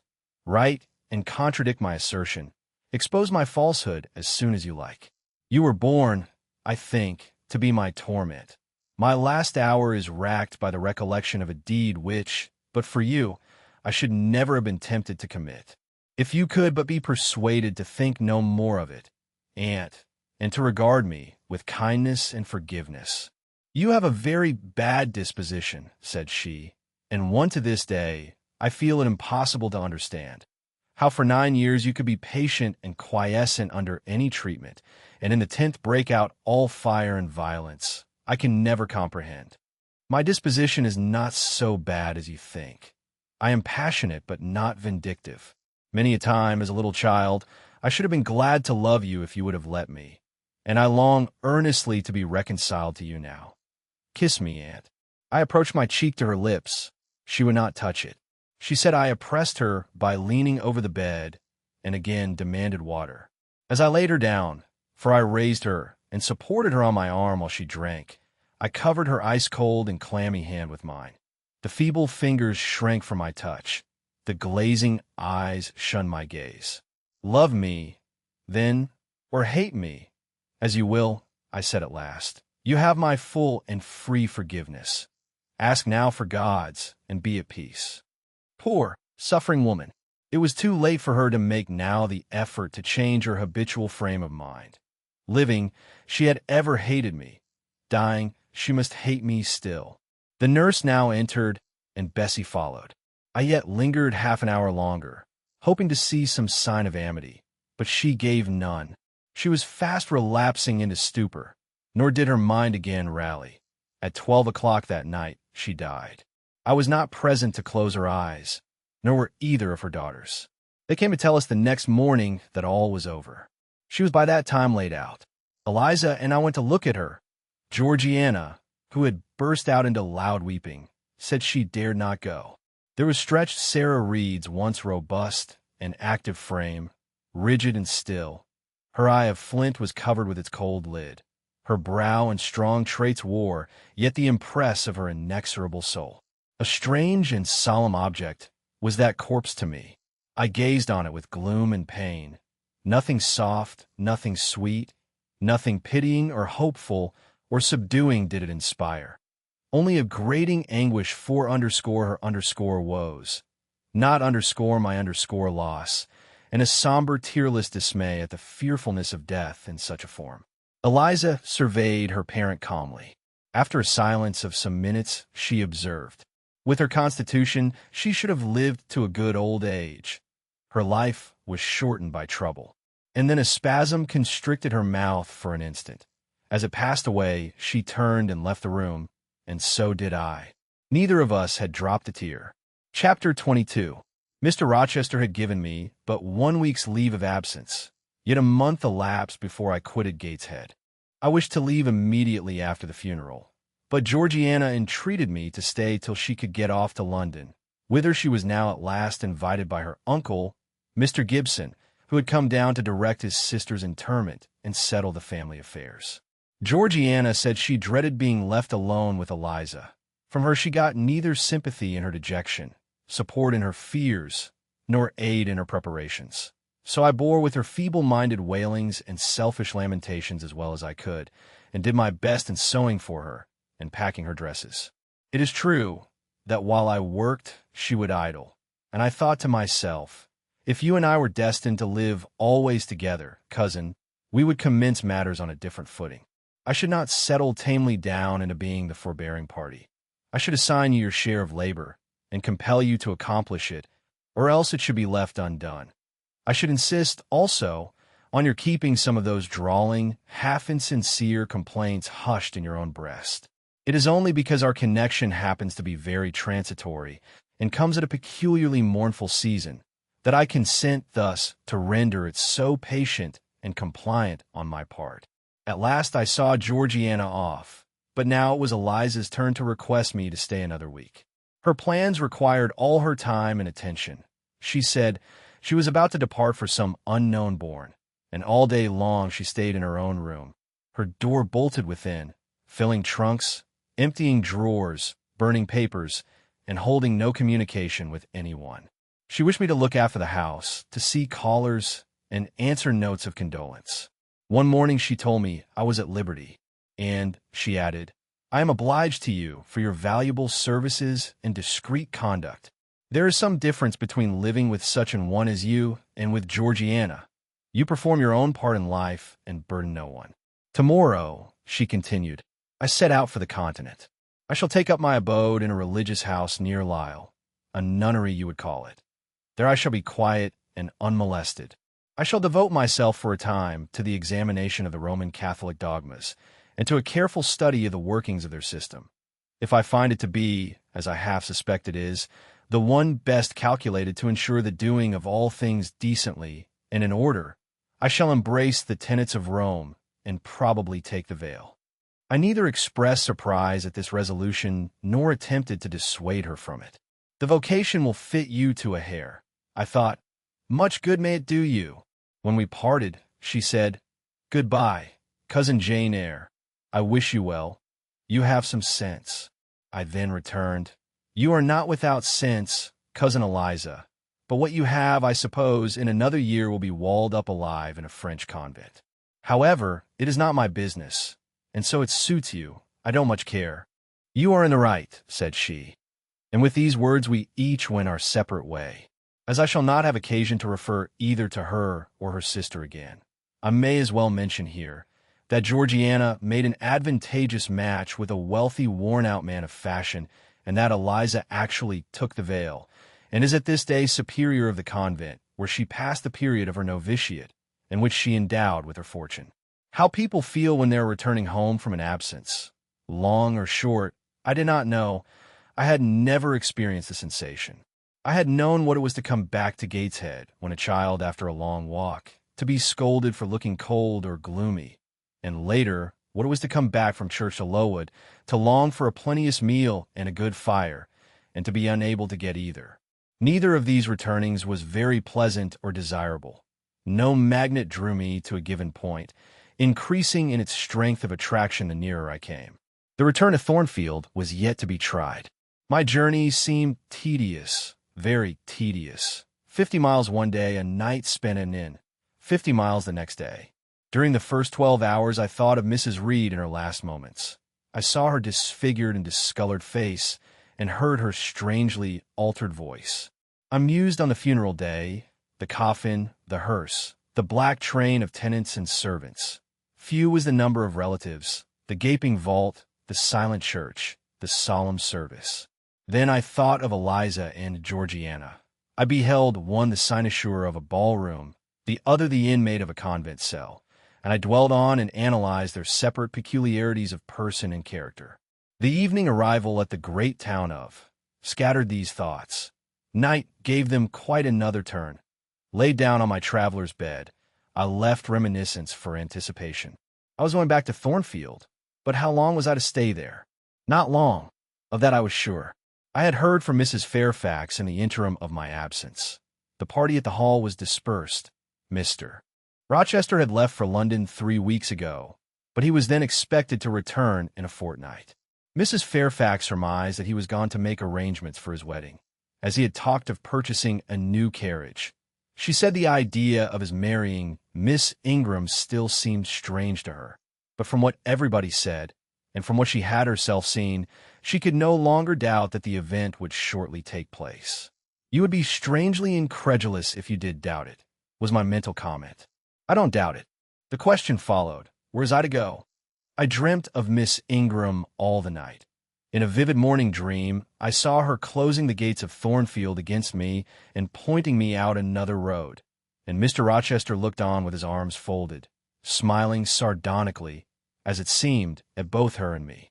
I had not notified to Mrs. Fairfax the exact day of my return, for I did not wish either car or carriage to meet me at Millcote. I proposed to walk the distance quietly by myself, and very quietly, after leaving my box in the ostler's care, did I slip away from the George Inn about 6 o'clock of a June evening and take the old road to Thornfield, a road which lay chiefly through fields and was now little frequented. It was not a bright or splendid summer evening, though fair and soft. The haymakers were at work all along the road, and the sky, though far from cloudless, was such as promised well for the future. Its blue, where blue was visible, was mild and settled, and its cloud, straight a high and thin. The west, too, was warm. No watery gleam chilled it. It seemed as if there was a fire lit, an altar burning behind its screen of marbled vapor, and out of apertures shone a golden redness. I felt glad as the road shortened before me. So glad that I stopped once to ask myself what that joy meant, and to remind reason that it was not to my home I was going, or to a permanent resting place, or to a place where fond friends looked out for me and waited my arrival. "Mrs. Fairfax will smile you a calm welcome, to be sure," said I, "and little Adele will clap her hands and jump to see you. But you know very well you are thinking of another than they, and that he is not thinking of you. But what is so headstrong as youth? What's so blind as inexperience?" These affirmed that it was pleasure enough to have the privilege of again looking on Mr. Rochester, whether he looked on me or not. And they added, "Hasten, hasten, be with him while you may. But a few more days or weeks at most, and you are parted from him forever." And then I strangled a new-born agony, a deformed thing which I could not persuade myself to own and rear, and ran on. They are making hay, too, in Thornfield meadows, or rather, the laborers are just quitting their work and returning home with their rakes on their shoulders now. at the hour I arrive. I have but a field or two to traverse, and then I shall cross the road and reach the gates. How full the hedges are of roses! But I have no time to gather any. I want to be at the house. I passed a tall briar, shooting leafy and flowery branches across the path. I see the narrow stile with stone steps, and I see Mr. Rochester sitting there, a book and a pencil in his hand.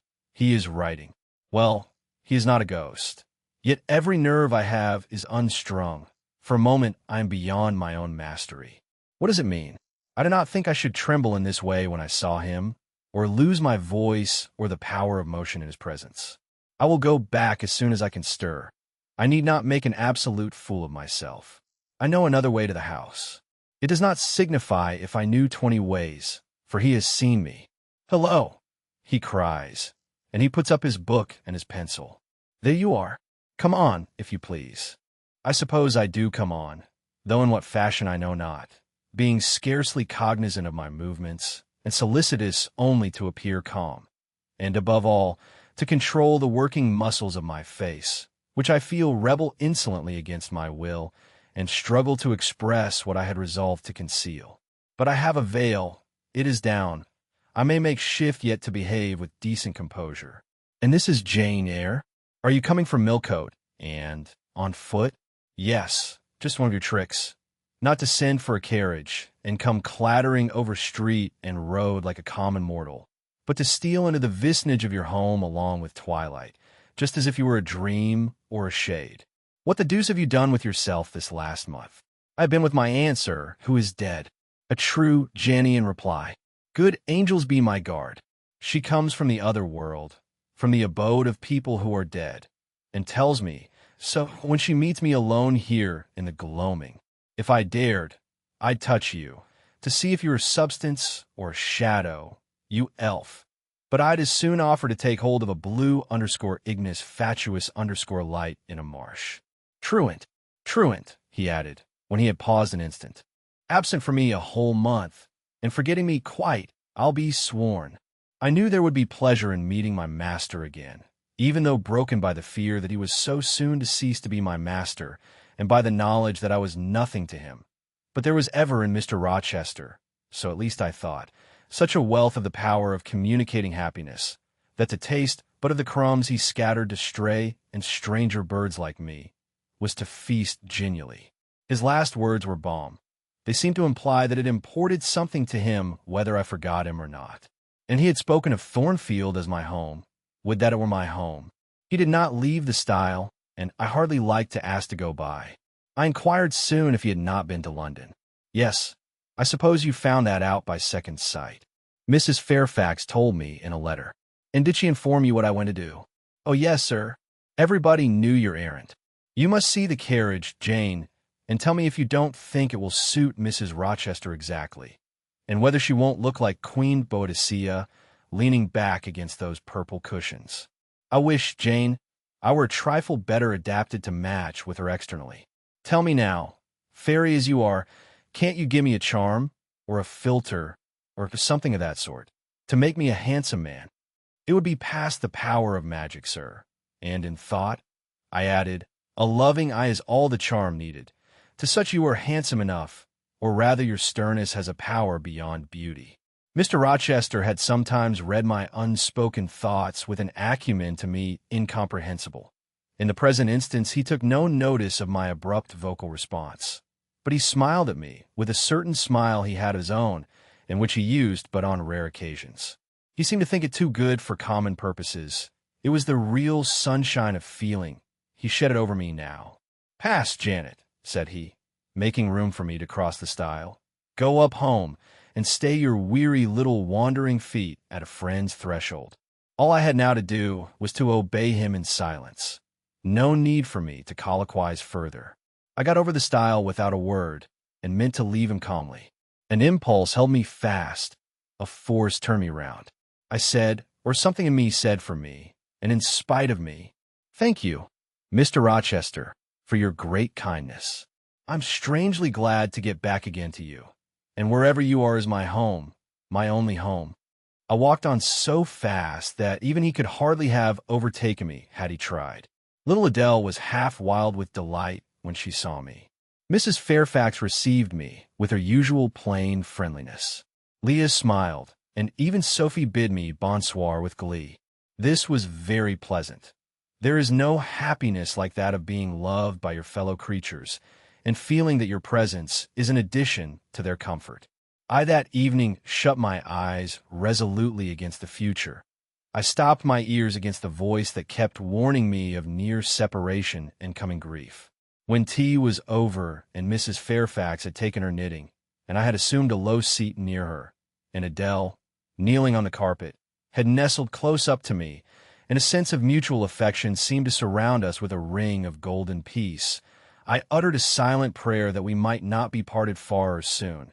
But when, as we thus sat, Mr. Rochester entered, unannounced, and looking at us, seemed to take pleasure in the spectacle of a group so amicable, when he said he supposed the old lady was all right now that she had got her adopted daughter back again, and added that he saw Adele was croquer, say, petite maman anglaise. I half ventured to hope that he would, even after his marriage, keep us together somewhere under the shelter of his protection, and not quite exiled from the sunshine of his presence. A fortnight of dubious calm succeeded my return to Thornfield Hall. Nothing was said of the master's marriage, and I saw no preparation going on for such an event. Almost every day I asked Mrs. Fairfax if she had yet heard anything decided. Her answer was always in the negative. Once she said she had actually put the question to Mr. Rochester as to when he was going to bring his bride home, but he had answered her only by a joke and one of his queer looks, and she could not tell what to make of him. One thing specially surprised me, and that was there were no journeyings backward and forward, no visits to Ingram Park. To be sure, it was 20 miles off, on the borders of another county. But what was that distance to an ardent lover? To so practiced and indefatigable a horseman as Mr. Rochester, it would be but a morning's ride. I began to cherish hopes I had no right to conceive, that the match was broken off, that rumor had been mistaken, that one or both parties had changed their minds. I used to look at my master's face to see if it were sad or fierce, but I could not remember the time when it had been so uniformly clear of clouds or evil feelings. If, in the moments I and my pupil spent with him, I lacked spirits and sank into inevitable dejection, he became even gay. Never had he called me more frequently to his presence, never been kinder to me when there, and alas, never had I loved him so well. Chapter 23. A splendid midsummer shone over England. Skies so pure, suns so radiant as were then seen in long succession, seldom favor, even singly, our wave-girt land.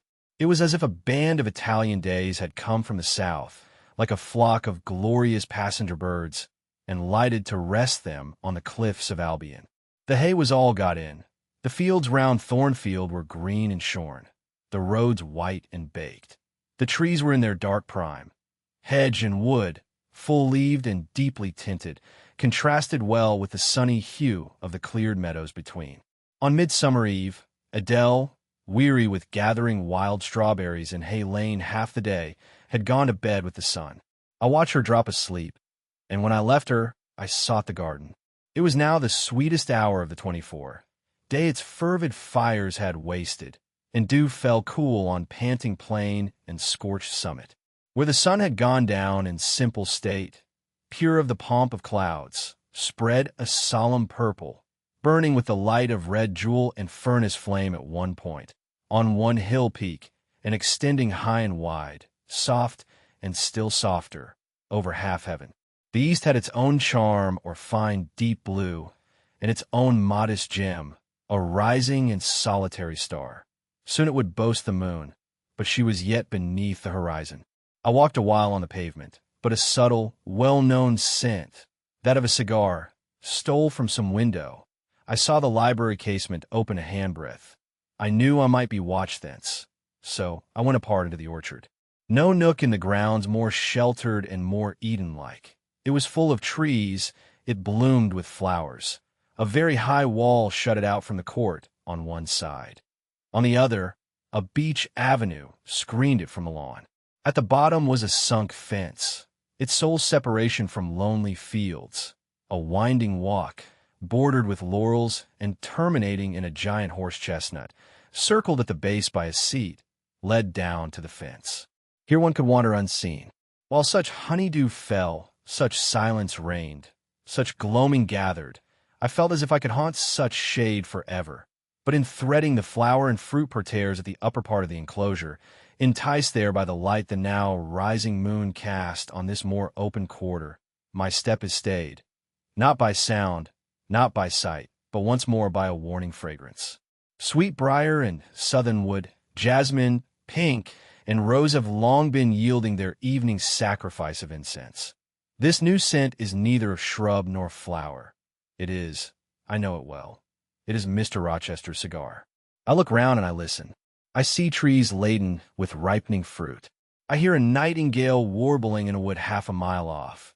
No moving form is visible, no coming step audible, but that perfume increases. I must flee. I make for the wicket leading to the shrubbery, and I see Mr. Rochester entering. I step aside into the ivy recess. He will not stay long. He will soon return whence he came, and if I sit still he will never see me. But no, eventide is as pleasant to him as to me, and this antique garden as attractive. And he strolls on, now lifting the gooseberry tree branches to look at the fruit, large as plums, with which they are laden, now taking a ripe cherry from a wall, now stooping towards a knot of flowers, either to inhale their fragrance or to admire the dew beads on their petals. A great moth goes humming by me. It alights on a plant at Mr. Rochester's foot. He sees it and bends to examine it. Now, he has his back towards me, thought I, and he is occupied too. Perhaps, if I walk softly, I can slip away unnoticed. I trode on an edging of turf that the crackle of the pebbly gravel might not betray me. He was standing among the beds at a yard or two distant from where I had to pass. The moth apparently engaged him. I shall get by very well, I meditated. As I crossed his shadow, thrown long over the garden by the moon, not yet risen high, he said quietly, without turning, "Jane, come and look at this fellow." I had made no noise. He had not eyes behind. Could his shadow feel? I started at first, and then I approached him. "Look at his wings," said he. "He reminds me rather of a West Indian insect. One does not often see so large and gay a night rover in England. There, he is flown." The moth roamed away. I was sheepishly retreating also, but Mr. Rochester followed me, and when we reached the wicket, he said, "Turn back. On so lovely a night, it is a shame to sit in the house, and surely no one can wish to go to bed while sunset is thus at meeting with moonrise. It is one of my faults that though my tongue is sometimes prompt enough at an answer, there are times when it sadly fails me in framing an excuse, and always the lapse occurs at some crisis, when a facile word or plausible pretext is specially wanted to get me out of painful embarrassment. I did not like to walk at this hour alone with Mr. Rochester in the shadowy orchard, but I could not find a reason to allege for leaving him. I followed with lagging step and thoughts busily bent on discovering a means of extrication. But he himself looked so composed and so grave also, I became ashamed of feeling any confusion. The evil, if evil existent or prospective there was, seemed to lie with me only. His mind was unconscious and quiet.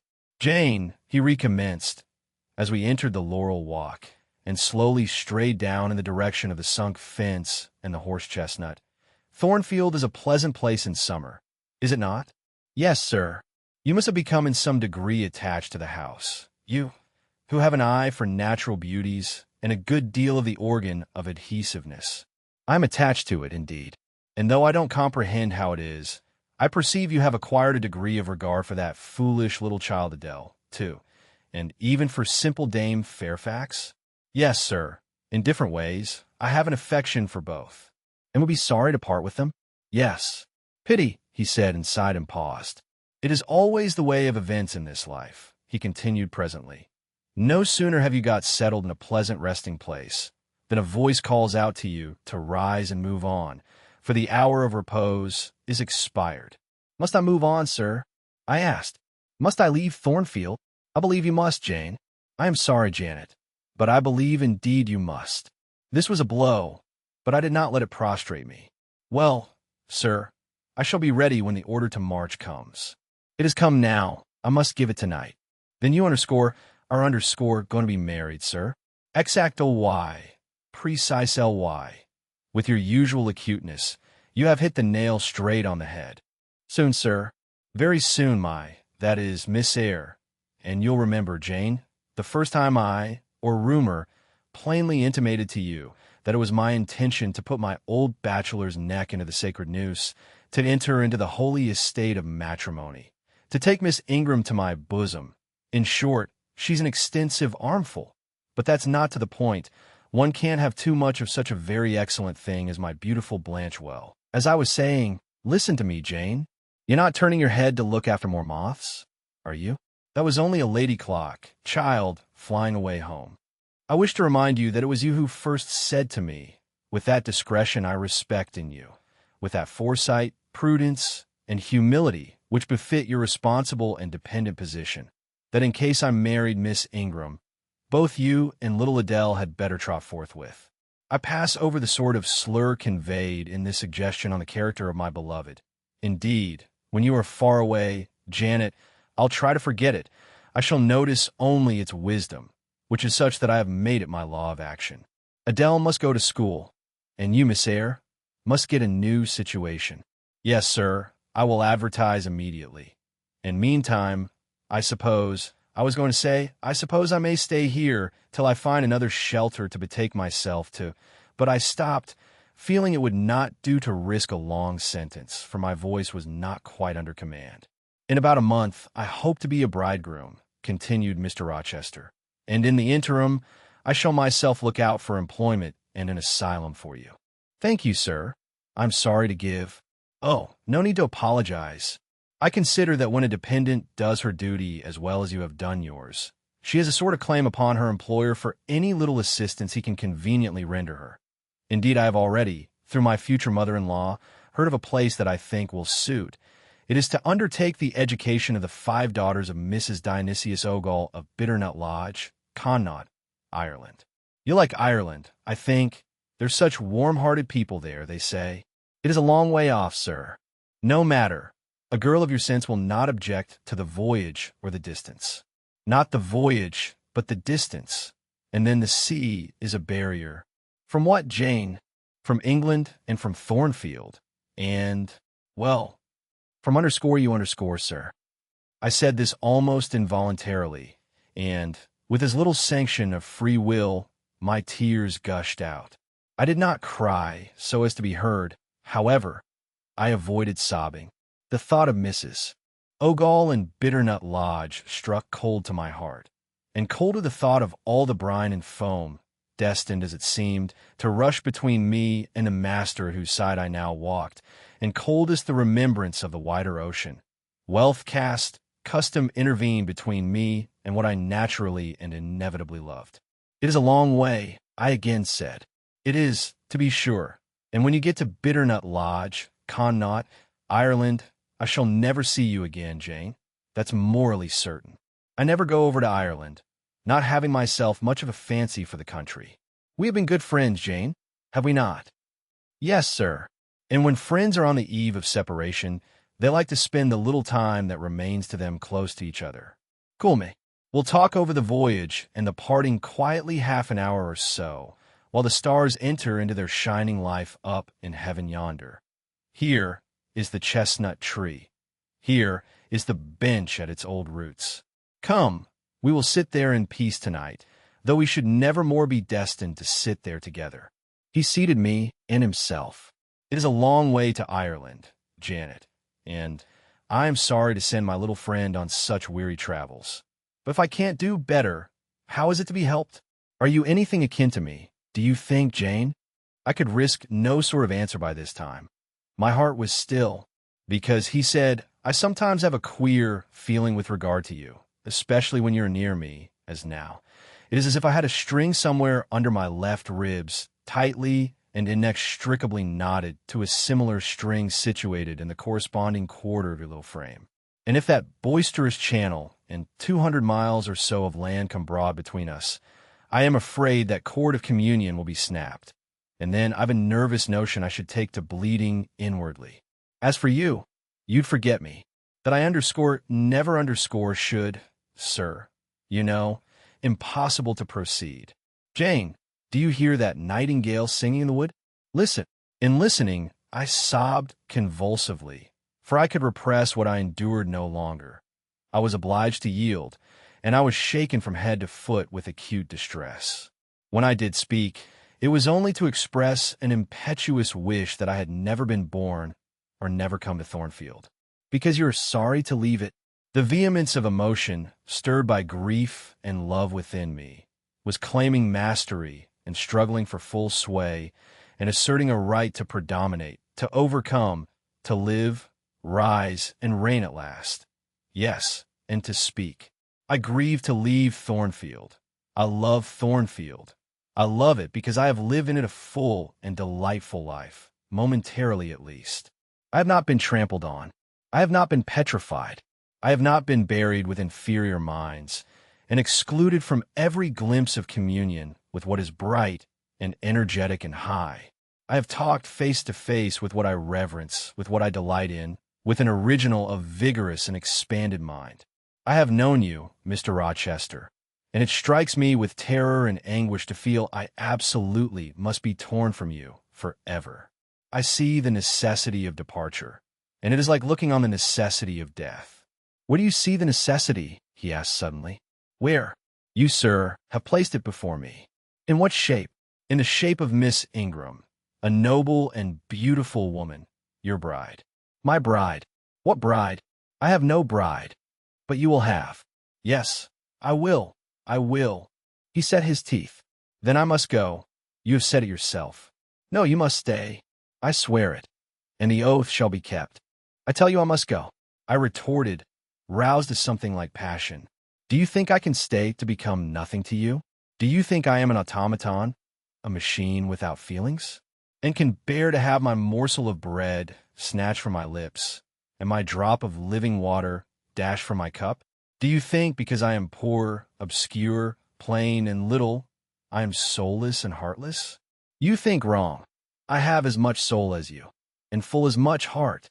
And if God had gifted me with some beauty and much wealth, I should have made it as hard for you to leave me as it is now for me to leave you. I am not talking to you now through the medium of custom, conventionalities, nor even of mortal flesh. It is my spirit that addresses your spirit, just as if both had passed through the grave, and we stood at God's feet, equal. As we are, repeated Mr. Rochester. So, he added, enclosing me in his arms, gathering me to his breast, pressing his lips on my lips. So, Jane? Yes, so, sir. I rejoined, and yet not so, for you are a married man, or as good as a married man, and wed to one inferior to you, to one with whom you have no sympathy, whom I do not believe you truly love, for I have seen and heard you sneer at her. I would scorn such a union.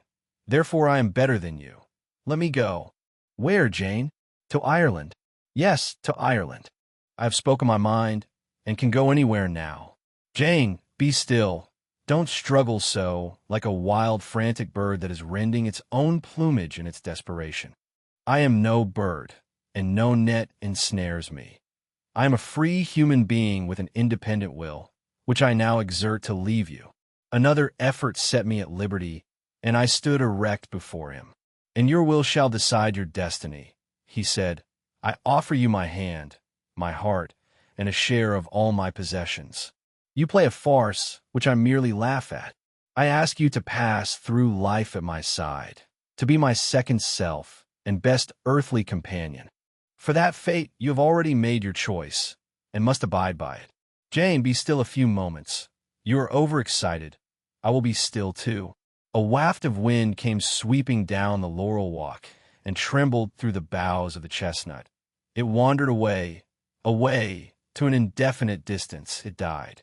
The nightingale's song was then the only voice of the hour, and listening to it, I again wept. Mr. Rochester sat quiet, looking at me gently and seriously. Some time passed before he spoke. He at last said, "Come to my side, Jane, and let us explain and understand one another. I will never again come to your side. I am torn away now and cannot return. But, Jane, I summon you as my wife. It is you only I intend to marry. I was silent. I thought he mocked me. Come, Jean, come iter. Your bride stands between us. He rose, and with a stride reached me. My bride is here, he said, again drawing me to him, because my equal is here, and my likeness. Jane, will you marry me? Still I did not answer, and still I writhed myself from his grasp, for I was still incredulous. Do you doubt me, Jane? Entirely. You have no faith in me. Not a whit. Am I a liar in your eyes? He asked passionately. Little skeptic, you shall be convinced. What love have I for Miss Ingram? None, and that you know. What love has she for me? None, as I have taken pains to prove. I caused a rumor to reach her that my fortune was not a third of what was supposed, and after that I presented myself to see the result. It was coldness both from her and her mother. I could not, marry Miss Ingram. You strange, you almost unearthly thing, I love as my own flesh. You, poor and obscure and small and plain as you are, I entreat to accept me as a husband. What me? I ejaculated, beginning in his earnestness, and especially in his incivility, to credit his sincerity, me who have not a friend in the world but you, if you are my friend, not a shilling, but what you have given me. You, Jane, I must have you for my own, entirely my own. Will you be mine? Say yes, quickly. Mr. Rochester, let me look at your face. Turn to the moonlight. What? Because I want to read your countenance. Turn. There. You will find it scarcely more legible than a crumpled, scratched page. Read on. Only make haste, for I suffer.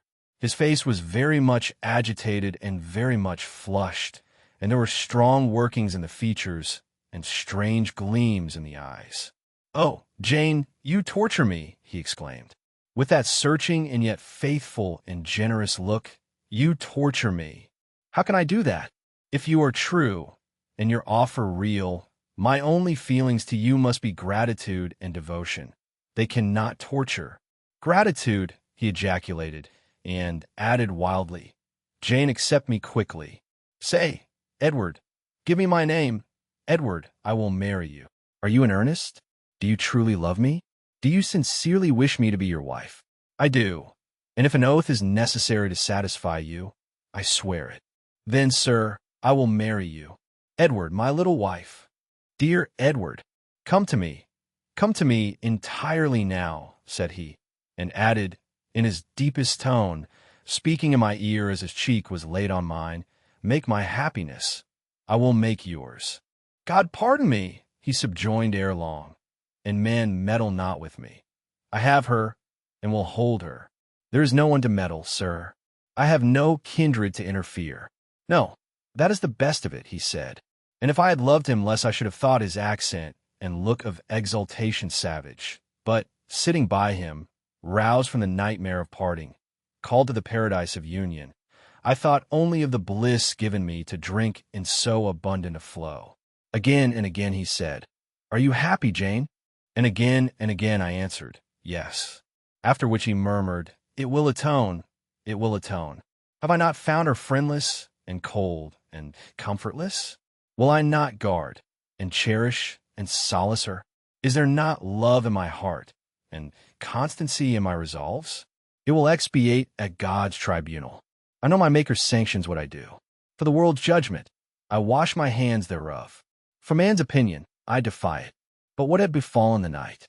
The moon was not yet set, and we were all in shadow. I could scarcely see my master's face, near as I was. And what ailed the chestnut tree? It writhed and groaned, while wind roared in the laurel walk, and came sweeping over us. We must go in, said Mr. Rochester. The weather changes. I could have sat with thee till morning, Jane. And so, thought I, could I with you. I should have said so, perhaps, but a livid, vivid spark leapt out of a cloud at which I was looking, and there was a crack, a crash, and a close rattling peal, and I thought only of hiding my dazzled eyes against Mr. Rochester's shoulder. The rain rushed down. He hurried me up the walk, through the grounds, and into the house, but we were quite wet before we could pass the threshold. He was taking off my shawl in the hall and shaking the water out of my loosened hair when Mrs. Fairfax emerged from her room. I did not observe her at first, nor did Mr. Rochester. The lamp was lit. The clock was on the stroke of 12. "Hasten to take off your wet things," said he, "and before you go, good night, my darling." He kissed me repeatedly. When I looked up, on leaving his arms, there stood the widow, pale, grave, and amazed. I only smiled at her and ran upstairs. Explanation will do for another time, thought I. Still, when I reached my chamber, I felt a pang at the idea she should even temporarily misconstrue what she had seen. But joy soon effaced every other feeling, and loud as the wind blew, near and deep as the thunder crashed, fierce and frequent as the lightning gleamed, cataract-like as the rain fell during a storm of 2 hours' duration, I experienced no fear and little awe. Mr. Rochester came thrice to my door in the course of it, to ask if I was safe and tranquil, and that was comfort, that was strength for anything.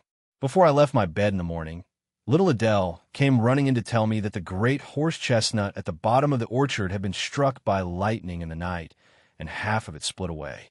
Chapter 24.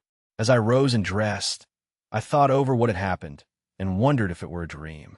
I could not be certain of the reality till I had seen Mr. Rochester again, and heard him renew his words of love and promise. While arranging my hair, I looked at my face in the glass, and felt it was no longer plain. There was hope in its aspect and life in its color, and my eyes seemed as if they had beheld the fount of fruition and borrowed beams from the lustrous ripple. I had often been unwilling to look at my master, because I feared he could not be pleased at my look, but I was sure I might lift my face to his now and not cool his affection by its expression. I took a plain but clean and light summer dress from my drawer and put it on. It seemed no attire had ever so well become me, because none had I ever worn in so blissful a mood. I was not surprised, when I ran down into the hall, to see that a brilliant June morning had succeeded to the tempest of the night, and to feel, through the open glass door, the breathing of a fresh and fragrant breeze. Nature must be gladsome when I was so happy. A beggar woman and her little boy, pale, ragged objects both, were coming up the walk, and I ran down and gave them all the money I happened to have in my purse, some 3 or 4 shillings. Good or bad, they must partake of my jubilee. The rooks cawed, and blither birds sang, but nothing was so merry or so musical as my own rejoicing heart. Mrs. Fairfax surprised me by looking out of the window with a sad countenance, and saying gravely, "Miss Eyre, will you come to breakfast?" During the meal, she was quiet and cool, but I could not undeceive her then. I must wait for my master to give explanations, and so must she. I ate what I could, and then I hastened upstairs. I met Adele leaving the schoolroom. "Where are you going?" "It is time for lessons. Mr. Rochester has sent me away to the nursery." "Where is he?" "In there," pointing to the apartment she had left, and I went in, and there he stood. "Come and bid me good morning," said he. I gladly advanced, and it was not merely a cold word now, or even a shake of the hand that I received, but an embrace and a kiss. It seemed natural, it seemed genial to be so well loved, so caressed by him. "Jane, you look blooming and smiling and pretty," said he, "truly pretty this morning. Is this my pale little elf? Is this my mustard seed? This little sunny-faced girl with the dimpled cheek and rosy lips, the satin-smooth hazel hair, and the radiant hazel eyes? I had green eyes, reader, but you must excuse the mistake. For him they were new-dyed, I suppose. It is Jane Eyre, sir. Soon to be Jane Rochester," he added. "In 4 weeks, Janet. Not a day more." Do you hear that? I did, and I could not quite comprehend it. It made me giddy. The feeling the announcement sent through me was something stronger than was consistent with joy, something that smote and stunned. It was, I think, almost fear. "You blushed, and now you are white, Jane. What is that for?" "Because you gave me a new name, Jane Rochester, and it seems so strange." "Yes, Mrs. Rochester," said he, "young Mrs. Rochester, Fairfax Rochester's girl bride." "It can never be, sir. It does not sound likely. Human beings never enjoy complete happiness in this world. I was not born for a different destiny to the rest of my species. To imagine such a lot befalling me is a fairy tale, a daydream, which I can and will realize. I shall begin today. This morning I wrote to my banker in London to send me certain jewels he has in his keeping, heirlooms for the ladies of Thornfield. In a day or two, I hope to pour them into your lap. For every privilege, every attention shall be yours that I would accord a peer's daughter, if about to marry her. Oh, sir, never rain jewels. I don't like to hear them spoken of. Jewels for Jane Eyre sounds unnatural and strange. I would rather not have them. I will myself put the diamond chain round your neck, and the circlet on your forehead, which it will become. For nature, at least, has stamped her patent of nobility on this brow, Jane, and I will clasp the bracelets on these fine wrists, and load these fairy-like fingers with rings. No, no, sir. Think of other subjects, and speak of other things, and in another strain. Don't address me as if I were a beauty. I am your plain, Quakerish governess. You are a beauty in my eyes, and a beauty just after the desire of my heart. Delicate and aerial. Puny and insignificant, you mean? You are dreaming, sir, or you are sneering. For God's sake, don't be ironical.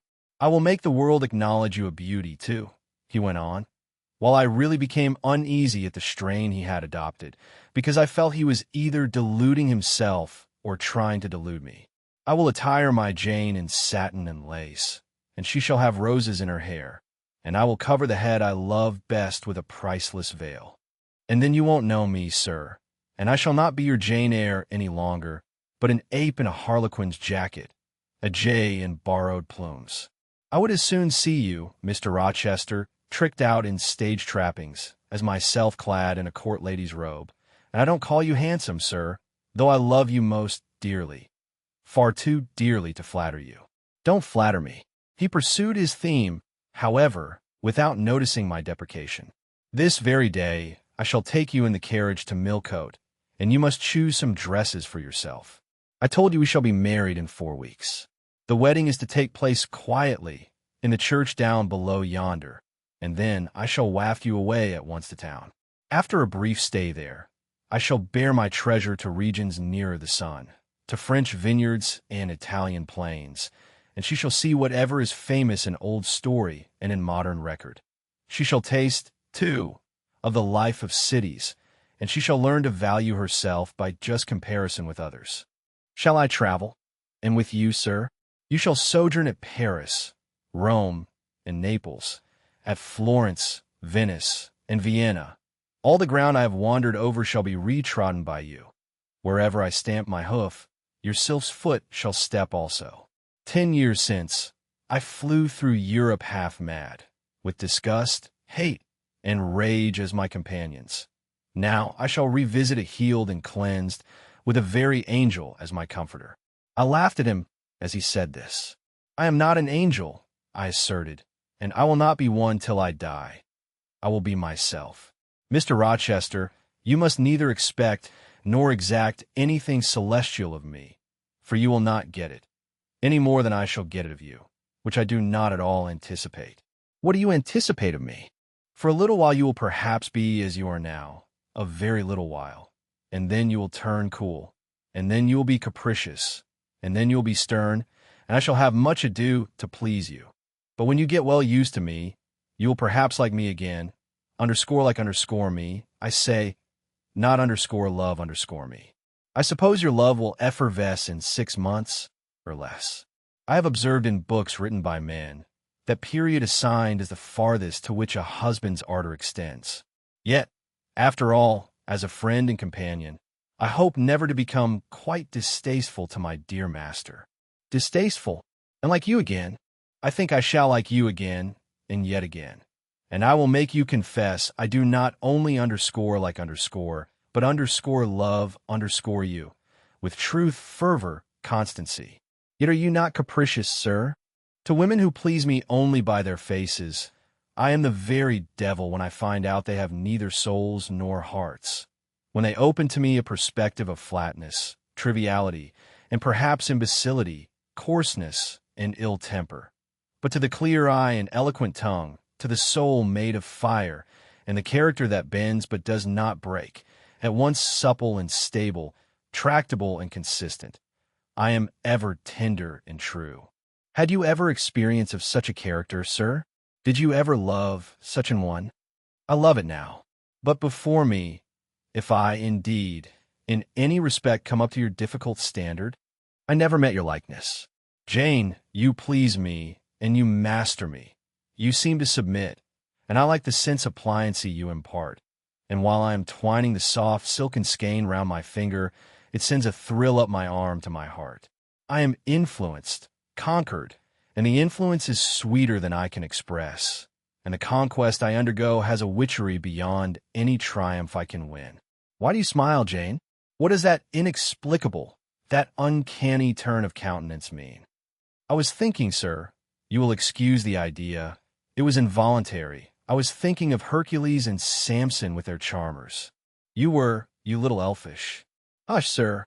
You don't talk very wisely just now, any more than those gentlemen acted very wisely.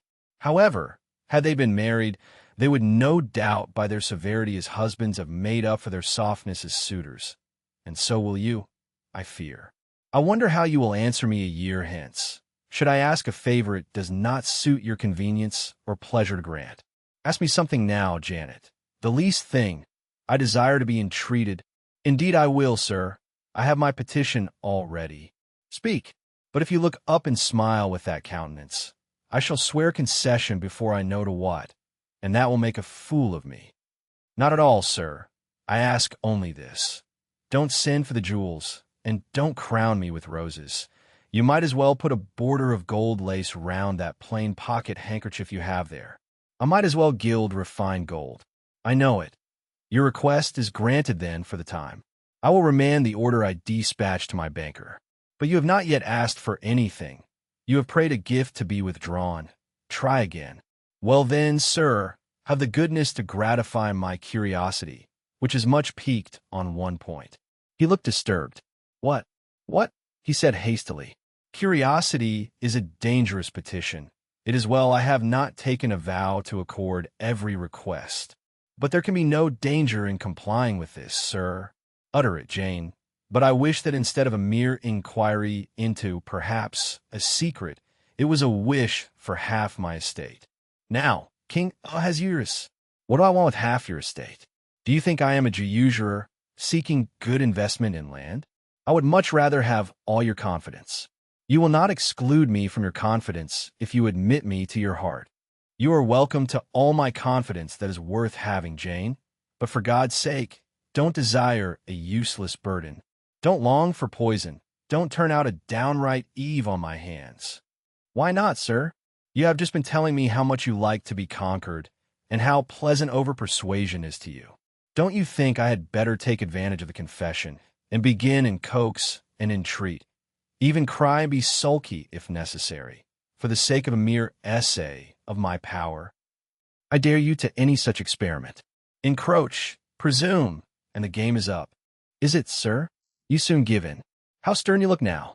Your eyebrows have become as thick as my finger, and your forehead resembles what, in some very astonishing poetry, I once saw styled a blue-piled thunderloft. That will be your married look, sir, I suppose.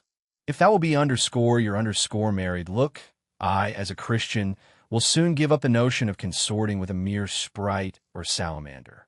But what had you to ask thing? Out with it. There, you are less than civil now, and I like rudeness a great deal better than flattery. I had rather be a underscore thing underscore than an angel. This is what I have to ask. Why did you take such pains to make me believe you wished to marry Miss Ingram? Is that all? Thank God it is no worse.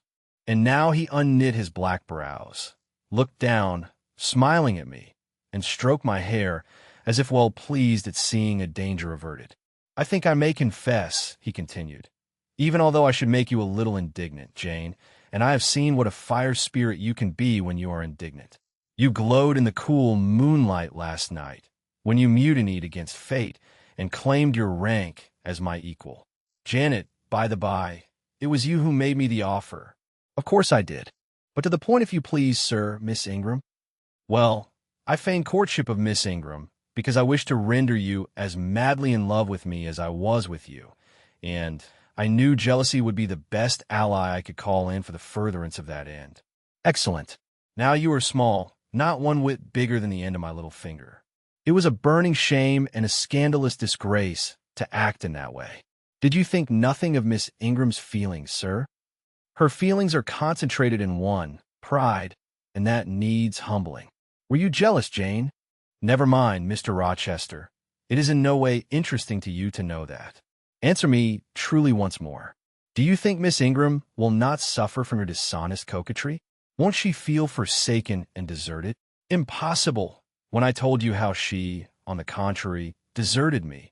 The idea of my insolvency cooled, or rather extinguished, her flame in a moment. You have a curious, designing mind, Mr. Rochester. I am afraid your principles on some points are eccentric. My principles were never trained, Jane. They may have grown a little awry for want of attention. Once again, seriously, may I enjoy the great good that has been vouchsafed to me, without fearing that anyone else is suffering the bitter pain I myself felt a while ago. That you may, my good little girl. There is not another being in the world has the same pure love for me as yourself, for I lay that pleasant unction to my soul, Jane, a belief in your affection. I turned my lips to the hand that lay on my shoulder. I loved him very much, more than I could trust myself to say, more than words had power to express. Ask something more, he said presently. It is my delight to be entreated and to yield. I was again ready with my request. Communicate your intentions to Mrs. Fairfax, sir. She saw me with you last night in the hall, and she was shocked. Give her some explanation before I see her again. It pains me to be misjudged by so good a woman. Go to your room and put on your bonnet, he replied. I mean you to accompany me to Millcote this morning. And while you prepare for the drive, I will enlighten the old lady's understanding. Did she think, Janet, you had given the world for love and considered it well lost? I believe she thought I had forgotten my station, and yours, sir. Station, station, your station is in my heart, and on the necks of those who would insult you. Now, or hereafter, to go. I was soon dressed, and when I heard Mr. Rochester quit Mrs. Fairfax's parlor, I hurried down to it. The old lady had been reading her morning portion of Scripture, the lesson for the day.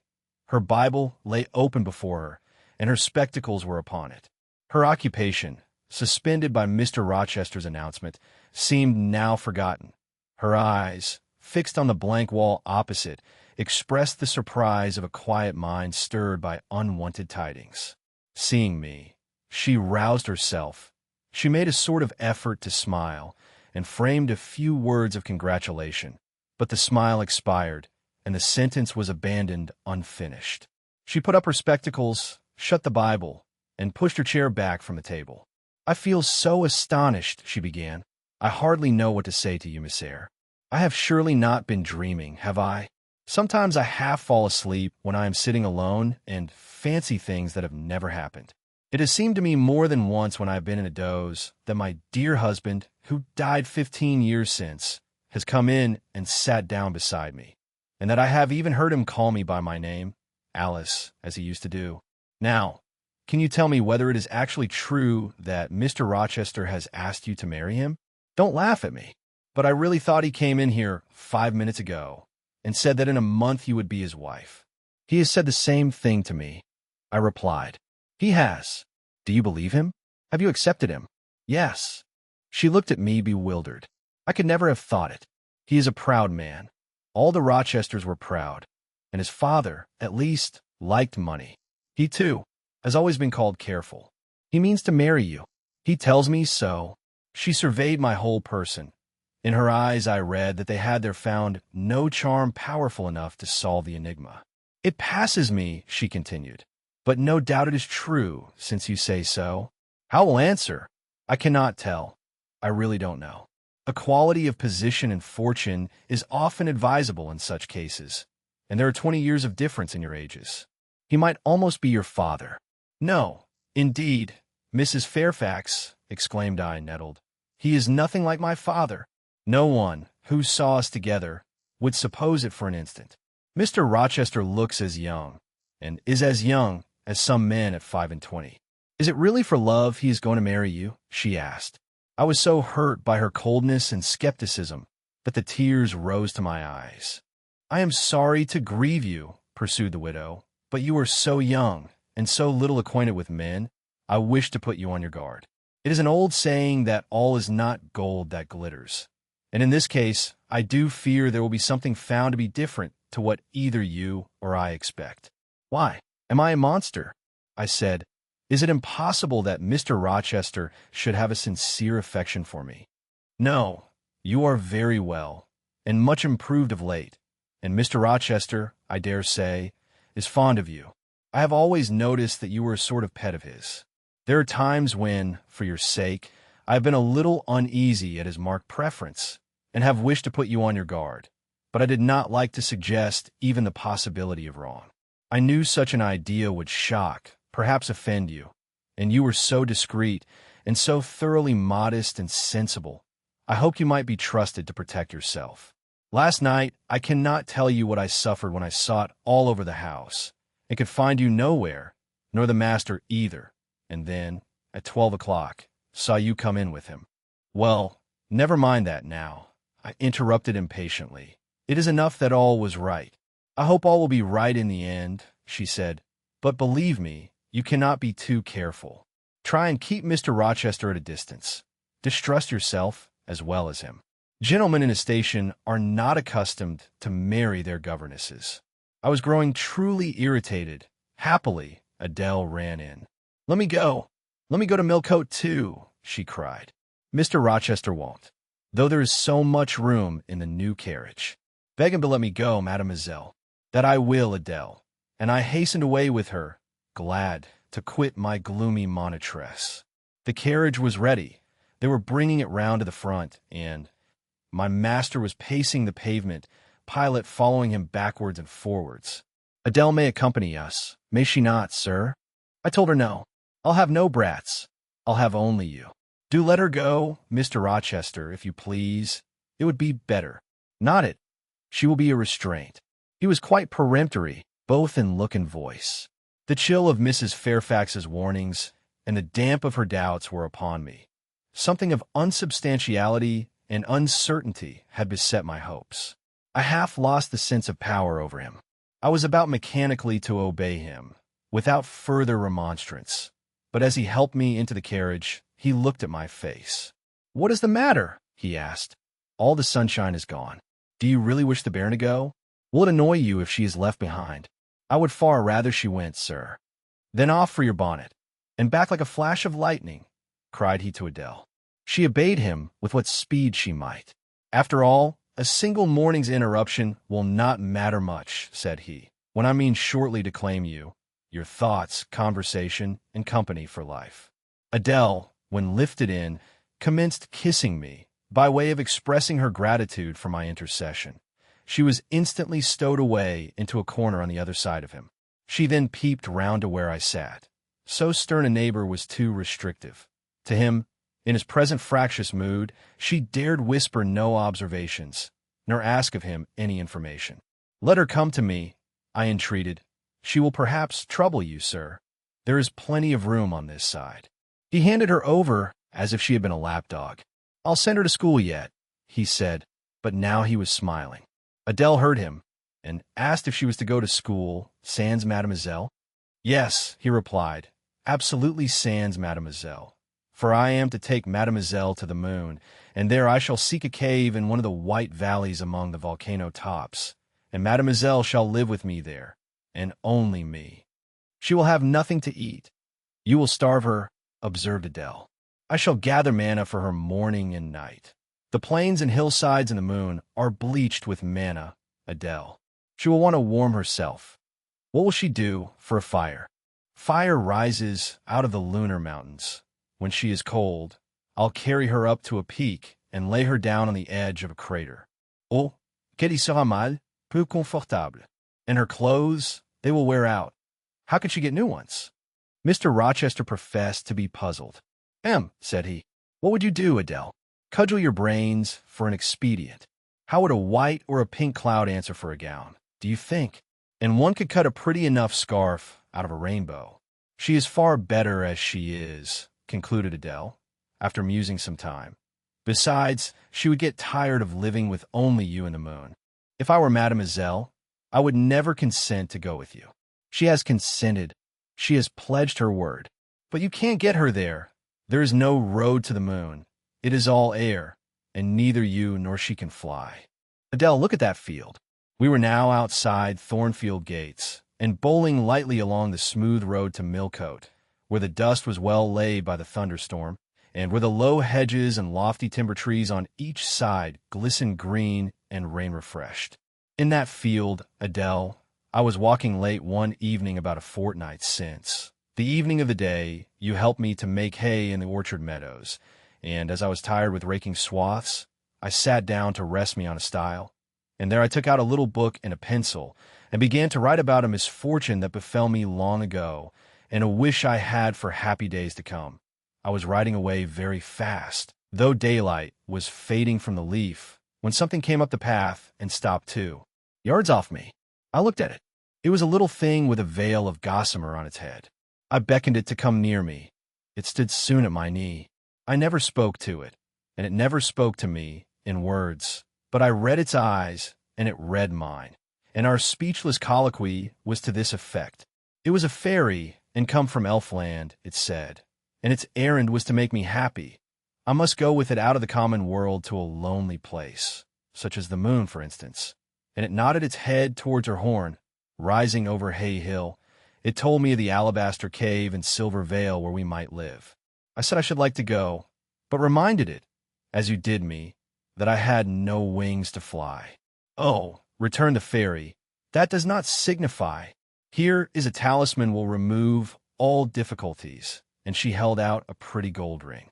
Put it, she said, on the 4th finger of my left hand, and I am yours, and you are mine. And we shall leave earth, and make our own heaven yonder. She nodded again at the moon. The ring, Adele, is in my breeches pocket, under the disguise of sovereign.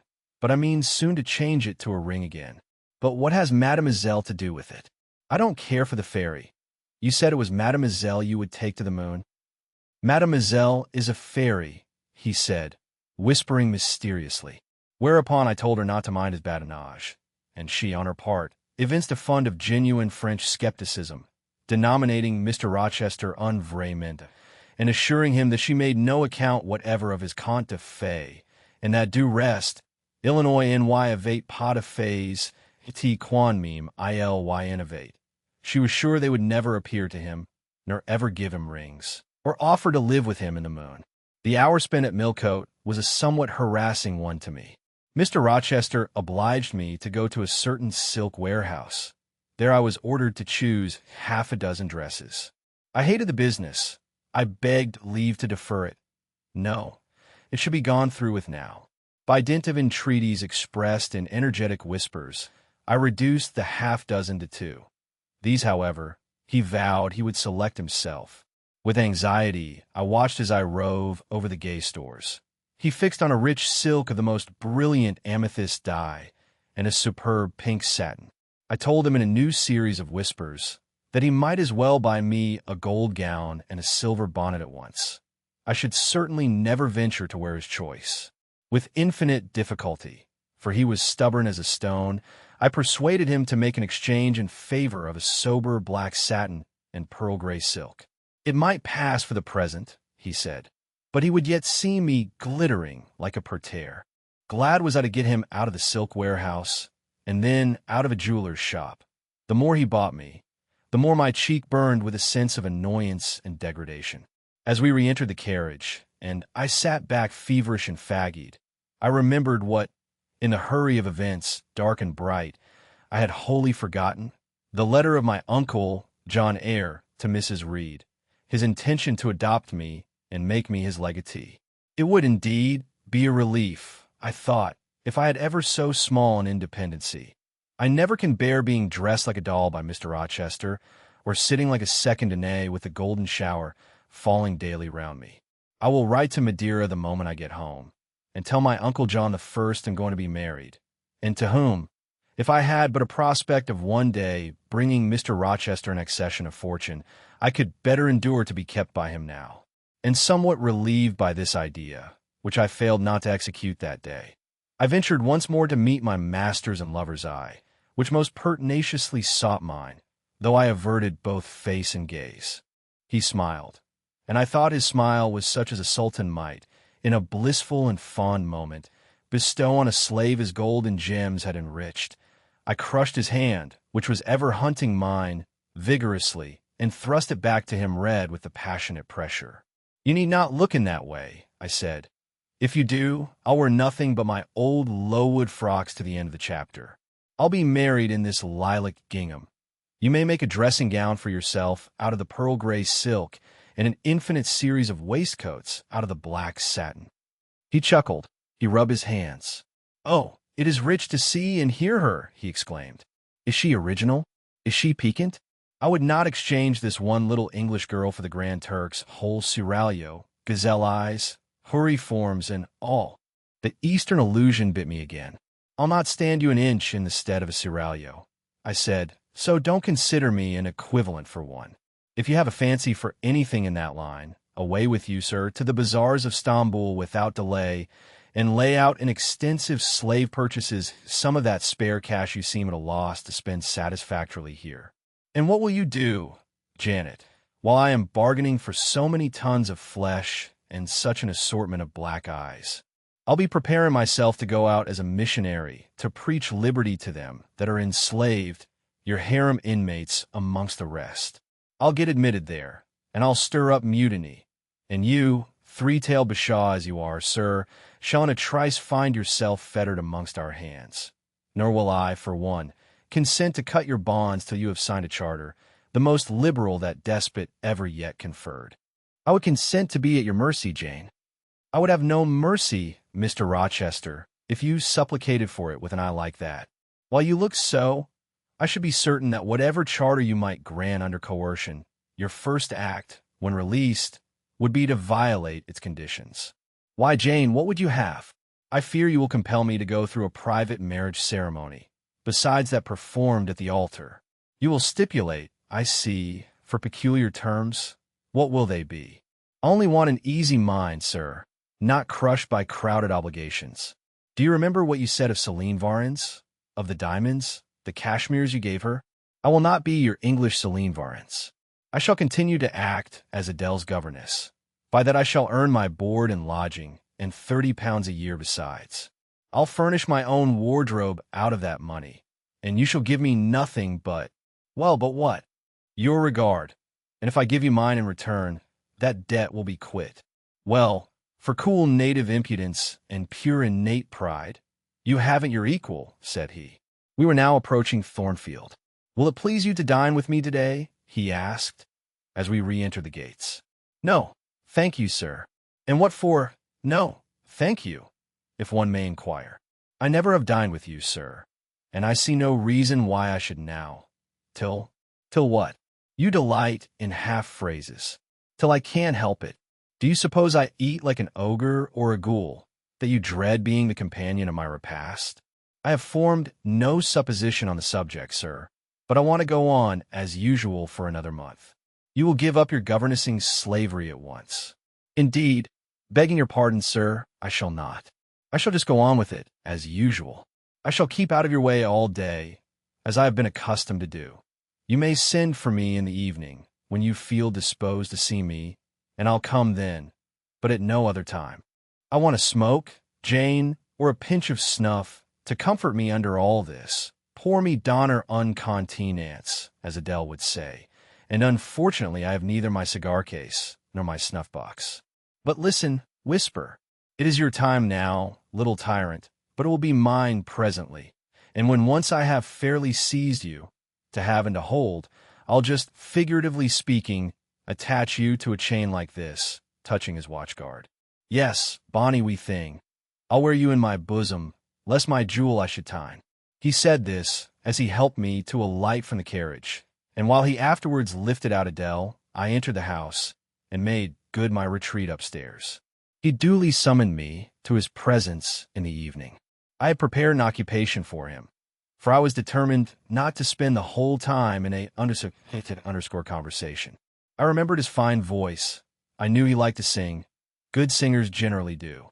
I was no vocalist myself, and, in his fastidious judgment, no musician either, but I delighted in listening when the performance was good. No sooner had twilight, that hour of romance, began to lower her blue and starry banner over the lattice, than I rose, opened the piano, and entreated him, for the love of heaven, to give me a song. He said I was a capricious witch, and that he would rather sing another time, but I averred that no time was like the present. Did I like his voice? He asked. Very much. I was not fond of pampering that susceptible vanity of his, but for once, and from motives of expediency, I would e'en soothe and stimulate it. Then, Jane, you must play the accompaniment. Very well, sir, I will try. I did try, but was presently swept off the stool and denominated a little bungler. Being pushed unceremoniously to one side, which was precisely what I wished, he usurped my place and proceeded to accompany himself, for he could play as well as sing. I hied me to the window recess, and while I sat there and looked out on the still trees and dim lawn, to a sweet air was sung in mellow tones the following strain. The truest love that ever heart felt at its kindled core did through each vein, in quickened start, the tide of being pour. Her coming was my hope each day, her parting was my pain. The chance that did her steps delay was ice in every vein. I dreamed it would be nameless bliss, as I loved to be, and to this object did I press as blind as eagerly. But wide as pathless was the space that lay our lives between, and dangerous as the foamy race of ocean surges green, and haunted as a robber path through wilderness or wood. For might and right, and woe and wrath, between our spirits stood. I dangers dared, I hindrance scorned, I omens did defy. Whatever menaced, harassed, warned, I passed impetuous by. On sped my rainbow, fast as light. I flew as in a dream, for glorious rose upon my sight that child of shower and gleam. Still bright on clouds of suffering dim shines that soft, solemn joy, nor care I now how dense and grim disasters gather nigh. I care not in this moment sweet, though all I have rushed o'er should come on pinion, strong and fleet, proclaiming vengeance sore. Though haughty hate should strike me down, right bar approach to me, and grinding might with furious frown swear endless enmity. My love has placed her little hand with noble faith in mine, and vowed that wedlock's sacred band our nature shall entwine. My love has sworn, with sealing kiss, with me to live, to die. I have at last my nameless bliss. As I loved am I. He rose and came towards me, and I saw his face all kindled, and his full falcon eye flashing, and tenderness and passion in every lineament. I quailed momentarily, then I rallied. Soft scene, daring demonstration I would not have, and I stood in peril of both. A weapon of defense must be prepared. I wetted my tongue. As he reached me, I asked with asperity, whom he was going to marry now? That was a strange question to be put by his darling Jane. Indeed, I considered it a very natural and necessary one. He had talked of his future wife dying with him. What did he mean by such a pagan idea? I had no intention of dying with him. He might depend on that. Oh, all he longed, all he prayed for, was that I might live with him. Death was not for such as I. Indeed it was. I had as good a right to die when my time came as he had. But I should bide that time, and not be hurried away in a sudden. Would I forgive him for the selfish idea, and prove my pardon by a reconciling kiss? No, I would rather be excused. Here I heard myself apostrophized as a hard little thing, and it was added, any other woman would have been melted to marrow at hearing such stanzas crooned in her praise. I assured him I was naturally hard, very flinty, and that he would often find me so, and that, moreover, I was determined to show him divers rugged points in my character before the ensuing 4 weeks elapsed. He should know fully what sort of a bargain he had made, while there was yet time to rescind it. Would I be quiet and talk rationally? I would be quiet if he liked, and as to talking rationally, I flattered myself I was doing that now. He fretted, pished, and pshawed. Very good, I thought. You may fume and fidget as you please, but this is the best plan to pursue with you, I am certain. I like you more than I can say, but I'll not sink into a bathos of sentiment. And with this needle of repartee, I'll keep you from the edge of the gulf too, and moreover, maintain by its pungent aid that distance between you and myself most conducive to our real mutual advantage. From less to more, I worked him up to considerable irritation. Then, after he had retired, in dudgeon, quite to the other end of the room, I got up, and saying, "I wish you good night, sir," in my natural and wonted respectful manner, I slipped out by the side door and got away. The system thus entered on, I pursued during the whole season of probation, and with the best success. He was kept, to be sure, rather cross and crusty, but on the whole I could see he was excellently entertained, and that a lamb-like submission and turtle-dove sensibility, while fostering his despotism more, would have pleased his judgment, satisfied his common sense, and even suited his taste less. In other people's presence I was, as formerly, deferential and quiet, any other line of conduct being uncalled for. It was only in the evening conferences I thus thwarted and afflicted him. He continued to send for me punctually the moment the clock struck 7, though when I appear before him now, he had no such honeyed terms as love and darling on his lips. The best words at my service were provoking puppet, malicious elf, sprite, changeling, and sea. For caresses, too, I now got grimaces, for a pressure of the hand, a pinch on the arm, for a kiss on the cheek, a severe tweak of the ear. It was all right. At present I decidedly preferred these fierce favors to anything more tender. Mrs. Fairfax, I saw, approved me. Her anxiety on my account vanished. Therefore I was certain I did well. Meantime, Mr. Rochester affirmed I was wearing him to skin and bone, and threatened awful vengeance for my present conduct at some period fast coming. I laughed in my sleeve at his menaces. I can keep you in reasonable check now, I reflected, and I don't doubt to be able to do it hereafter. If one expedient loses its virtue, another must be devised. Yet after all, my task was not an easy one. Often I would rather have pleased than teased him. My future husband was becoming to me my whole world, and more than the world, almost my hope of heaven.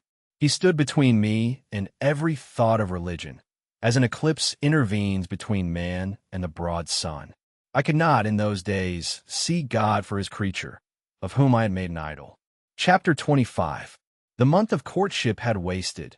Its very last hours were being numbered. There was no putting off the day that advanced. The bridal day, and all preparations for its arrival were complete. I, at least, had nothing more to do. There were my trunks, packed, locked, corded, ranged in a row along the wall of my little chamber. Tomorrow, at this time, they would be far on their road to London, and so should I, D.V., or rather not I, but one Jane Rochester, a person whom as yet I knew not. The cards of address alone remained to nail on. They lay, for little squares, in the drawer. Mr. Rochester had himself written the direction. Mrs. Rochester, Hotel, London. On each, I could not persuade myself to affix them or to have them affixed. Mrs. Rochester, she did not exist. She would not be born till tomorrow, sometime after 8 o'clock a.m., and I would wait to be assured she had come into the world alive before I assigned to her all that property. It was enough that in yonder closet, opposite my dressing table, garments said to be hers had already displaced my black stuff Lowood frock and straw bonnet, for not to me appertained that suit of wedding raiment, the pearl-colored robe, the vapory veil pendant from the usurped portmanteau.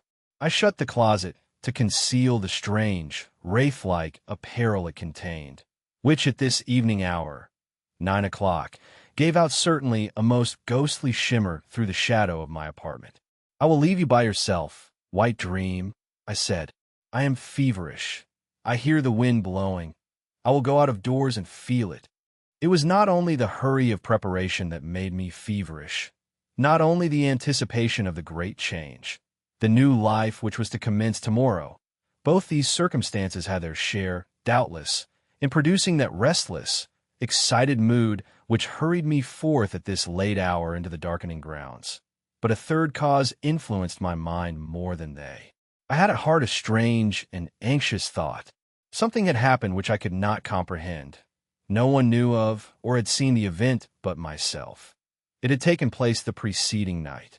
Mr. Rochester that night was absent from home, nor was he yet returned. Business had called him to a small estate of 2 or 3 farms he possessed 30 miles off. Business it was requisite he should settle in person, previous to his meditated departure from England. I waited now his return, eager to disburthen my mind, and to seek of him the solution of the enigma that perplexed me. Stay till he comes, reader, and, when I disclose my secret to him, you shall share the confidence. I sought the orchard, driven to its shelter by the wind, which all day had blown strong and full from the south, without, however, bringing a speck of rain. Instead of subsiding as night drew on, it seemed to augment its rush and deepen its roar. The trees blew steadfastly one way, never writhing round, and scarcely tossing back their boughs once in an hour. So continuous was the strain bending their branchy heads northward. The clouds drifted from pole to pole, fast following, mass on mass. No glimpse of blue sky had been visible that July day. It was not without a certain wild pleasure I ran before the wind, delivering my trouble of mind to the measureless air torrent thundering through space. Descending the laurel walk, I faced the wreck of the chestnut tree. It stood up black and riven. The trunk, split down the center, gasped ghastly. The cloven halves were not broken from each other, for the firm base and strong roots kept them unsundered below. Though community of vitality was destroyed, the sap could flow no more. Their great boughs on each side were dead, and next winter's tempest would be sure to fell one or both to earth. As yet, however, they might be said to form one tree, a ruin, but an entire ruin. You did right to hold fast to each other, I said, as if the monster splinters were living things, and could hear me.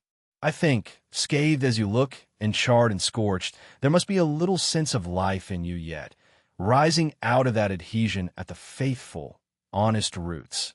You will never have green leaves more, never more see birds making nests and singing idols in your boughs. The time of pleasure and love is over with you, but you are not desolate. Each of you has a comrade to sympathize with him in his decay. As I looked up at them, the moon appeared momentarily in that part of the sky which filled their fissure. Her disk was blood-red and half overcast. She seemed to throw on me one bewildered, dreary glance, and buried herself again instantly in the deep drift of cloud. The wind fell for a second, round Thornfield, but far away over wood and water poured a wild, melancholy wail. It was sad to listen to, and I ran off again. Here and there I strayed through the orchard, gathered up the apples with which the grass round the tree roots was thickly strewn. Then I employed myself in dividing the ripe from the unripe. I carried them into the house and put them away in the storeroom. Then I repaired to the library to ascertain whether the fire was lit, for though summer, I knew on such a gloomy evening Mr. Rochester would like to see a cheerful hearth when he came in. Yes, the fire had been kindled some time, and burnt well. I placed his armchair by the chimney corner. I wheeled the table near it. I let down the curtain, and had the candles brought in ready for lighting. More restless than ever, when I had completed these arrangements, I could not sit still, nor even remain in the house. A little timepiece in the room and the old clock in the hall simultaneously struck 10. "How late it grows!" I said. "I will run down to the gates. It is moonlight at intervals. I can see a good way on the road. He may be coming now, and to meet him will save some minutes of suspense."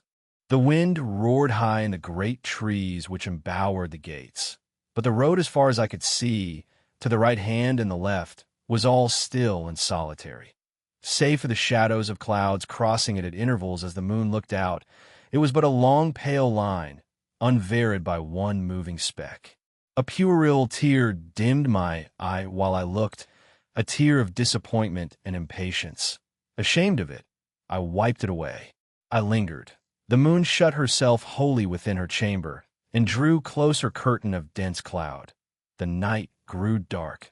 Rain came driving fast on the gale. I wish he would come.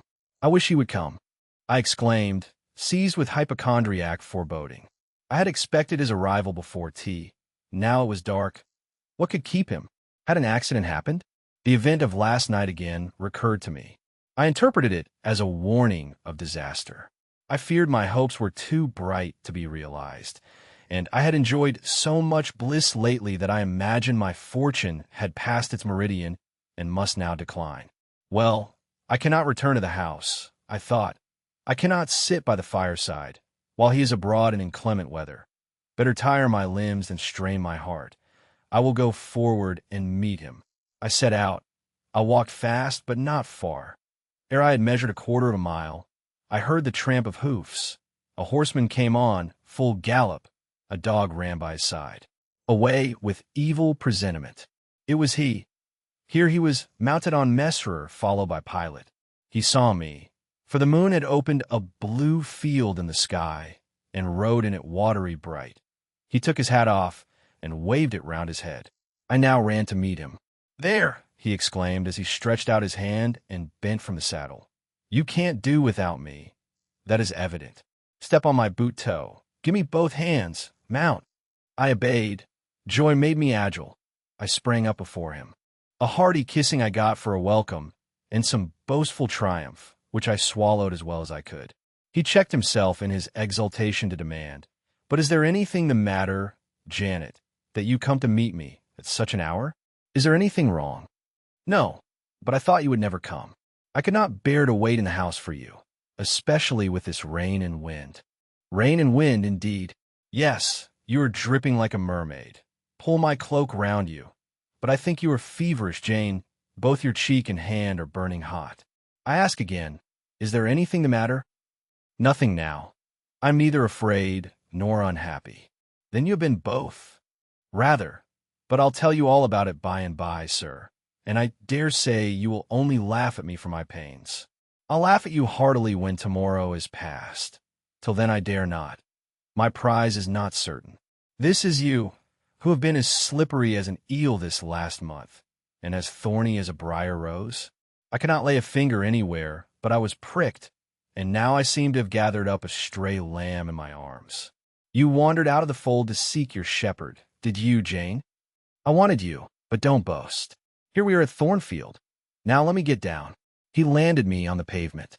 As John took his horse, and he followed me into the hall, he told me to make haste and put something dry on, and then return to him in the library. And he stopped me, as I made for the staircase, to extort a promise that I would not be long. Nor was I long. In 5 minutes I rejoined him. I found him at supper. "Take a seat and bear me company, Jane. Please God, it is the last meal, but one you will eat at Thornfield Hall for a long time." I sat down near him, but told him I could not eat. "Is it because you have the prospect of a journey before you, Jane? Is it the thoughts of going to London that takes away your appetite?" "I cannot see my prospects clearly tonight, sir, and I hardly know what thoughts I have in my head. Everything in life seems unreal. Except me. I am substantial enough. Touch me. You, sir, are the most phantom-like of all. You are a mere dream." He held out his hand, laughing. "Is that a dream?" said he, placing it close to my eyes. He had a rounded, muscular, and vigorous hand, as well as a long, strong arm. "Yes, though I touch it, it is a dream," said I, as I put it down from before my face. "Sir, have you finished supper?" "Yes, Jane." I rang the bell and ordered away the tray. When we were again alone, I stirred the fire and then took a low seat at my master's knee. "It is near midnight," I said. "Yes, but remember, Jane, you promised to wake with me the night before my wedding." "I did, and I will keep my promise for an hour or two at least. I have no wish to go to bed. Are all your arrangements complete?" "All, sir. And on my part likewise," he returned. "I have settled everything, and we shall leave Thornfield tomorrow, within half an hour after our return from church." "Very well, sir." With what an extraordinary smile you uttered that word. "Very well, Jane. What a bright spot of color you have on each cheek, and how strangely your eyes glitter. Are you well?" "I believe I am." "Believe? What is the matter? Tell me what you feel." "I could not, sir. No words could tell you what I feel. I wish this present hour would never end. Who knows with what fate the next may come charged? This is hypochondria, Jane. You have been overexcited or overfatigued. Do you, sir, feel calm and happy? Calm? No, but happy to the heart's core. I looked up at him to read the signs of bliss in his face. It was ardent and flushed. Give me your confidence, Jane, he said. Relieve your mind of any weight that oppresses it by imparting it to me. What do you fear? That I shall not prove a good husband. It is the idea farthest from my thoughts. Are you apprehensive of the new sphere you are about to enter? Of the new life into which you are passing? No, you puzzle me, Jane. Your look and tone of sorrowful audacity perplex and pain me. I want an explanation. Then, sir, listen. You were from home last night. I know that. And you hinted a while ago at something which had happened in my absence. Nothing probably of consequence, but, in short, it has disturbed you. Let me hear it. Mrs. Fairfax has said something, perhaps? Or you have overheard the servants' talk? Your sensitive self-respect has been wounded? No, sir. It struck 12. I waited till the timepiece had concluded its silver chime, and the clock its hoarse, vibrating stroke, and then I proceeded. All day yesterday I was very busy, and very happy in my ceaseless bustle. For I am not, as you seem to think, troubled by any haunting fears about the new sphere, etc. I think it a glorious thing to have the hope of living with you, because I love you. No, sir, don't caress me now. Let me talk undisturbed. Yesterday I trusted well in Providence, and believed that events were working together for your good and mine. It was a fine day, if you recollect. The calmness of the air and sky forbade apprehensions respecting your safety or comfort on your journey. I walked a little while on the pavement after tea, thinking of you, and I beheld you in imagination so near me, I scarcely missed your actual presence. I thought of the life that lay before me. Underscore your underscore life, sir, an existence more expansive and stirring than my own. As much more so as the depths of the sea to which the brook runs are than the shallows of its own straight channel. I wondered why moralists call this world a dreary wilderness. For me, it blossomed like a rose. Just at sunset, the air turned cold and the sky cloudy. I went in. Sophie called me upstairs to look at my wedding dress, which they had just brought, and under it in the box I found your present, the veil which, in your princely extravagance, you sent for from London. Resolve, I suppose, since I would not have jewels, to cheat me into accepting something as costly. I smiled as I unfolded it, and devised how I would tease you about your aristocratic tastes, and your efforts to mask your plebeian bride in the attributes of a peeress. I thought how I would carry down to you the square of unembroidered blonde I had myself prepared as a covering for my low-born head, and ask if that was not good enough for a woman who could bring her husband neither fortune, beauty, nor connections. I saw plainly how you would look, and heard your impetuous Republican answers, and your haughty disavowal of any necessity on your part to augment your wealth or elevate your standing by marrying either a purse or a coronet. How well you read me, you witch, interposed Mr. Rochester. But what did you find in the veil besides its embroidery?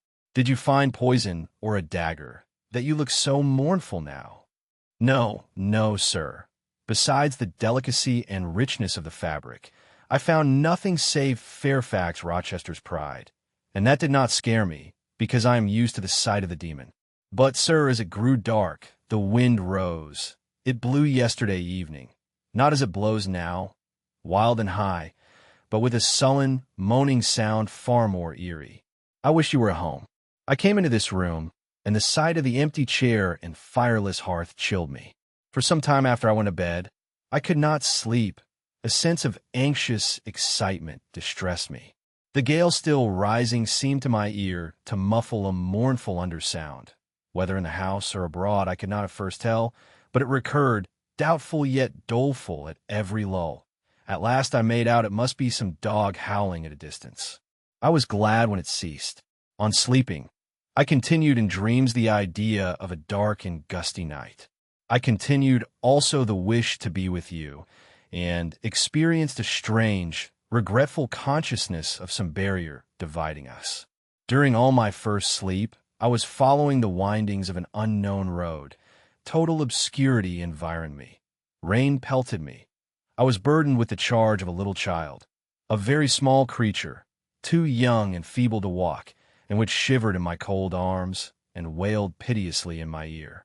I thought, sir, that you were on the road a long way before me, and I strained every nerve to overtake you, and made effort on effort to utter your name and entreat you to stop. But my movements were fettered, and my voice still died away inarticulate, while you, I felt, withdrew farther and farther every moment. And these dreams weigh on your spirits now, Jane, when I am close to you. Little nervous subject, forget visionary woe, and think only of real happiness. You say you love me, Janet. Yes, I will not forget that, and you cannot deny it. Those words did not die inarticulate on your lips.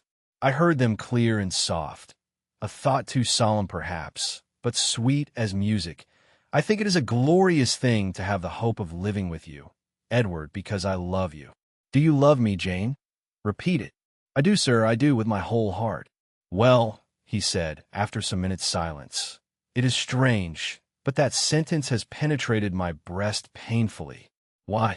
I think because you said it with such an earnest, religious energy, and because your upward gaze at me now is the very sublime of faith, truth, and devotion.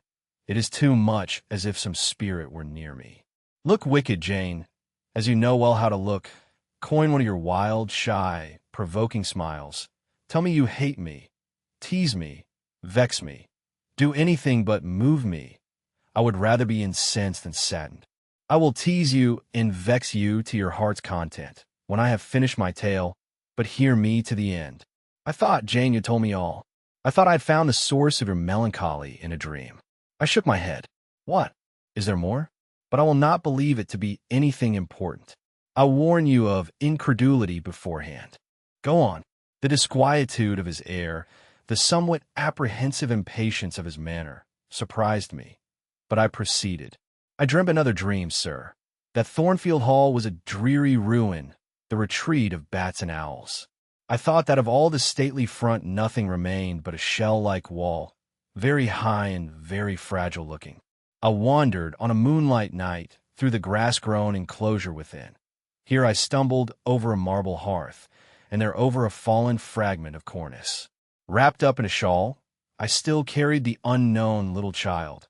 I might not lay it down anywhere, however tired were my arms, however much its weight impeded my progress.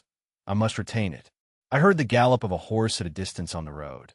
I was sure it was you, and you were departing for many years and for a distant country. I climbed the thin wall with frantic, perilous haste, eager to catch one glimpse of you from the top.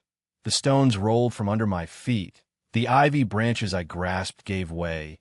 The child clung round my neck in terror, and almost strangled me. At last I gained the summit. I saw you like a speck on a white track, lessening every moment. The blast blew so strong I could not stand. I sat down on a narrow ledge. I hushed the scared infant in my lap. You turned an angle of the road. I bent forward to take a last look. The wall crumbled. I was shaken. The child rolled from my knee. I lost my balance, fell, and woke. Now, Jane, that is all. All the preface, sir. The tale is yet to come. On waking, a gleam dazzled my eyes. I thought, oh, it is daylight. But I was mistaken. It was only candlelight. Sophie, I suppose, had come in. There was a light in the dressing table and the door of the closet, where, before going to bed, I had hung my wedding dress and veil, stood open. I heard a rustling there. I asked, Sophie, what are you doing? No one answered, but a form emerged from the closet. It took the light, held it aloft, and surveyed the garments pendant from the portmanteau. Sophie, Sophie, I again cried, and still it was silent. I had risen up in bed. I bent forward. First surprise, then bewilderment came over me, and then my blood crept cold through my veins. Mr. Rochester, this was not Sophie. It was not Leah. It was not Mrs. Fairfax. It was not. No, I was sure of it, and am still. It was not even that strange woman, Grace Poole. It must have been one of them, interrupted my master. No, sir, I solemnly assure you to the contrary. The shape standing before me had never crossed my eyes within the precincts of Thornfield Hall before. The height, the contour were new to me. Describe it, Jane. It seemed, sir, a woman, tall and large, with thick and dark hair hanging long down her back. I know not what dress she had on. It was white and straight, but whether gown, sheet, or shroud, I cannot tell. Did you see her face? Not at first, but presently she took my veil from its place. She held it up, gazed at it long, and then she threw it over her own head and turned to the mirror. At that moment, I saw the reflection of the visage and features quite distinctly in the dark, oblong glass. And how were they? Fearful and ghastly to me. Oh, sir, I never saw a face like it. It was a discolored face. It was a savage face. I wish I could forget the roll of the red eyes and the fearful blackened inflation of the lineaments. Ghosts are usually pale, Jane. This, sir, was purple. The lips were swelled and dark, the brow furrowed, the black eyebrows widely raised over the bloodshot eyes. Shall I tell you of what it reminded me? You may. Of the foul German spectre, the vampire. Ah, what did it do? Sir, it removed my veil from its gaunt head, rent it in two parts, and flinging both on the floor, trampled on them. It removed my veil from its gaunt head, rent it in two parts, and flinging both on the floor, trampled on them. Afterwards, it drew aside the window curtain and looked out. Perhaps it saw dawn approaching, for, taking the candle, it retreated to the door. Just at my bedside, the figure stopped. The fiery eyes glared upon me. She thrust up her candle close to my face and extinguished it under my eyes. I was aware her lurid visage flamed over mine, and I lost consciousness for the second time in my life. Only the second time. I became insensible from terror. Who was with you when you revived? No one, sir, but the broad day. I rose, bathed my head and face in water, drank a long draught, felt that though enfeebled, I was not ill, and determined that to none but you would I impart this vision. Now, sir, tell me who and what that woman was. The creature of an overstimulated brain, that is certain. I must be careful of you, my treasure. Nerves like yours were not made for rough handling. Sir, depend on it, my nerves were not in fault. The thing was real. The transaction actually took place. And your previous dreams, were they real too? Is Thornfield Hall a ruin? Am I severed from you by insuperable obstacles? Am I leaving you without a tear, without a kiss, without a word? Not yet. Am I about to do it? Why, the day is already commenced, which is to bind us indissolubly. And when we are once united, there shall be no recurrence of these mental terrors. I guarantee that. Mental terrors, sir? I wish I could believe them to be only such. I wish it more now than ever, since even you cannot explain to me the mystery of that awful visitant. And since I cannot do it, Jane, it must have been unreal. But, sir, when I said so to myself on rising this morning, and when I looked round the room to gather courage and comfort from the cheerful aspect of each familiar object in full daylight there, on the carpet, I saw what gave the distinct lie to my hypothesis. The veil, torn from top to bottom in two halves. I felt Mr. Rochester start and shudder. He hastily flung his arms round me. "Thank God," he exclaimed, "that if anything malignant did come near you last night, it was only the veil that was harmed. Oh, to think what might have happened!" He drew his breath short, and strained me so close to him I could scarcely pant. After some minutes' silence, he continued, cheerily, "Now, Janet, I'll explain to you all about it. It was half dream, half reality. A woman did, I doubt not, enter your room, and that woman must have been Grace Poole. You call her a strange being yourself. From all you know, you have reasons so to call her. What did she do to me? What to Mason? In a state between sleeping and waking, you noticed her entrance in her actions, but feverish, almost delirious as you were, you ascribed to her a goblin appearance different from her own. The long, disheveled hair, the swelled black face, the exaggerated stature were figments of imagination, results of nightmare. The spiteful tearing of the veil was real, and it is like her. I see you would ask why I keep such a woman in my house. When we have been married a year and a day, I will tell you, but not now. Are you satisfied, Jane? Do you accept my solution of the mystery? I reflected, and in truth it appeared to me the only possible one. Satisfied I was not, but to please him I endeavored to appear so. Relieved I certainly did feel, so I answered him with a contented smile. And now, as it was long past 1, I prepared to leave him. Does not Sophie sleep with Adele in the nursery? He asked as I lit my candle. Yes, sir, and there is room enough in Adele's little bed for you. You must share it with her tonight, Jane. It is no wonder that the incident you have related should make you nervous, and I would rather you did not sleep alone. Promise me to go to the nursery. I shall be very glad to do so, sir. And fasten the door securely on the inside. Wake Sophie when you go upstairs, under pretense of requesting her to rouse you in good time tomorrow, for you must be dressed and have finished breakfast before 8. And now, no more somber thoughts. Chase dull care away, Janet. Don't you hear to what soft whispers the wind has fallen? And there is no more beating of rain against the window panes. Look here, he lifted up the curtain. It is a lovely night. It was. Half heaven was pure and stainless. The clouds, now trooping before the wind, which had shifted to the west, were filing off eastward in long, silvered columns. The moon shone peacefully. Well, said Mr. Rochester, gazing inquiringly into my eyes, how is my Janet now? The night is serene, sir, and so am I. And you will not dream of separation and sorrow tonight, but of happy love and blissful union. This prediction was but half fulfilled. I did not indeed dream of sorrow, but as little did I dream of joy, for I never slept at all. With little Adele in my arms, I watched the slumber of childhood, so tranquil, so passionless, so innocent, and waited for the coming day. All my life was awake and astir in my frame. And as soon as the sun rose, I rose too. I remember Adele clung to me as I left her. I remember I kissed her as I loosened her little hand from my neck, and I cried over her with strange emotion, and quitted her because I feared my sobs would break her still sound repose. She seemed the emblem of my past life, and I was now to array myself to meet the dread, but adored, type of my unknown future day. Chapter 26. Sophie came at 7 to dress me. She was very long indeed in accomplishing her task, so long that Mr. Rochester, grown, I suppose, impatient of my delay, sent up to ask why I did not come. She was just fastening my veil, the plain square of blonde after all, to my hair with a brooch. I hurried from under her hands as soon as I could. Stop, she cried in French. Look at yourself in the mirror. You have not taken one peep. So I turned at the door. I saw a robed and veiled figure, so unlike my usual self that it seemed almost the image of a stranger. Jane, called a voice, and I hastened down.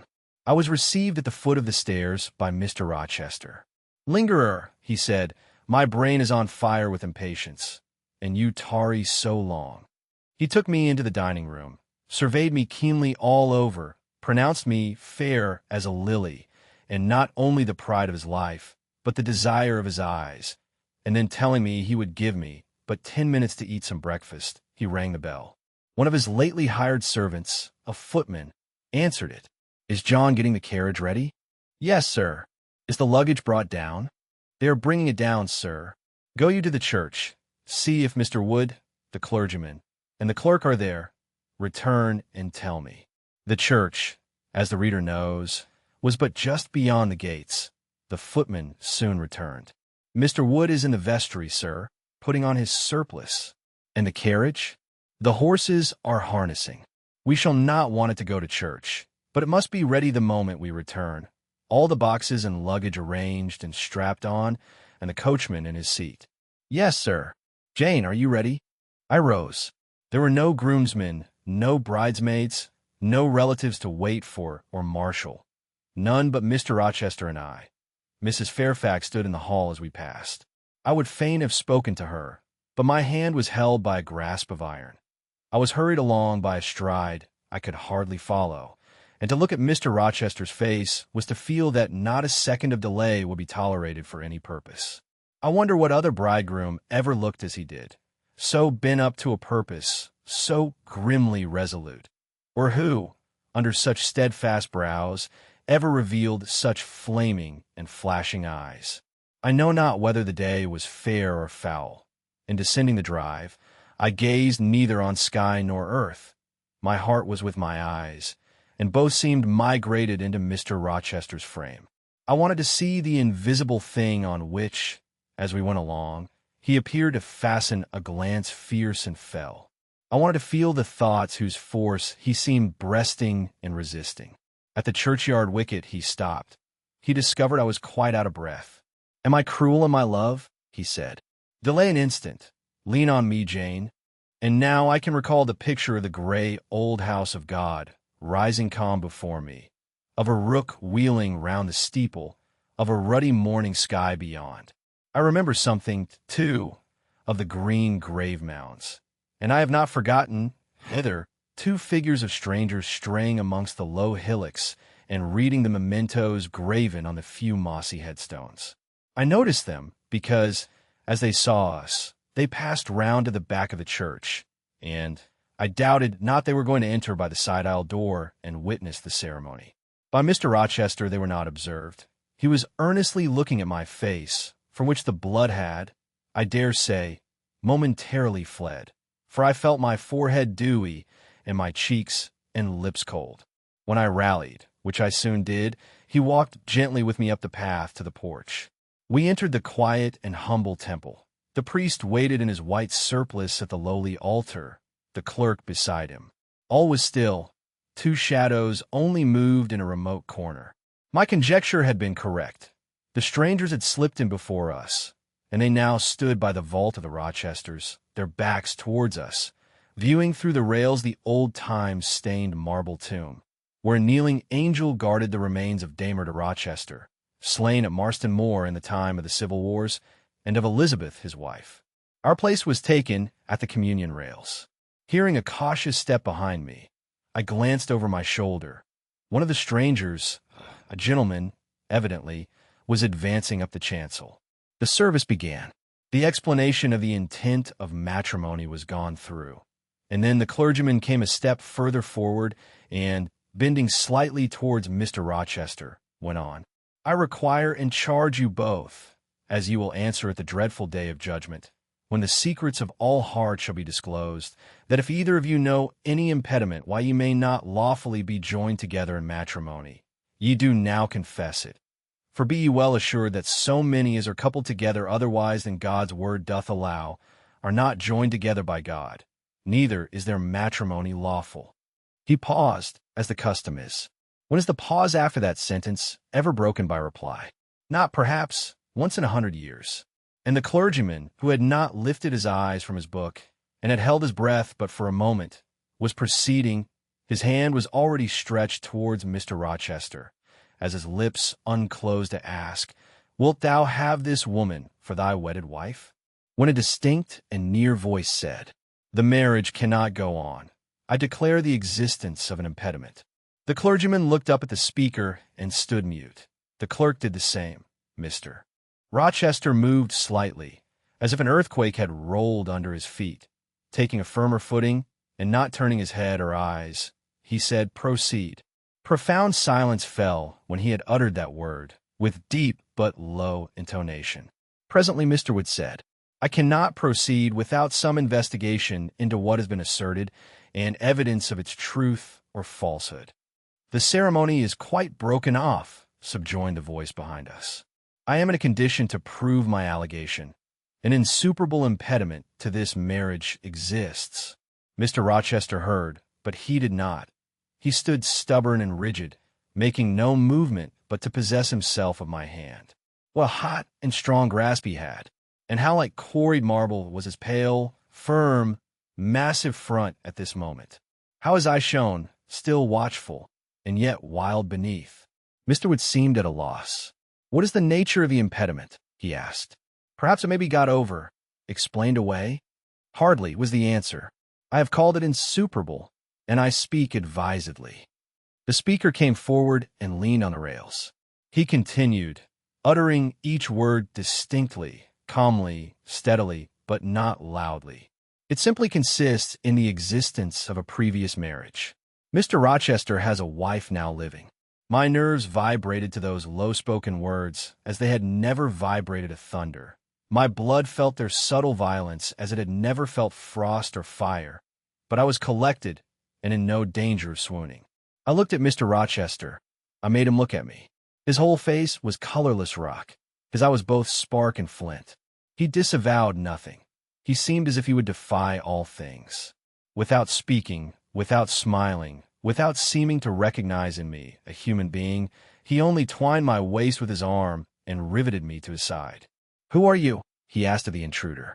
"My name is Briggs, a solicitor of Street, London. And you would thrust on me a wife? I would remind you of your lady's existence, sir, which the law recognizes, if you do not. Favor me with an account of her, with her name, her parentage, her place of abode." "Certainly." Mr. Briggs calmly took a paper from his pocket and read out in a sort of official, nasal voice. "I affirm and can prove that on the 20th of October, A.D., a date of 15 years back, Edward Fairfax Rochester of Thornfield Hall, in the county of, and of Ferndean Manor, Shire, England, was married to my sister, Bertha Antonetta Mason, daughter of Jonas Mason, merchant, and of Antonetta his wife, a Creole at Church, Spanish Town, Jamaica. The record of the marriage will be found in the register of that church. A copy of it is now in my possession. Signed, Richard Mason. That, if a genuine document, may prove I have been married, but it does not prove that the woman mentioned therein as my wife is still living." "She was living 3 months ago," returned the lawyer. "How do you know?" "I have a witness to the fact, whose testimony even you, sir, will scarcely controvert. Produce him, or go to hell." "I will produce him first. He is on the spot." "Mr. Mason, have the goodness to step forward." Mr. Rochester, on hearing the name, set his teeth.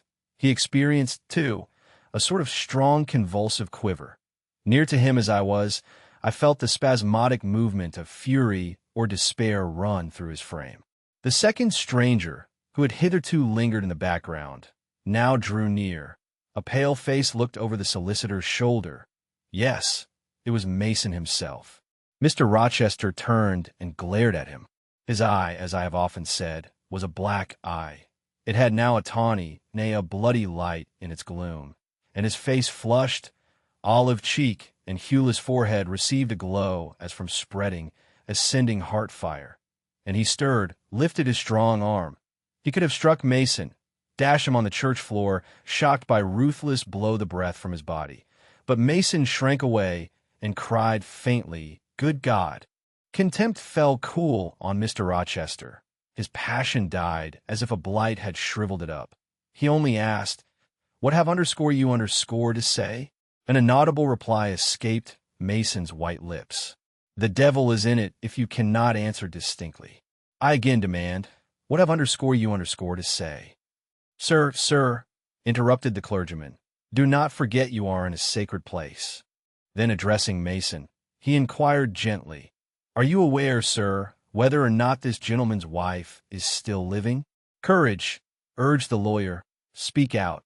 "She is now living at Thornfield Hall," said Mason, in more articulate tones. "I saw her there last April. I am her brother." "At Thornfield Hall!" ejaculated the clergyman. "Impossible. I am an old resident in this neighborhood, sir, and I never heard of a Mrs. Rochester at Thornfield Hall."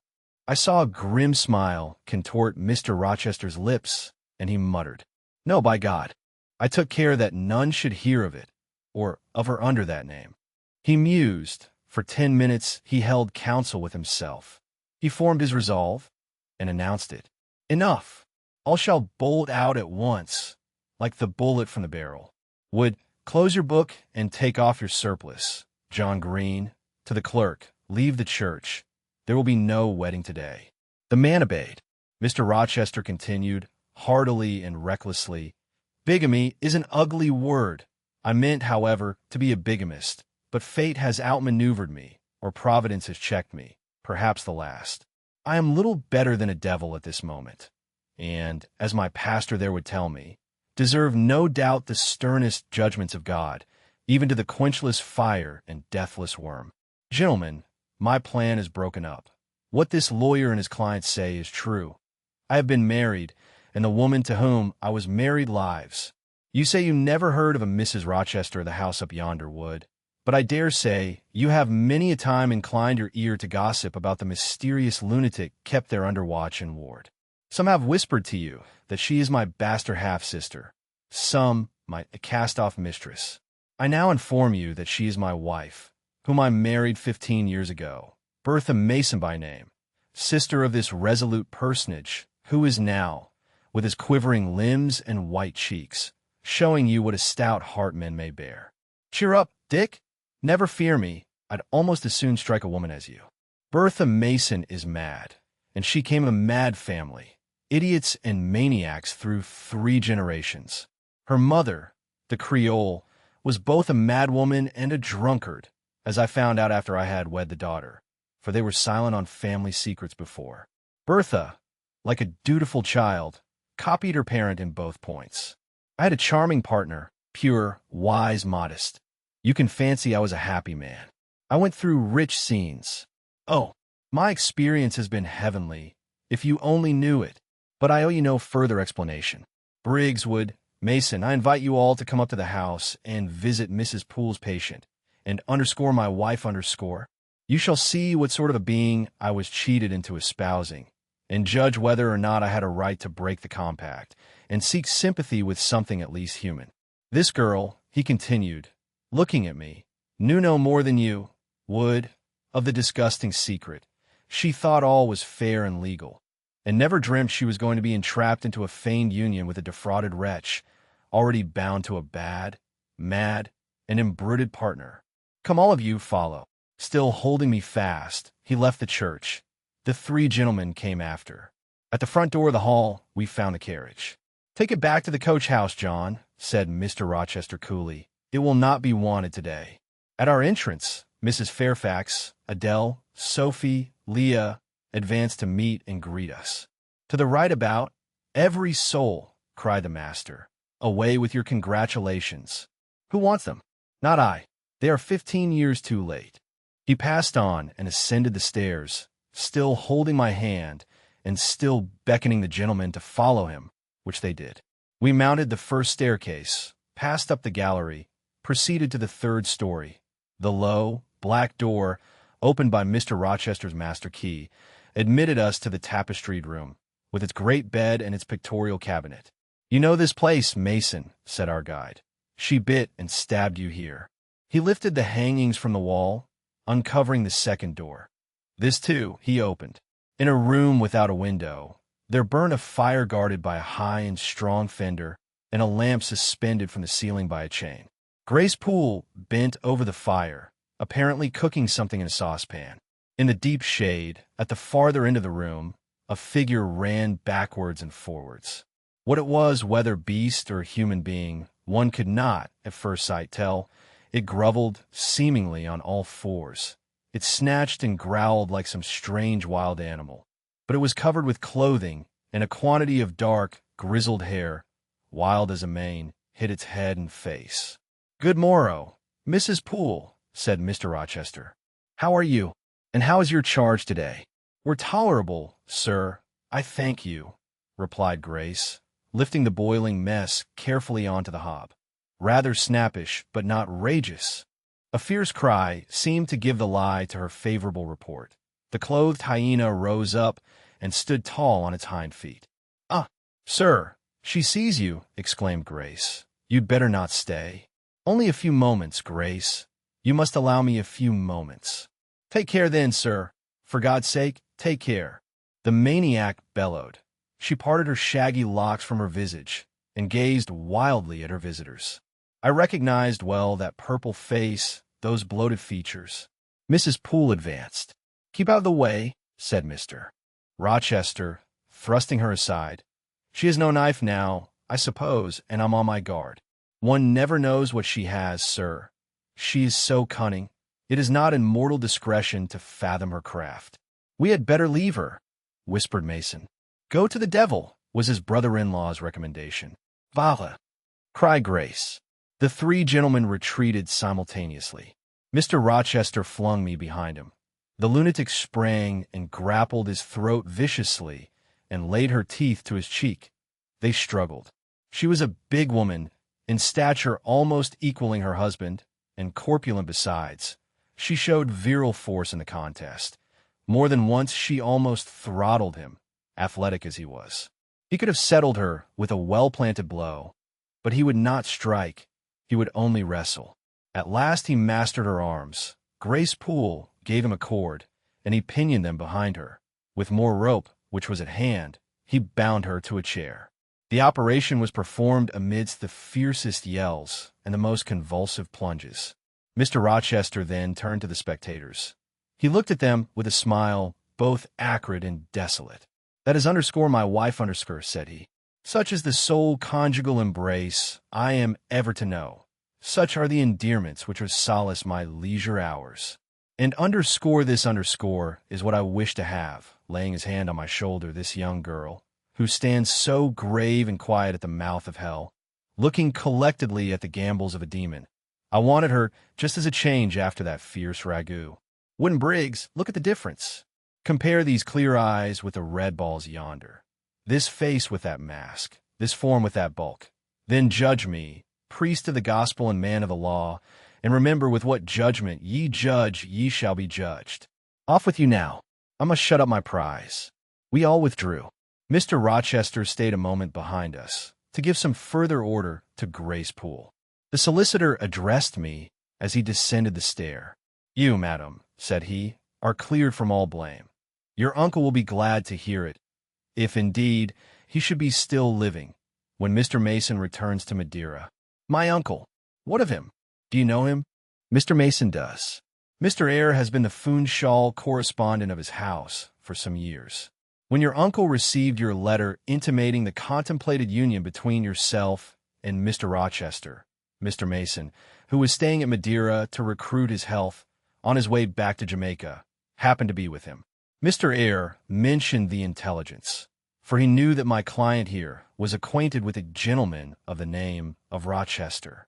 Mr. Mason, astonished and distressed, as you may suppose, revealed the real state of matters.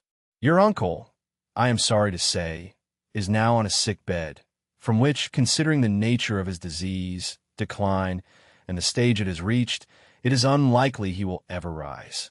He could not then hasten to England himself, to extricate you from the snare into which you had fallen, but he implored Mr. Mason to lose no time in taking steps to prevent the false marriage. He referred him to me for assistance. I used all dispatch, and am thankful I was not too late, as you doubtless must be also. Were I not morally certain that your uncle will be dead ere you reach Madeira, I would advise you to accompany Mr. Mason back. But as it is, I think you had better remain in England till you can hear further, either from or of Mr. Eyre." "Have we anything else to stay for?" he inquired of Mr. Mason. "No, no. Let us be gone," was the anxious reply, and without waiting to take leave of Mr. Rochester, they made their exit at the hall door. The clergyman stayed to exchange a few sentences, either of admonition or reproof, with his haughty parishioner. This duty done, he too departed. I heard him go as I stood at the half-open door of my own room, to which I had now withdrawn.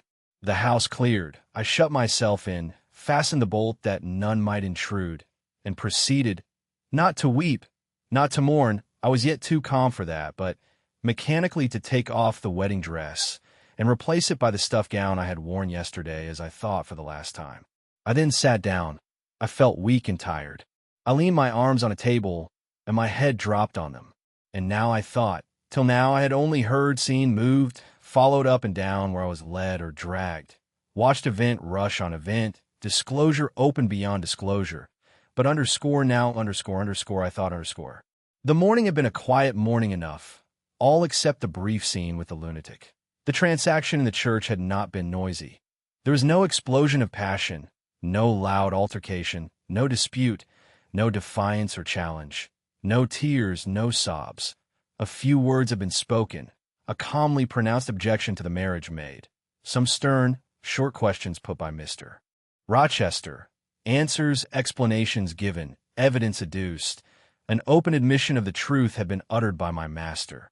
Then the living proof had been seen, the intruders were gone, and all was over. I was in my own room as usual, just myself, without obvious change. Nothing had smitten me, or scathed me, or maimed me. And yet where was the Jane Eyre of yesterday? Where was her life? Where were her prospects? Jane Eyre, who had been an ardent, expectant woman, almost a bride, was a cold, solitary girl again. Her life was pale. Her prospects were desolate. A Christmas frost had come at midsummer. A white December storm had whirled over June. Ice glazed the ripe apples. Drifts crushed the blowing roses. On hayfield and cornfield lay a frozen shroud. Lanes which last night blushed full of flowers, today were pathless with untrodden snow, and the woods, which 12 hours since waved leafy and fragrant as groves between the tropics, now spread, waste, wild, and white as pine forests in wintry Norway. My hopes were all dead, struck with a subtle doom, such as in one night fell on all the firstborn in the land of Egypt. I looked on my cherished wishes, yesterday so blooming and glowing. They lay stark, chill, livid corpses that could never revive. I looked at my love, that feeling which was my master's, which he had created. It shivered in my heart, like a suffering child in a cold cradle. Sickness and anguish had seized it. It could not seek Mr. Rochester's arms. It could not derive warmth from his breast. Oh, never more could it turn to him. For faith was blighted, confidence destroyed. Mr. Rochester was not to me what he had been, for he was not what I had thought him. I would not ascribe vice to him. I would not say he had betrayed me. But the attribute of stainless truth was gone from his idea, and from his presence I must go. That I perceived well. When? How? Whither? I could not yet discern, but he himself, I doubted not, would hurry me from Thornfield. Real affection, it seemed, he could not have for me. It had been only fitful passion. That was balked. He would want me no more. I should fear even across his path now. My view must be hateful to him. Oh, how blind had been my eyes! How weak my conduct! My eyes were covered and closed. Eddying darkness seemed to swim round me, and reflection came in as black and confused a flow. Self-abandoned, relaxed, and effortless, I seemed to have laid me down in the dried-up bed of a great river. I heard a flood loosened in remote mountains and felt the torrent come. To rise I had no will. To flee I had no strength. I lay faint, longing to be dead. One idea only still throbbed lifelike within me, a remembrance of God. It begot an unuttered prayer. These words went wandering up and down in my rayless mind, as something that should be whispered, but no energy was found to express them. Be not far from me, for trouble is near.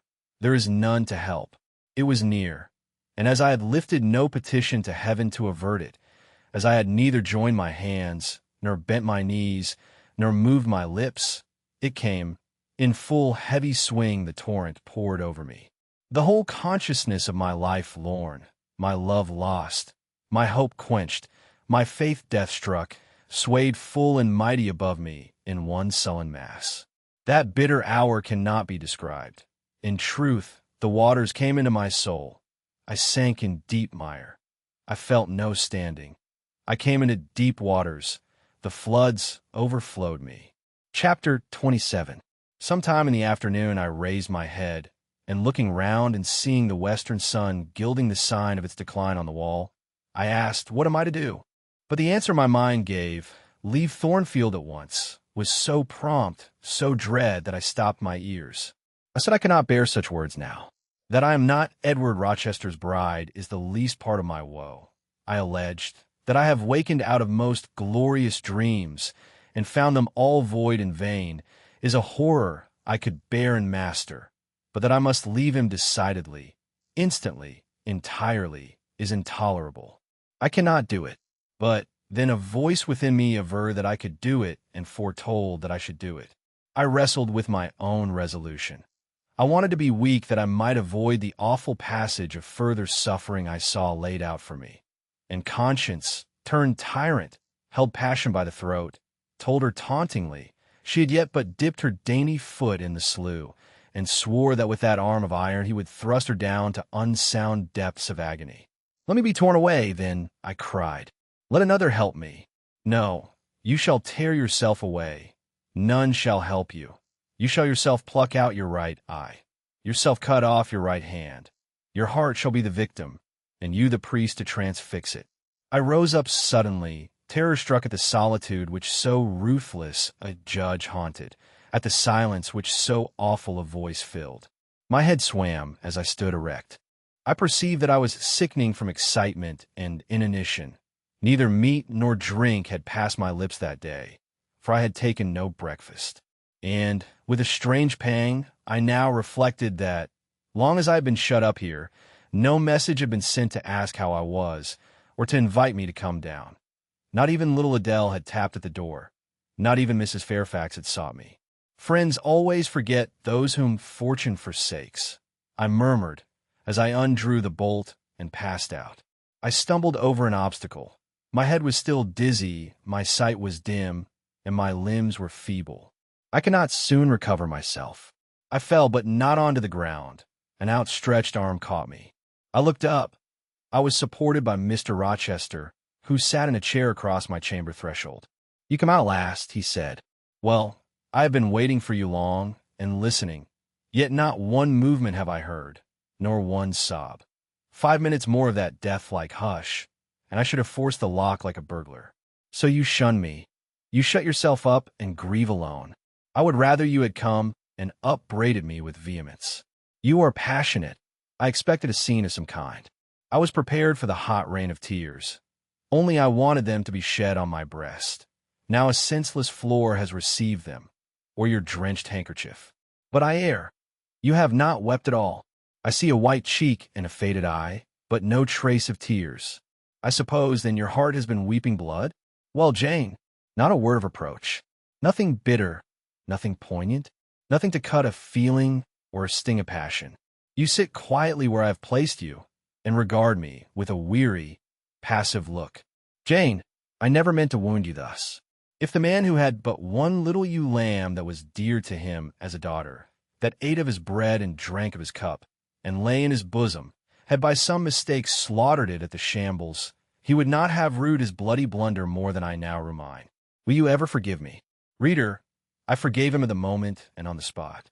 There was such deep remorse in his eye, such true pity in his tone, such manly energy in his manner. And besides, there was such unchanged love in his whole look and mien. I forgave him all, yet not in words, not outwardly, only at my heart's core. You know I am a scoundrel, Jane. Ere long he inquired wistfully, wondering, I suppose, at my continued silence and tameness, the result rather of weakness than of will. Yes, sir. Then tell me so roundly and sharply. Don't spare me. I cannot. I am tired and sick. I want some water. He heaved a sort of shuddering sigh, and taking me in his arms, carried me downstairs. At first I did not know to what room he had borne me. All was cloudy to my glazed sight. Presently, I felt the reviving warmth of a fire. For summer as it was, I had become icy cold in my chamber. He put wine to my lips. I tasted it and revived. Then I ate something he offered me, and was soon myself. I was in the library, sitting in his chair. He was quite near. If I could go out of life now, without too sharp a pang, it would be well for me, I thought. Then I should not have to make the effort of cracking my heartstrings and rending them from among Mr. Rochester's. I must leave him, it appears. I do not want to leave him. I cannot leave him. How are you now, Jane? Much better, sir. I shall be well soon. Taste the wine again, Jane. I obeyed him. Then he put the glass on the table, stood before me, and looked at me attentively. Suddenly he turned away, with an inarticulate exclamation, full of passionate emotion of some kind. He walked fast through the room and came back. He stooped towards me as if to kiss me, but I remembered caresses were now forbidden. I turned my face away and put his aside. What? How is this? He exclaimed hastily. Oh, I know. You won't kiss the husband of Bertha Mason? You consider my arms filled and my embraces appropriated. At any rate, there is neither room nor claim for me, sir. Why, Jane? I will spare you the trouble of much talking. I will answer for you, because I have a wife already. You would reply, I guess rightly? Yes. If you think so, you must have a strange opinion of me.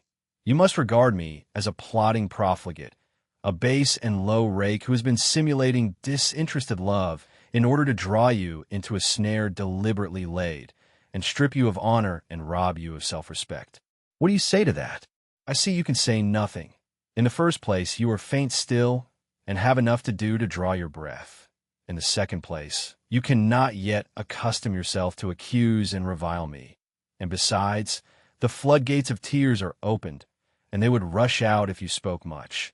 And you have no desire to expostulate, to upbraid, to make a scene. You are thinking how underscore to act underscore. Underscore, talking underscore you consider is of no use. I know you. I am on my guard. Sir, I do not wish to act against you, I said, and my unsteady voice warned me to curtail my sentence. Not an underscore your underscore sense of the word, but an underscore mine underscore you are scheming to destroy me.